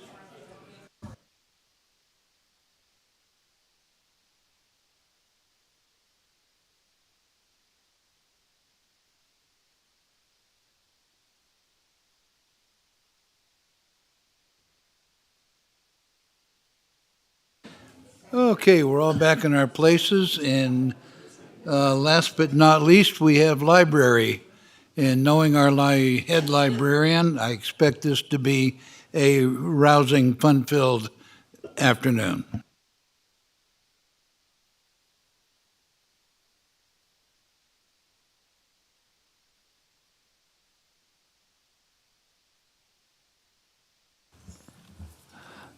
I was supposed to have my board president with me, but I think he was going to be here at 4 o'clock. So if he jumps in, Bob Connor. We really wanted the library board to be part of this process because they're overseers of the budget. And when we looked at the budget, I think I lost count of how many budget meetings I actually went to. At least 7, I know that for sure. And my board was a part of many of those. So we're looking at the tentative budget for 24-25. In the mission statement for the library, which we just condensed down for everyone, the public library will support informational, educational, and recreational service to all Douglas County residents. In my function description, the public library supplies materials, programming, and public space for Douglas County residents. And we also host the law library. That is, the materials are hosted at Minden Branch. The computers for that law library is at Minden Branch. And the service when people ask for help. So staff, we do our very best to make sure the law library is a fun, nice place to come for the residents. I know our budget's kind of combined with the judicial. So some things we use to see about who's using the library, what's going on at the library, what can we share with you about the library. We have residents holding library cards, active cards, 32,139. That is about 65% library card holders. I do want to note that sometimes that is misleading because you may have a family of 4.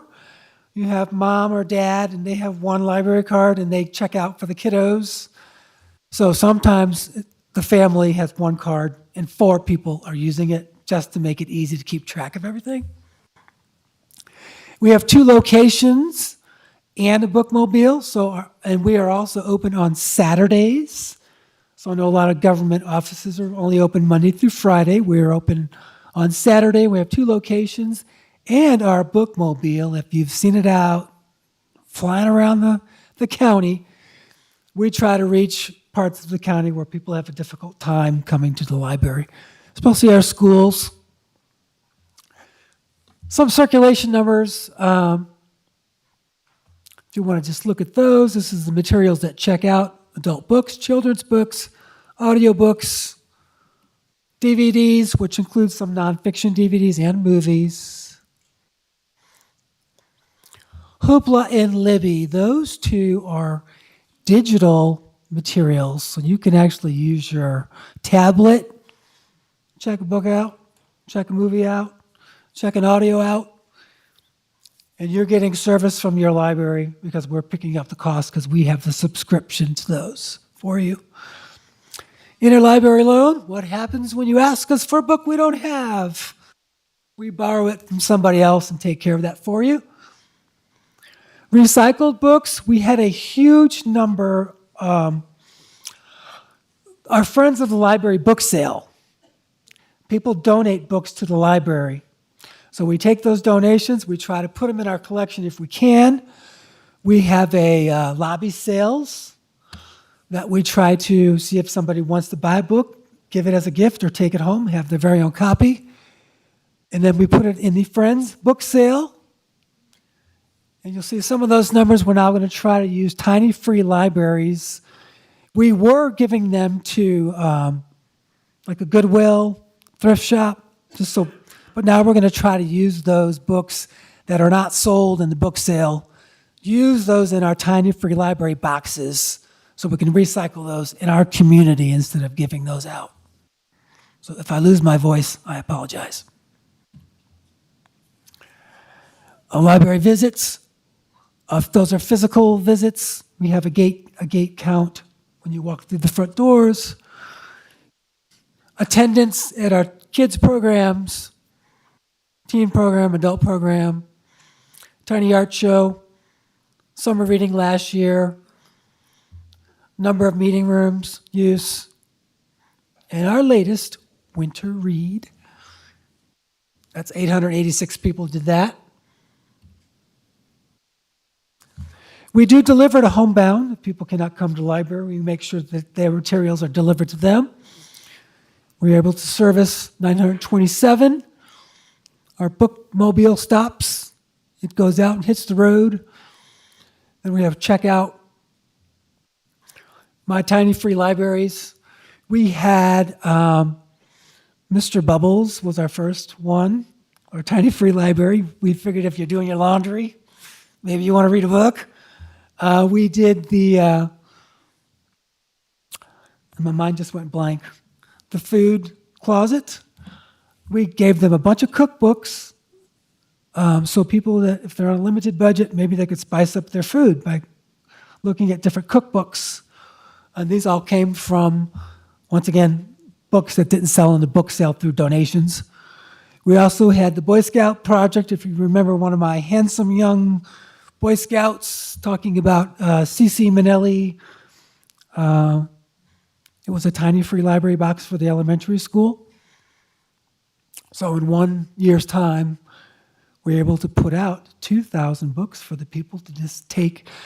They don't need to check these out. They can just grab it, read it, bring it back, or keep it, or share it with a friend. So we have our statistics on that. We're just recycling books within our community. Off-site programs where we went out and did programming. My favorite stat is 1,500 volunteer hours. Thank you. If anyone's listening to this presentation, thank you for volunteering at the library. We love to have you. When I started 2021, we had 0 volunteer hours. So we worked really hard to make it welcoming. We had job descriptions. We looked at things people could do in the library so we could match up your interest. We had schedules, so if you only want to work Wednesday, 12 to 1, you could work the same time each week. So, Tuesday morning would be your day, and then we would try to fill a Friday afternoon. So we had it all scheduled out. And it actually helped us out when we were short some staff. The volunteers actually chipped in and helped clean, put some materials back, emptied some drop boxes, stuff like that.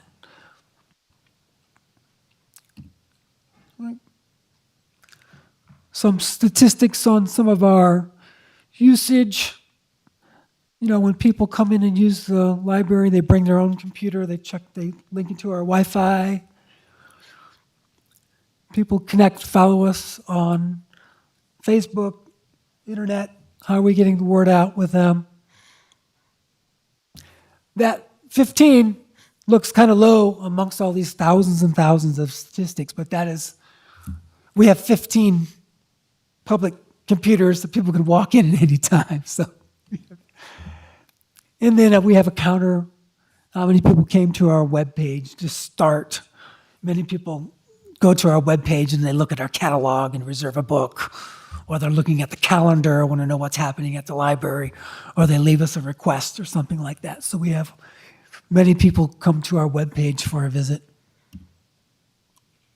And this fun, bright, this is just some of the marketing we use when we, if you can tell, children's programs right here. If you just want to look around, I'm going to highlight some of these things, but we are trying to make it an experience when you come to the library.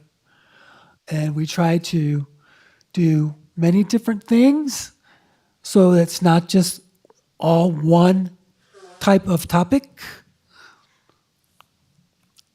And my staff do a great job at making these brochures. This is some of the teen items we do, programming. Some of our adult programming stuff we do.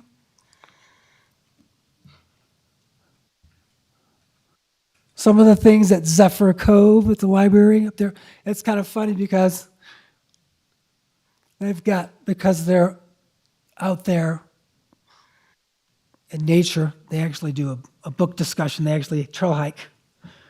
They do a trail hike first, and then they come back and talk about their book that they read. And we've got some talent up there when it comes to act your stage and film clubs, stuff like that.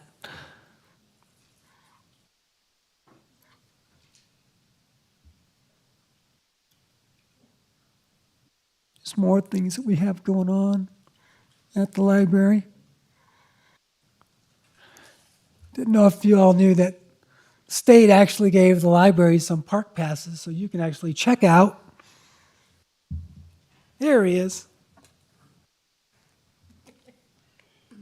You said 4 o'clock. Yes. I said 4 o'clock, but I was requested to come early, so I'll take the heat for that one.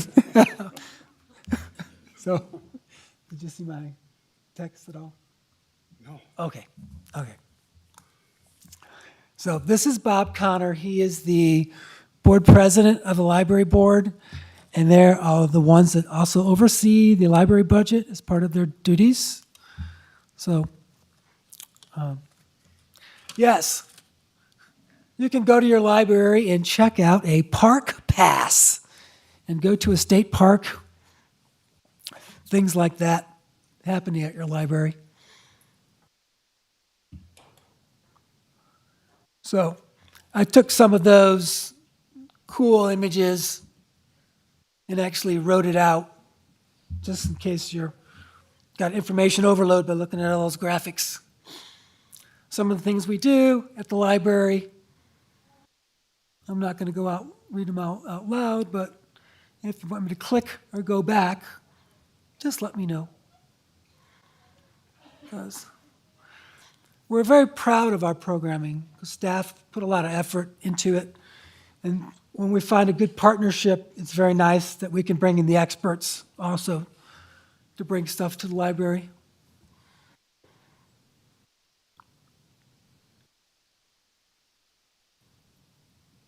Whoops. Oh, man.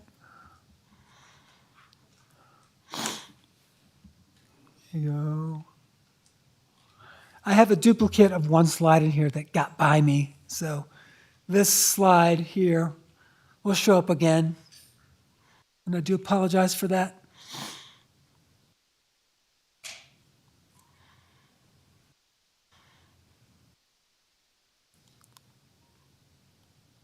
We love our partnerships that we do.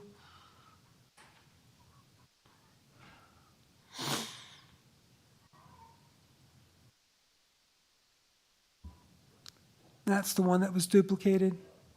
We got new flooring in the library, so it looks really nice. Now the walls look bad because the floor looks so good, right? Yeah. Our new teen room, they have a place to hang out and be kids, and they're not bothering anyone. And Backpack Buddies is teaming with us so that when the kids get out of school, they have something to eat and they can focus and do their homework or just hang out. I'm sure you'll hear more about our Every Child Ready to Read, 1,000 Books Before Kindergarten, Dolly Parton Imagination, United Way partnerships, our summer reading, our SCORE partnerships, classes. We just are now getting in our senior memory kits so that if seniors are going through a process of being memory challenged, the state gave us money for, and they picked up the tab for 21 kits put together by professionals so you can reflect back on your life. It seems people with memory issues can remember something from long ago. Their long-term memory is good, their short-term memory is bad. But they have these great kits with picture books that actually stimulate the memory, some games and puzzles and ways to make people talk about life, to keep their memory active. And this was a great, all of our circulation, meeting room use, Wi-Fi use, there is a website called ilovelibraries.org. You can actually run your services through that calculator, and by our citizens using the public library, they saved $4,879,826. If you just think about your personal life, maybe you just checked out 5 books at the library. If you went to buy those books on Amazon at $20 a piece, you just saved $100, right? So that's kind of what they use the calculator feature for, is to kind of show some net worth your library is kind of paying back into our community. And it's just a dollar value. There's some other values we have.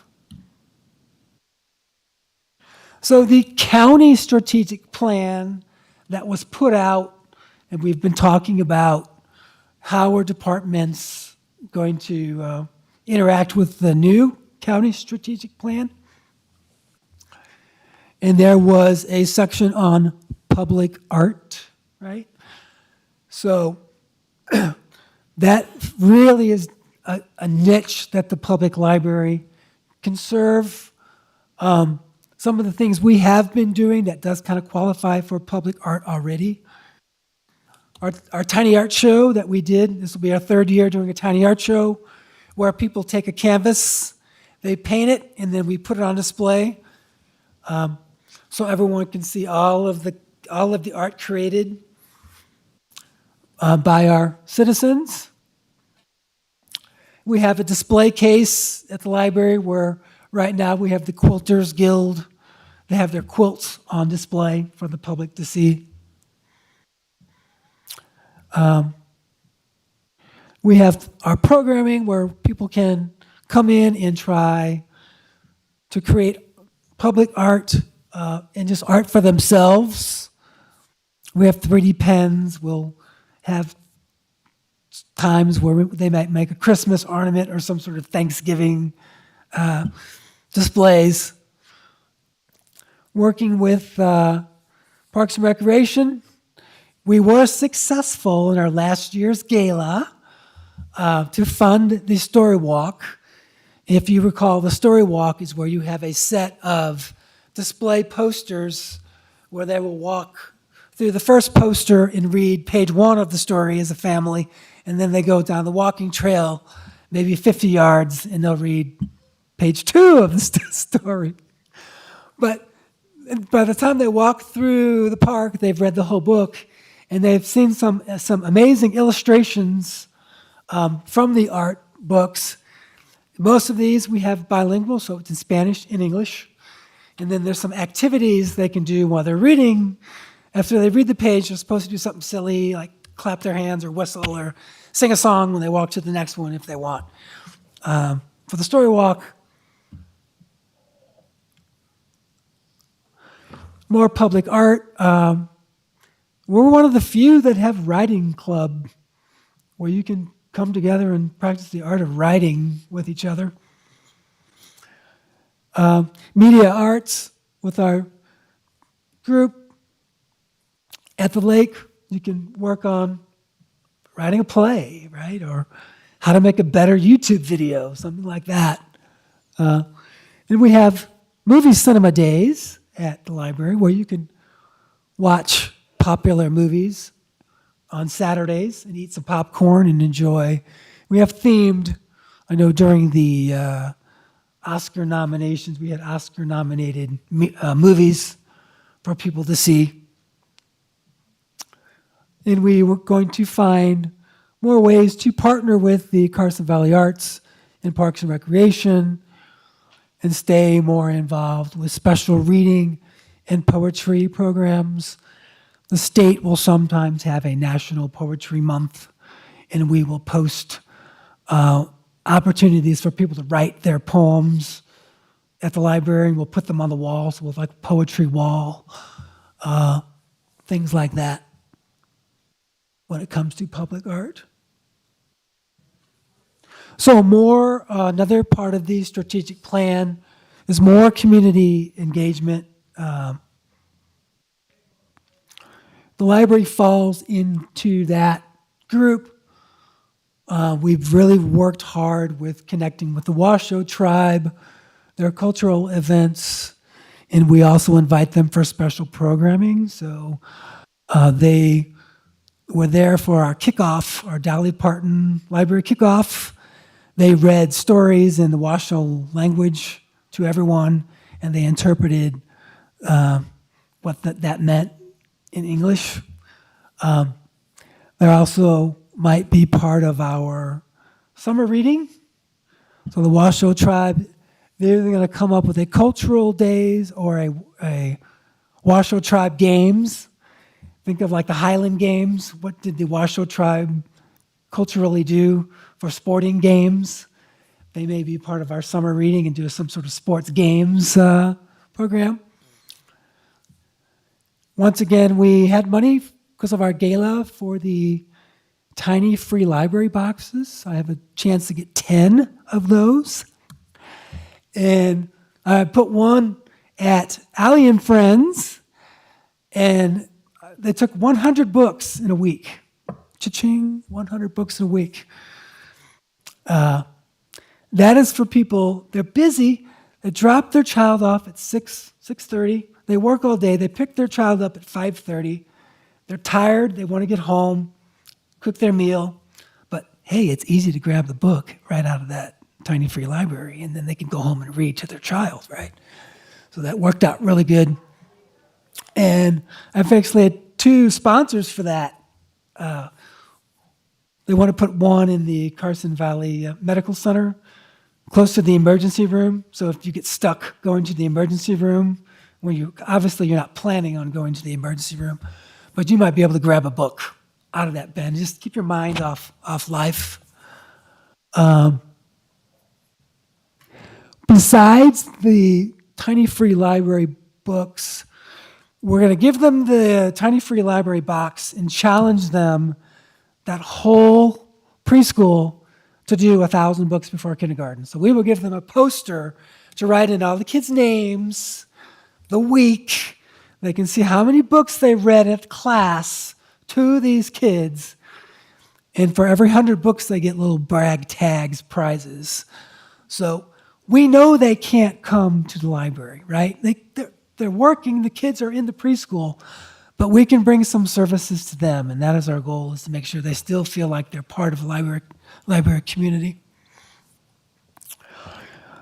And we still want to stay as a, shall we say, a good member in society. So if somebody says, hey, we want to collect coats for society, we'll say, sure, put a barrel at the library or a food bin. Or if someone wants to do some sort of drive, the library seems to be the center of that cultural come-together type feel that we really like having when people come to the library. They can take care of each other. And finally, our Every Child Ready to Read is engagement with parents and caregivers. How do you get your kid prepared for reading stories? And we might be doing some sort of online class for that as well. As a reminder, literature information fund for everyone.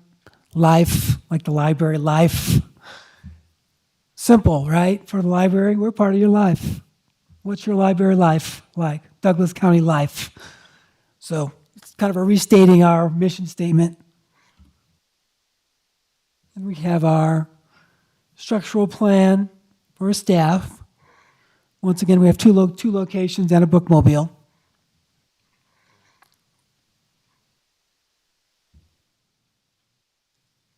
So last year, our budget was $2,226,149, and we were almost able to get the same budget on that. And we'll go over some of the things when it comes to supplies and services that we're trying to cut back on, so that maybe we can make up for that with grants and fundraising.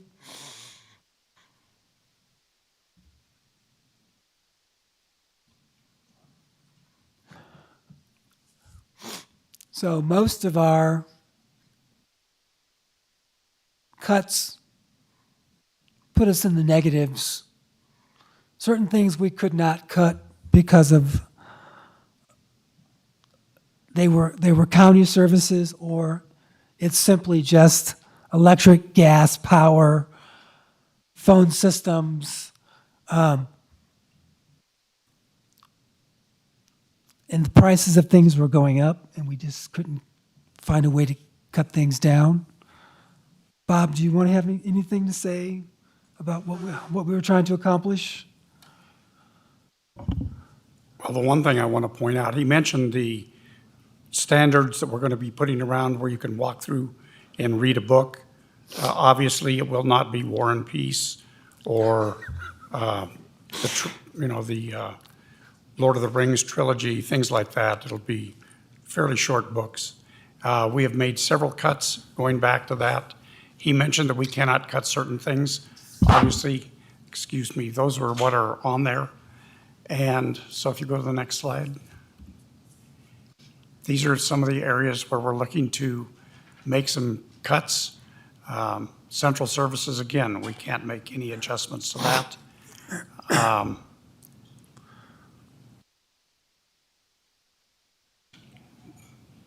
What we've got showing up there is $123,000. You can see on library materials and books, we've cut that back by 55%, 54% in processing, and another 52% in digital library materials. So all of those are areas that are probably our biggest expense as a library. Books are not inexpensive.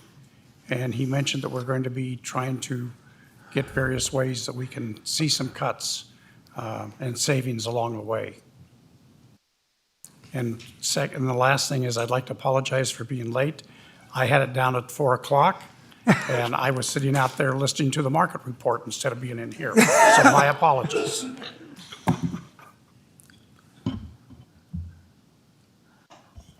So, If I may, Sure. I do have a question. I don't know, are you going to go over this?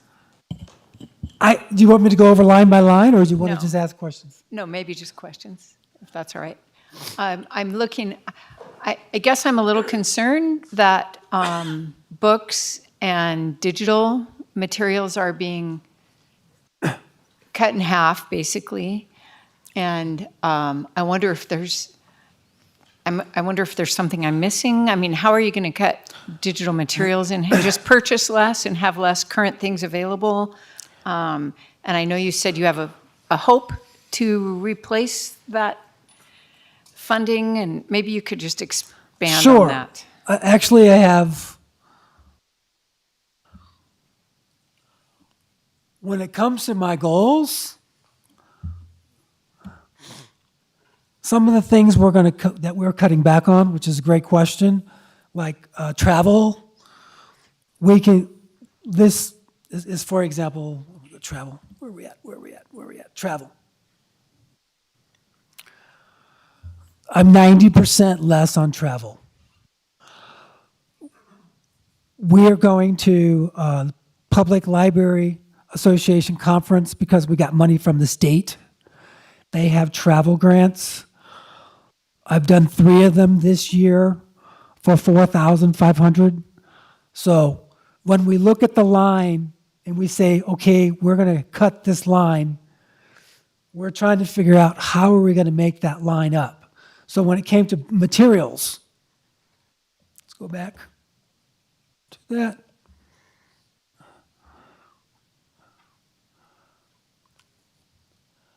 I've got focus fundraising and grants on library materials. There's some state money out there. Also my gala that raised $20,000 last year, that will probably raise 33% more. So we could raise $30,000 for that. I want to do some focus fundraising. You guys challenged me last year, and some of the things we did were successful. My friends of the library, we're now doing 4 book sales a year, not 1. So every 3 months, we're doing a book sale. People come in and they buy books, and that money is designated towards library services. We're thinking of getting maybe a room sponsor for like maybe someone to sponsor the teen room. So we might have the Rotary teen room, and they would pay so much to sponsor that room for 4 years, like maybe $10,000. So we have a lot of ideas to make up the money for that. And if one budget item can get overcompensated, we may be able to move some money around for that. So,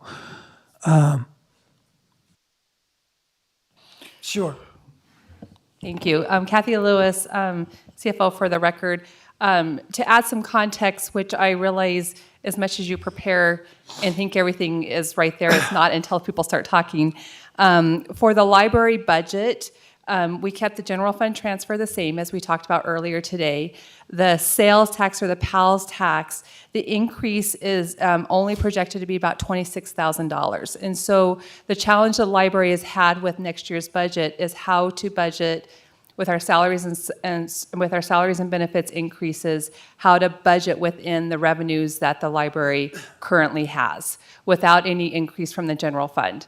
So what you're seeing is they've done a lot of work. The library, Tim has done a lot of work to try to pare down his budget and look to see really what he needs to operate and where he can go into other sources and maybe get revenue.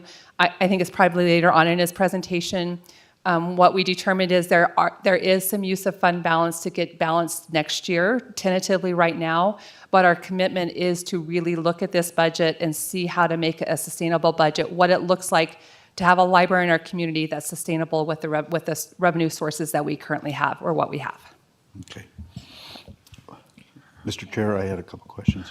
So another thing, Charla, I'm sorry. Yeah, I had a couple questions, if you don't mind.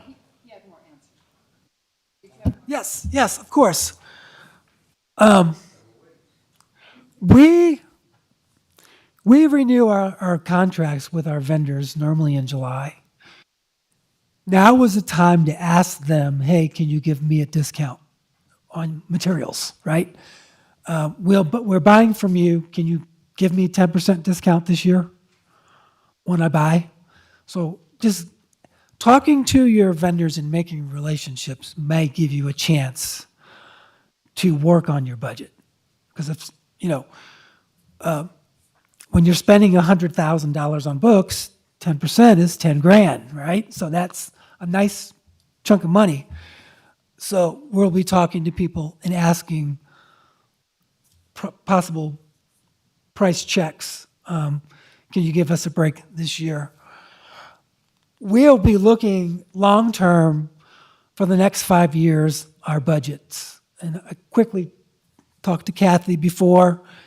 We could have like budget A, B, and C, so we don't have to go through this, what are we going to cut? What are we going to figure out if it's steady as she goes, it could be budget B. If things are in a crisis situation, it could be budget C. And then we could possibly, if things are okay to average, budget A, so we'll have an idea. And then work with friends. And I want to bring the library foundation back, so we can look at local corporations that do love the library, do want to sponsor the library. We don't normally ask people, can you help us out? And I think the golden rule is if you don't ask, you won't receive, right? So,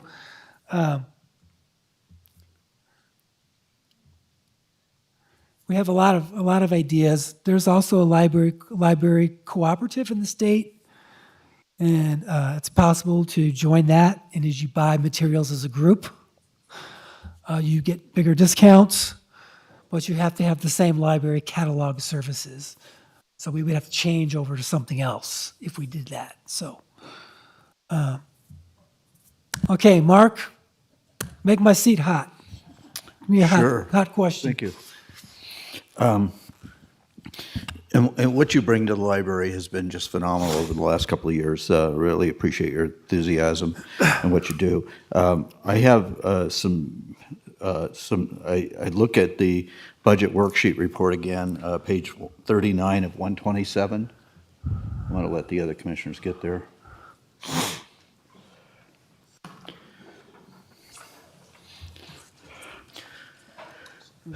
So let's start at the top there, salaries and wages. When I look at the 23 actual amount versus the 24 budgeted amount, we indicated there a 9% increase between 23 and 24. And yet when I look at this one, it's $205,595 increase from 24 budget to 25 budget, which is almost a 20% increase. So my question there is that due to our compensation classification study, or is that adding new positions? If you don't mind, Kathy Lewis, for the record, certainly would welcome any input, Tim, after I answer. There are no new positions added anywhere in the tentative budget unless they are approved by the board. The one new position, but it was exchanged, that is, as the assistant director, is added on to next year's budget for the service and supplies, but that was approved earlier on by the board. So no new positions unless the board approved, but it is, you're right, a result of the comp and class study. I wanted to make sure we were clear on that. I was hoping that was the case, so thank you. So then I get into the advertising. Last year you anticipated that you would spend $26,000 in advertising. Yet the previous year we only budgeted $324, and then you're looking at $334 again this year. Do we have any idea how much we actually spent in '24 on advertising? So is that a realistic number? I guess that's what I'm asking. That was going to be part of our rebranding marketing campaign. And no one at the library was an expert in rebranding. So we were going to talk to a consultant, and that did not work. The budget was not released for that. We were going to try to get a student from UNR to maybe be an intern, and that did not work out. So we're just going to work within the county and see how the county and the library can work together to remarket our library life. Thank you. Living. So okay, and then data lines. You have nothing budgeted for data lines this year. Are data lines not required? That's line number 224804 on page 40 of 127. So in 23 we spent $1579. I believe that was moved to communication. I'm sorry. I think that was moved to software for getting internet access and Wi-Fi and all that. I think we just bundle that into software. That's good. Okay, just. Yep. Just, I knew we still needed data lines, right? I mean, you're talking about doing all this stuff online. And then, of course, and I noticed the same thing that Commissioner Hales did, is a reduction in, by almost $90,000 in library materials. So I appreciate you tightening your belts and taking a look at that.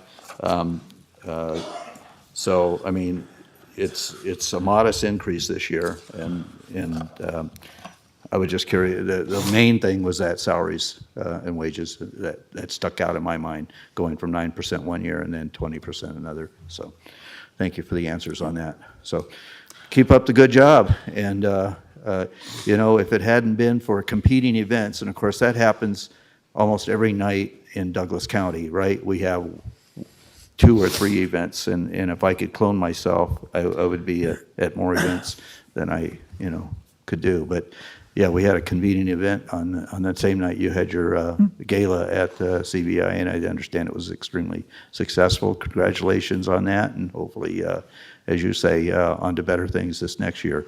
And maybe you'll schedule on a time when, maybe I need to send you my schedule so you can see when you can schedule it, right? So, thank you. So we decided to put all of our supplemental requests on hold, obviously. But I did want to highlight one thing that I did want to ask for that I'm not going to ask for, but just the library is always thinking about the community. Up at Zephyr Cove, I had an idea of the meeting room is separate from the library, so you could actually walk in the front doors and go to the meeting room. I had an idea to put that on a separate alarm system and give you a key code so you could check out the meeting room and use it when we're closed. We would have the alarm, we would use one of those smartphones, turn the alarm off for that area. You would have the key, go into the meeting room, have your meeting with your friends or whatever you need to discuss, and then lock up when you're done. What that does, we were thinking, hey, what a great way for your library, even if the library staff is not there, that room is empty. How can we use that space in our community? And, you know, the library is traditionally free, prepaid, so our meeting room space, if you wanted to organize a walkathon or something like that, we don't charge you for the meeting room. So that's a good thing about the public library. I know when it comes to funds, when money's tight, you know, you could have gotten $50 or whatever. But currently, the goodwill we have in Douglas County is we're going to keep that goodwill. But that is something I thought, if the library closes at 5 and you want to have a meeting at 7, take the room, fill out a little form, we'll check it out to you. You can do it on a Saturday morning, Sunday afternoon, Monday night. So, but because we're not having those supplemental requests, something like that is, we're not going to ask for, but we want you to know we're thinking about stuff like that. So, and do you have any more questions? Thank you for putting up with me and listening to my library craziness. Well, I appreciate it. I want to thank you for your spirited presentation. I was looking forward to that. You never leave us bored. So, any questions from the board? I see no questions from the board. I want to thank you for your presentation. Thank you for what you've done to the library. Thank you guys for the support. We're a team, so. I mean, I've gone to all county other departments and they've helped me out a lot. So they deserve credit too. So thank you. Well, thank you for what you've done. All right, thank you. You're welcome. All right, if that's the presentation, I see that you're back up at the microphone. Yes, ma'am. Thank you very much. Real quick comment, that is the last of our presentations. Thank you, guys. I think you have a little bit more to do, but I wanted to follow up on Commissioner Tarkanian's question about the highway bonds. The highway bonds, the difference is, as you would imagine, as paying off a mortgage, the closer you get to the end, the more of that payment will go towards principal and less to interest. And so it's just the adjustment of that payment that stays about the same. More of it will go to a principal and less will to interest. Okay, that makes sense, except it says the balance owed, the principal balance owed, I thought, you're saying that was a principal payments? Principal payment for that Okay. year is the All right. payment for that Well, year. that's a great explanation, thank you. Thank you. Mr. Chairman, if I may add some closing remarks. Please do. Mr. Chairman, members of the commission, Jennifer Davidson, County Manager for the record. This concludes our first day of budget presentations. I hope you found it as informative and helpful as I did. I do want to take this opportunity to thank each of the departments that presented today. They set a very high bar for the remaining departments, who I know have all tuned in or are watching anxiously. We appreciate your time and attention to this important matter, and I very much appreciate Kathy and her team. I feel that the level of communication and presentation today was just wonderful. I just can't say enough about how grateful I am for Kathy, so thank you. And I'm not about to take away from that. So, to keep us legal, we've had our presentation on item number 1, and now we will have public comment. Is there any public comment on item number 1? Seeing none, we will now go to closing public comment. Is there any closing public I comment? actually do. I had a Zoom meeting with a conservative group in Lake Tahoe, and we were advised that we're going to be at least $700,000, maybe $800,000 short with the money for Cale Road, even with the money coming from the federal government. So I figure this is budget talks now. That's something that I guess will need to be considered. I know that comes out of the TOTTX, but they're that short right now. Lovely. Thank you. Always want to end on a positive note. Any other uplifting messages? Saying none, I'll Just a close question. public comment and, Can we leave these 2-ton manuals here overnight? sir? Thank you very much. He asked if he could leave his manual here. It's my understanding that the doors will be locked and everything will be left in place. So I would say yes, because I'm not planning on carrying that thing out to my car. We are adjourned.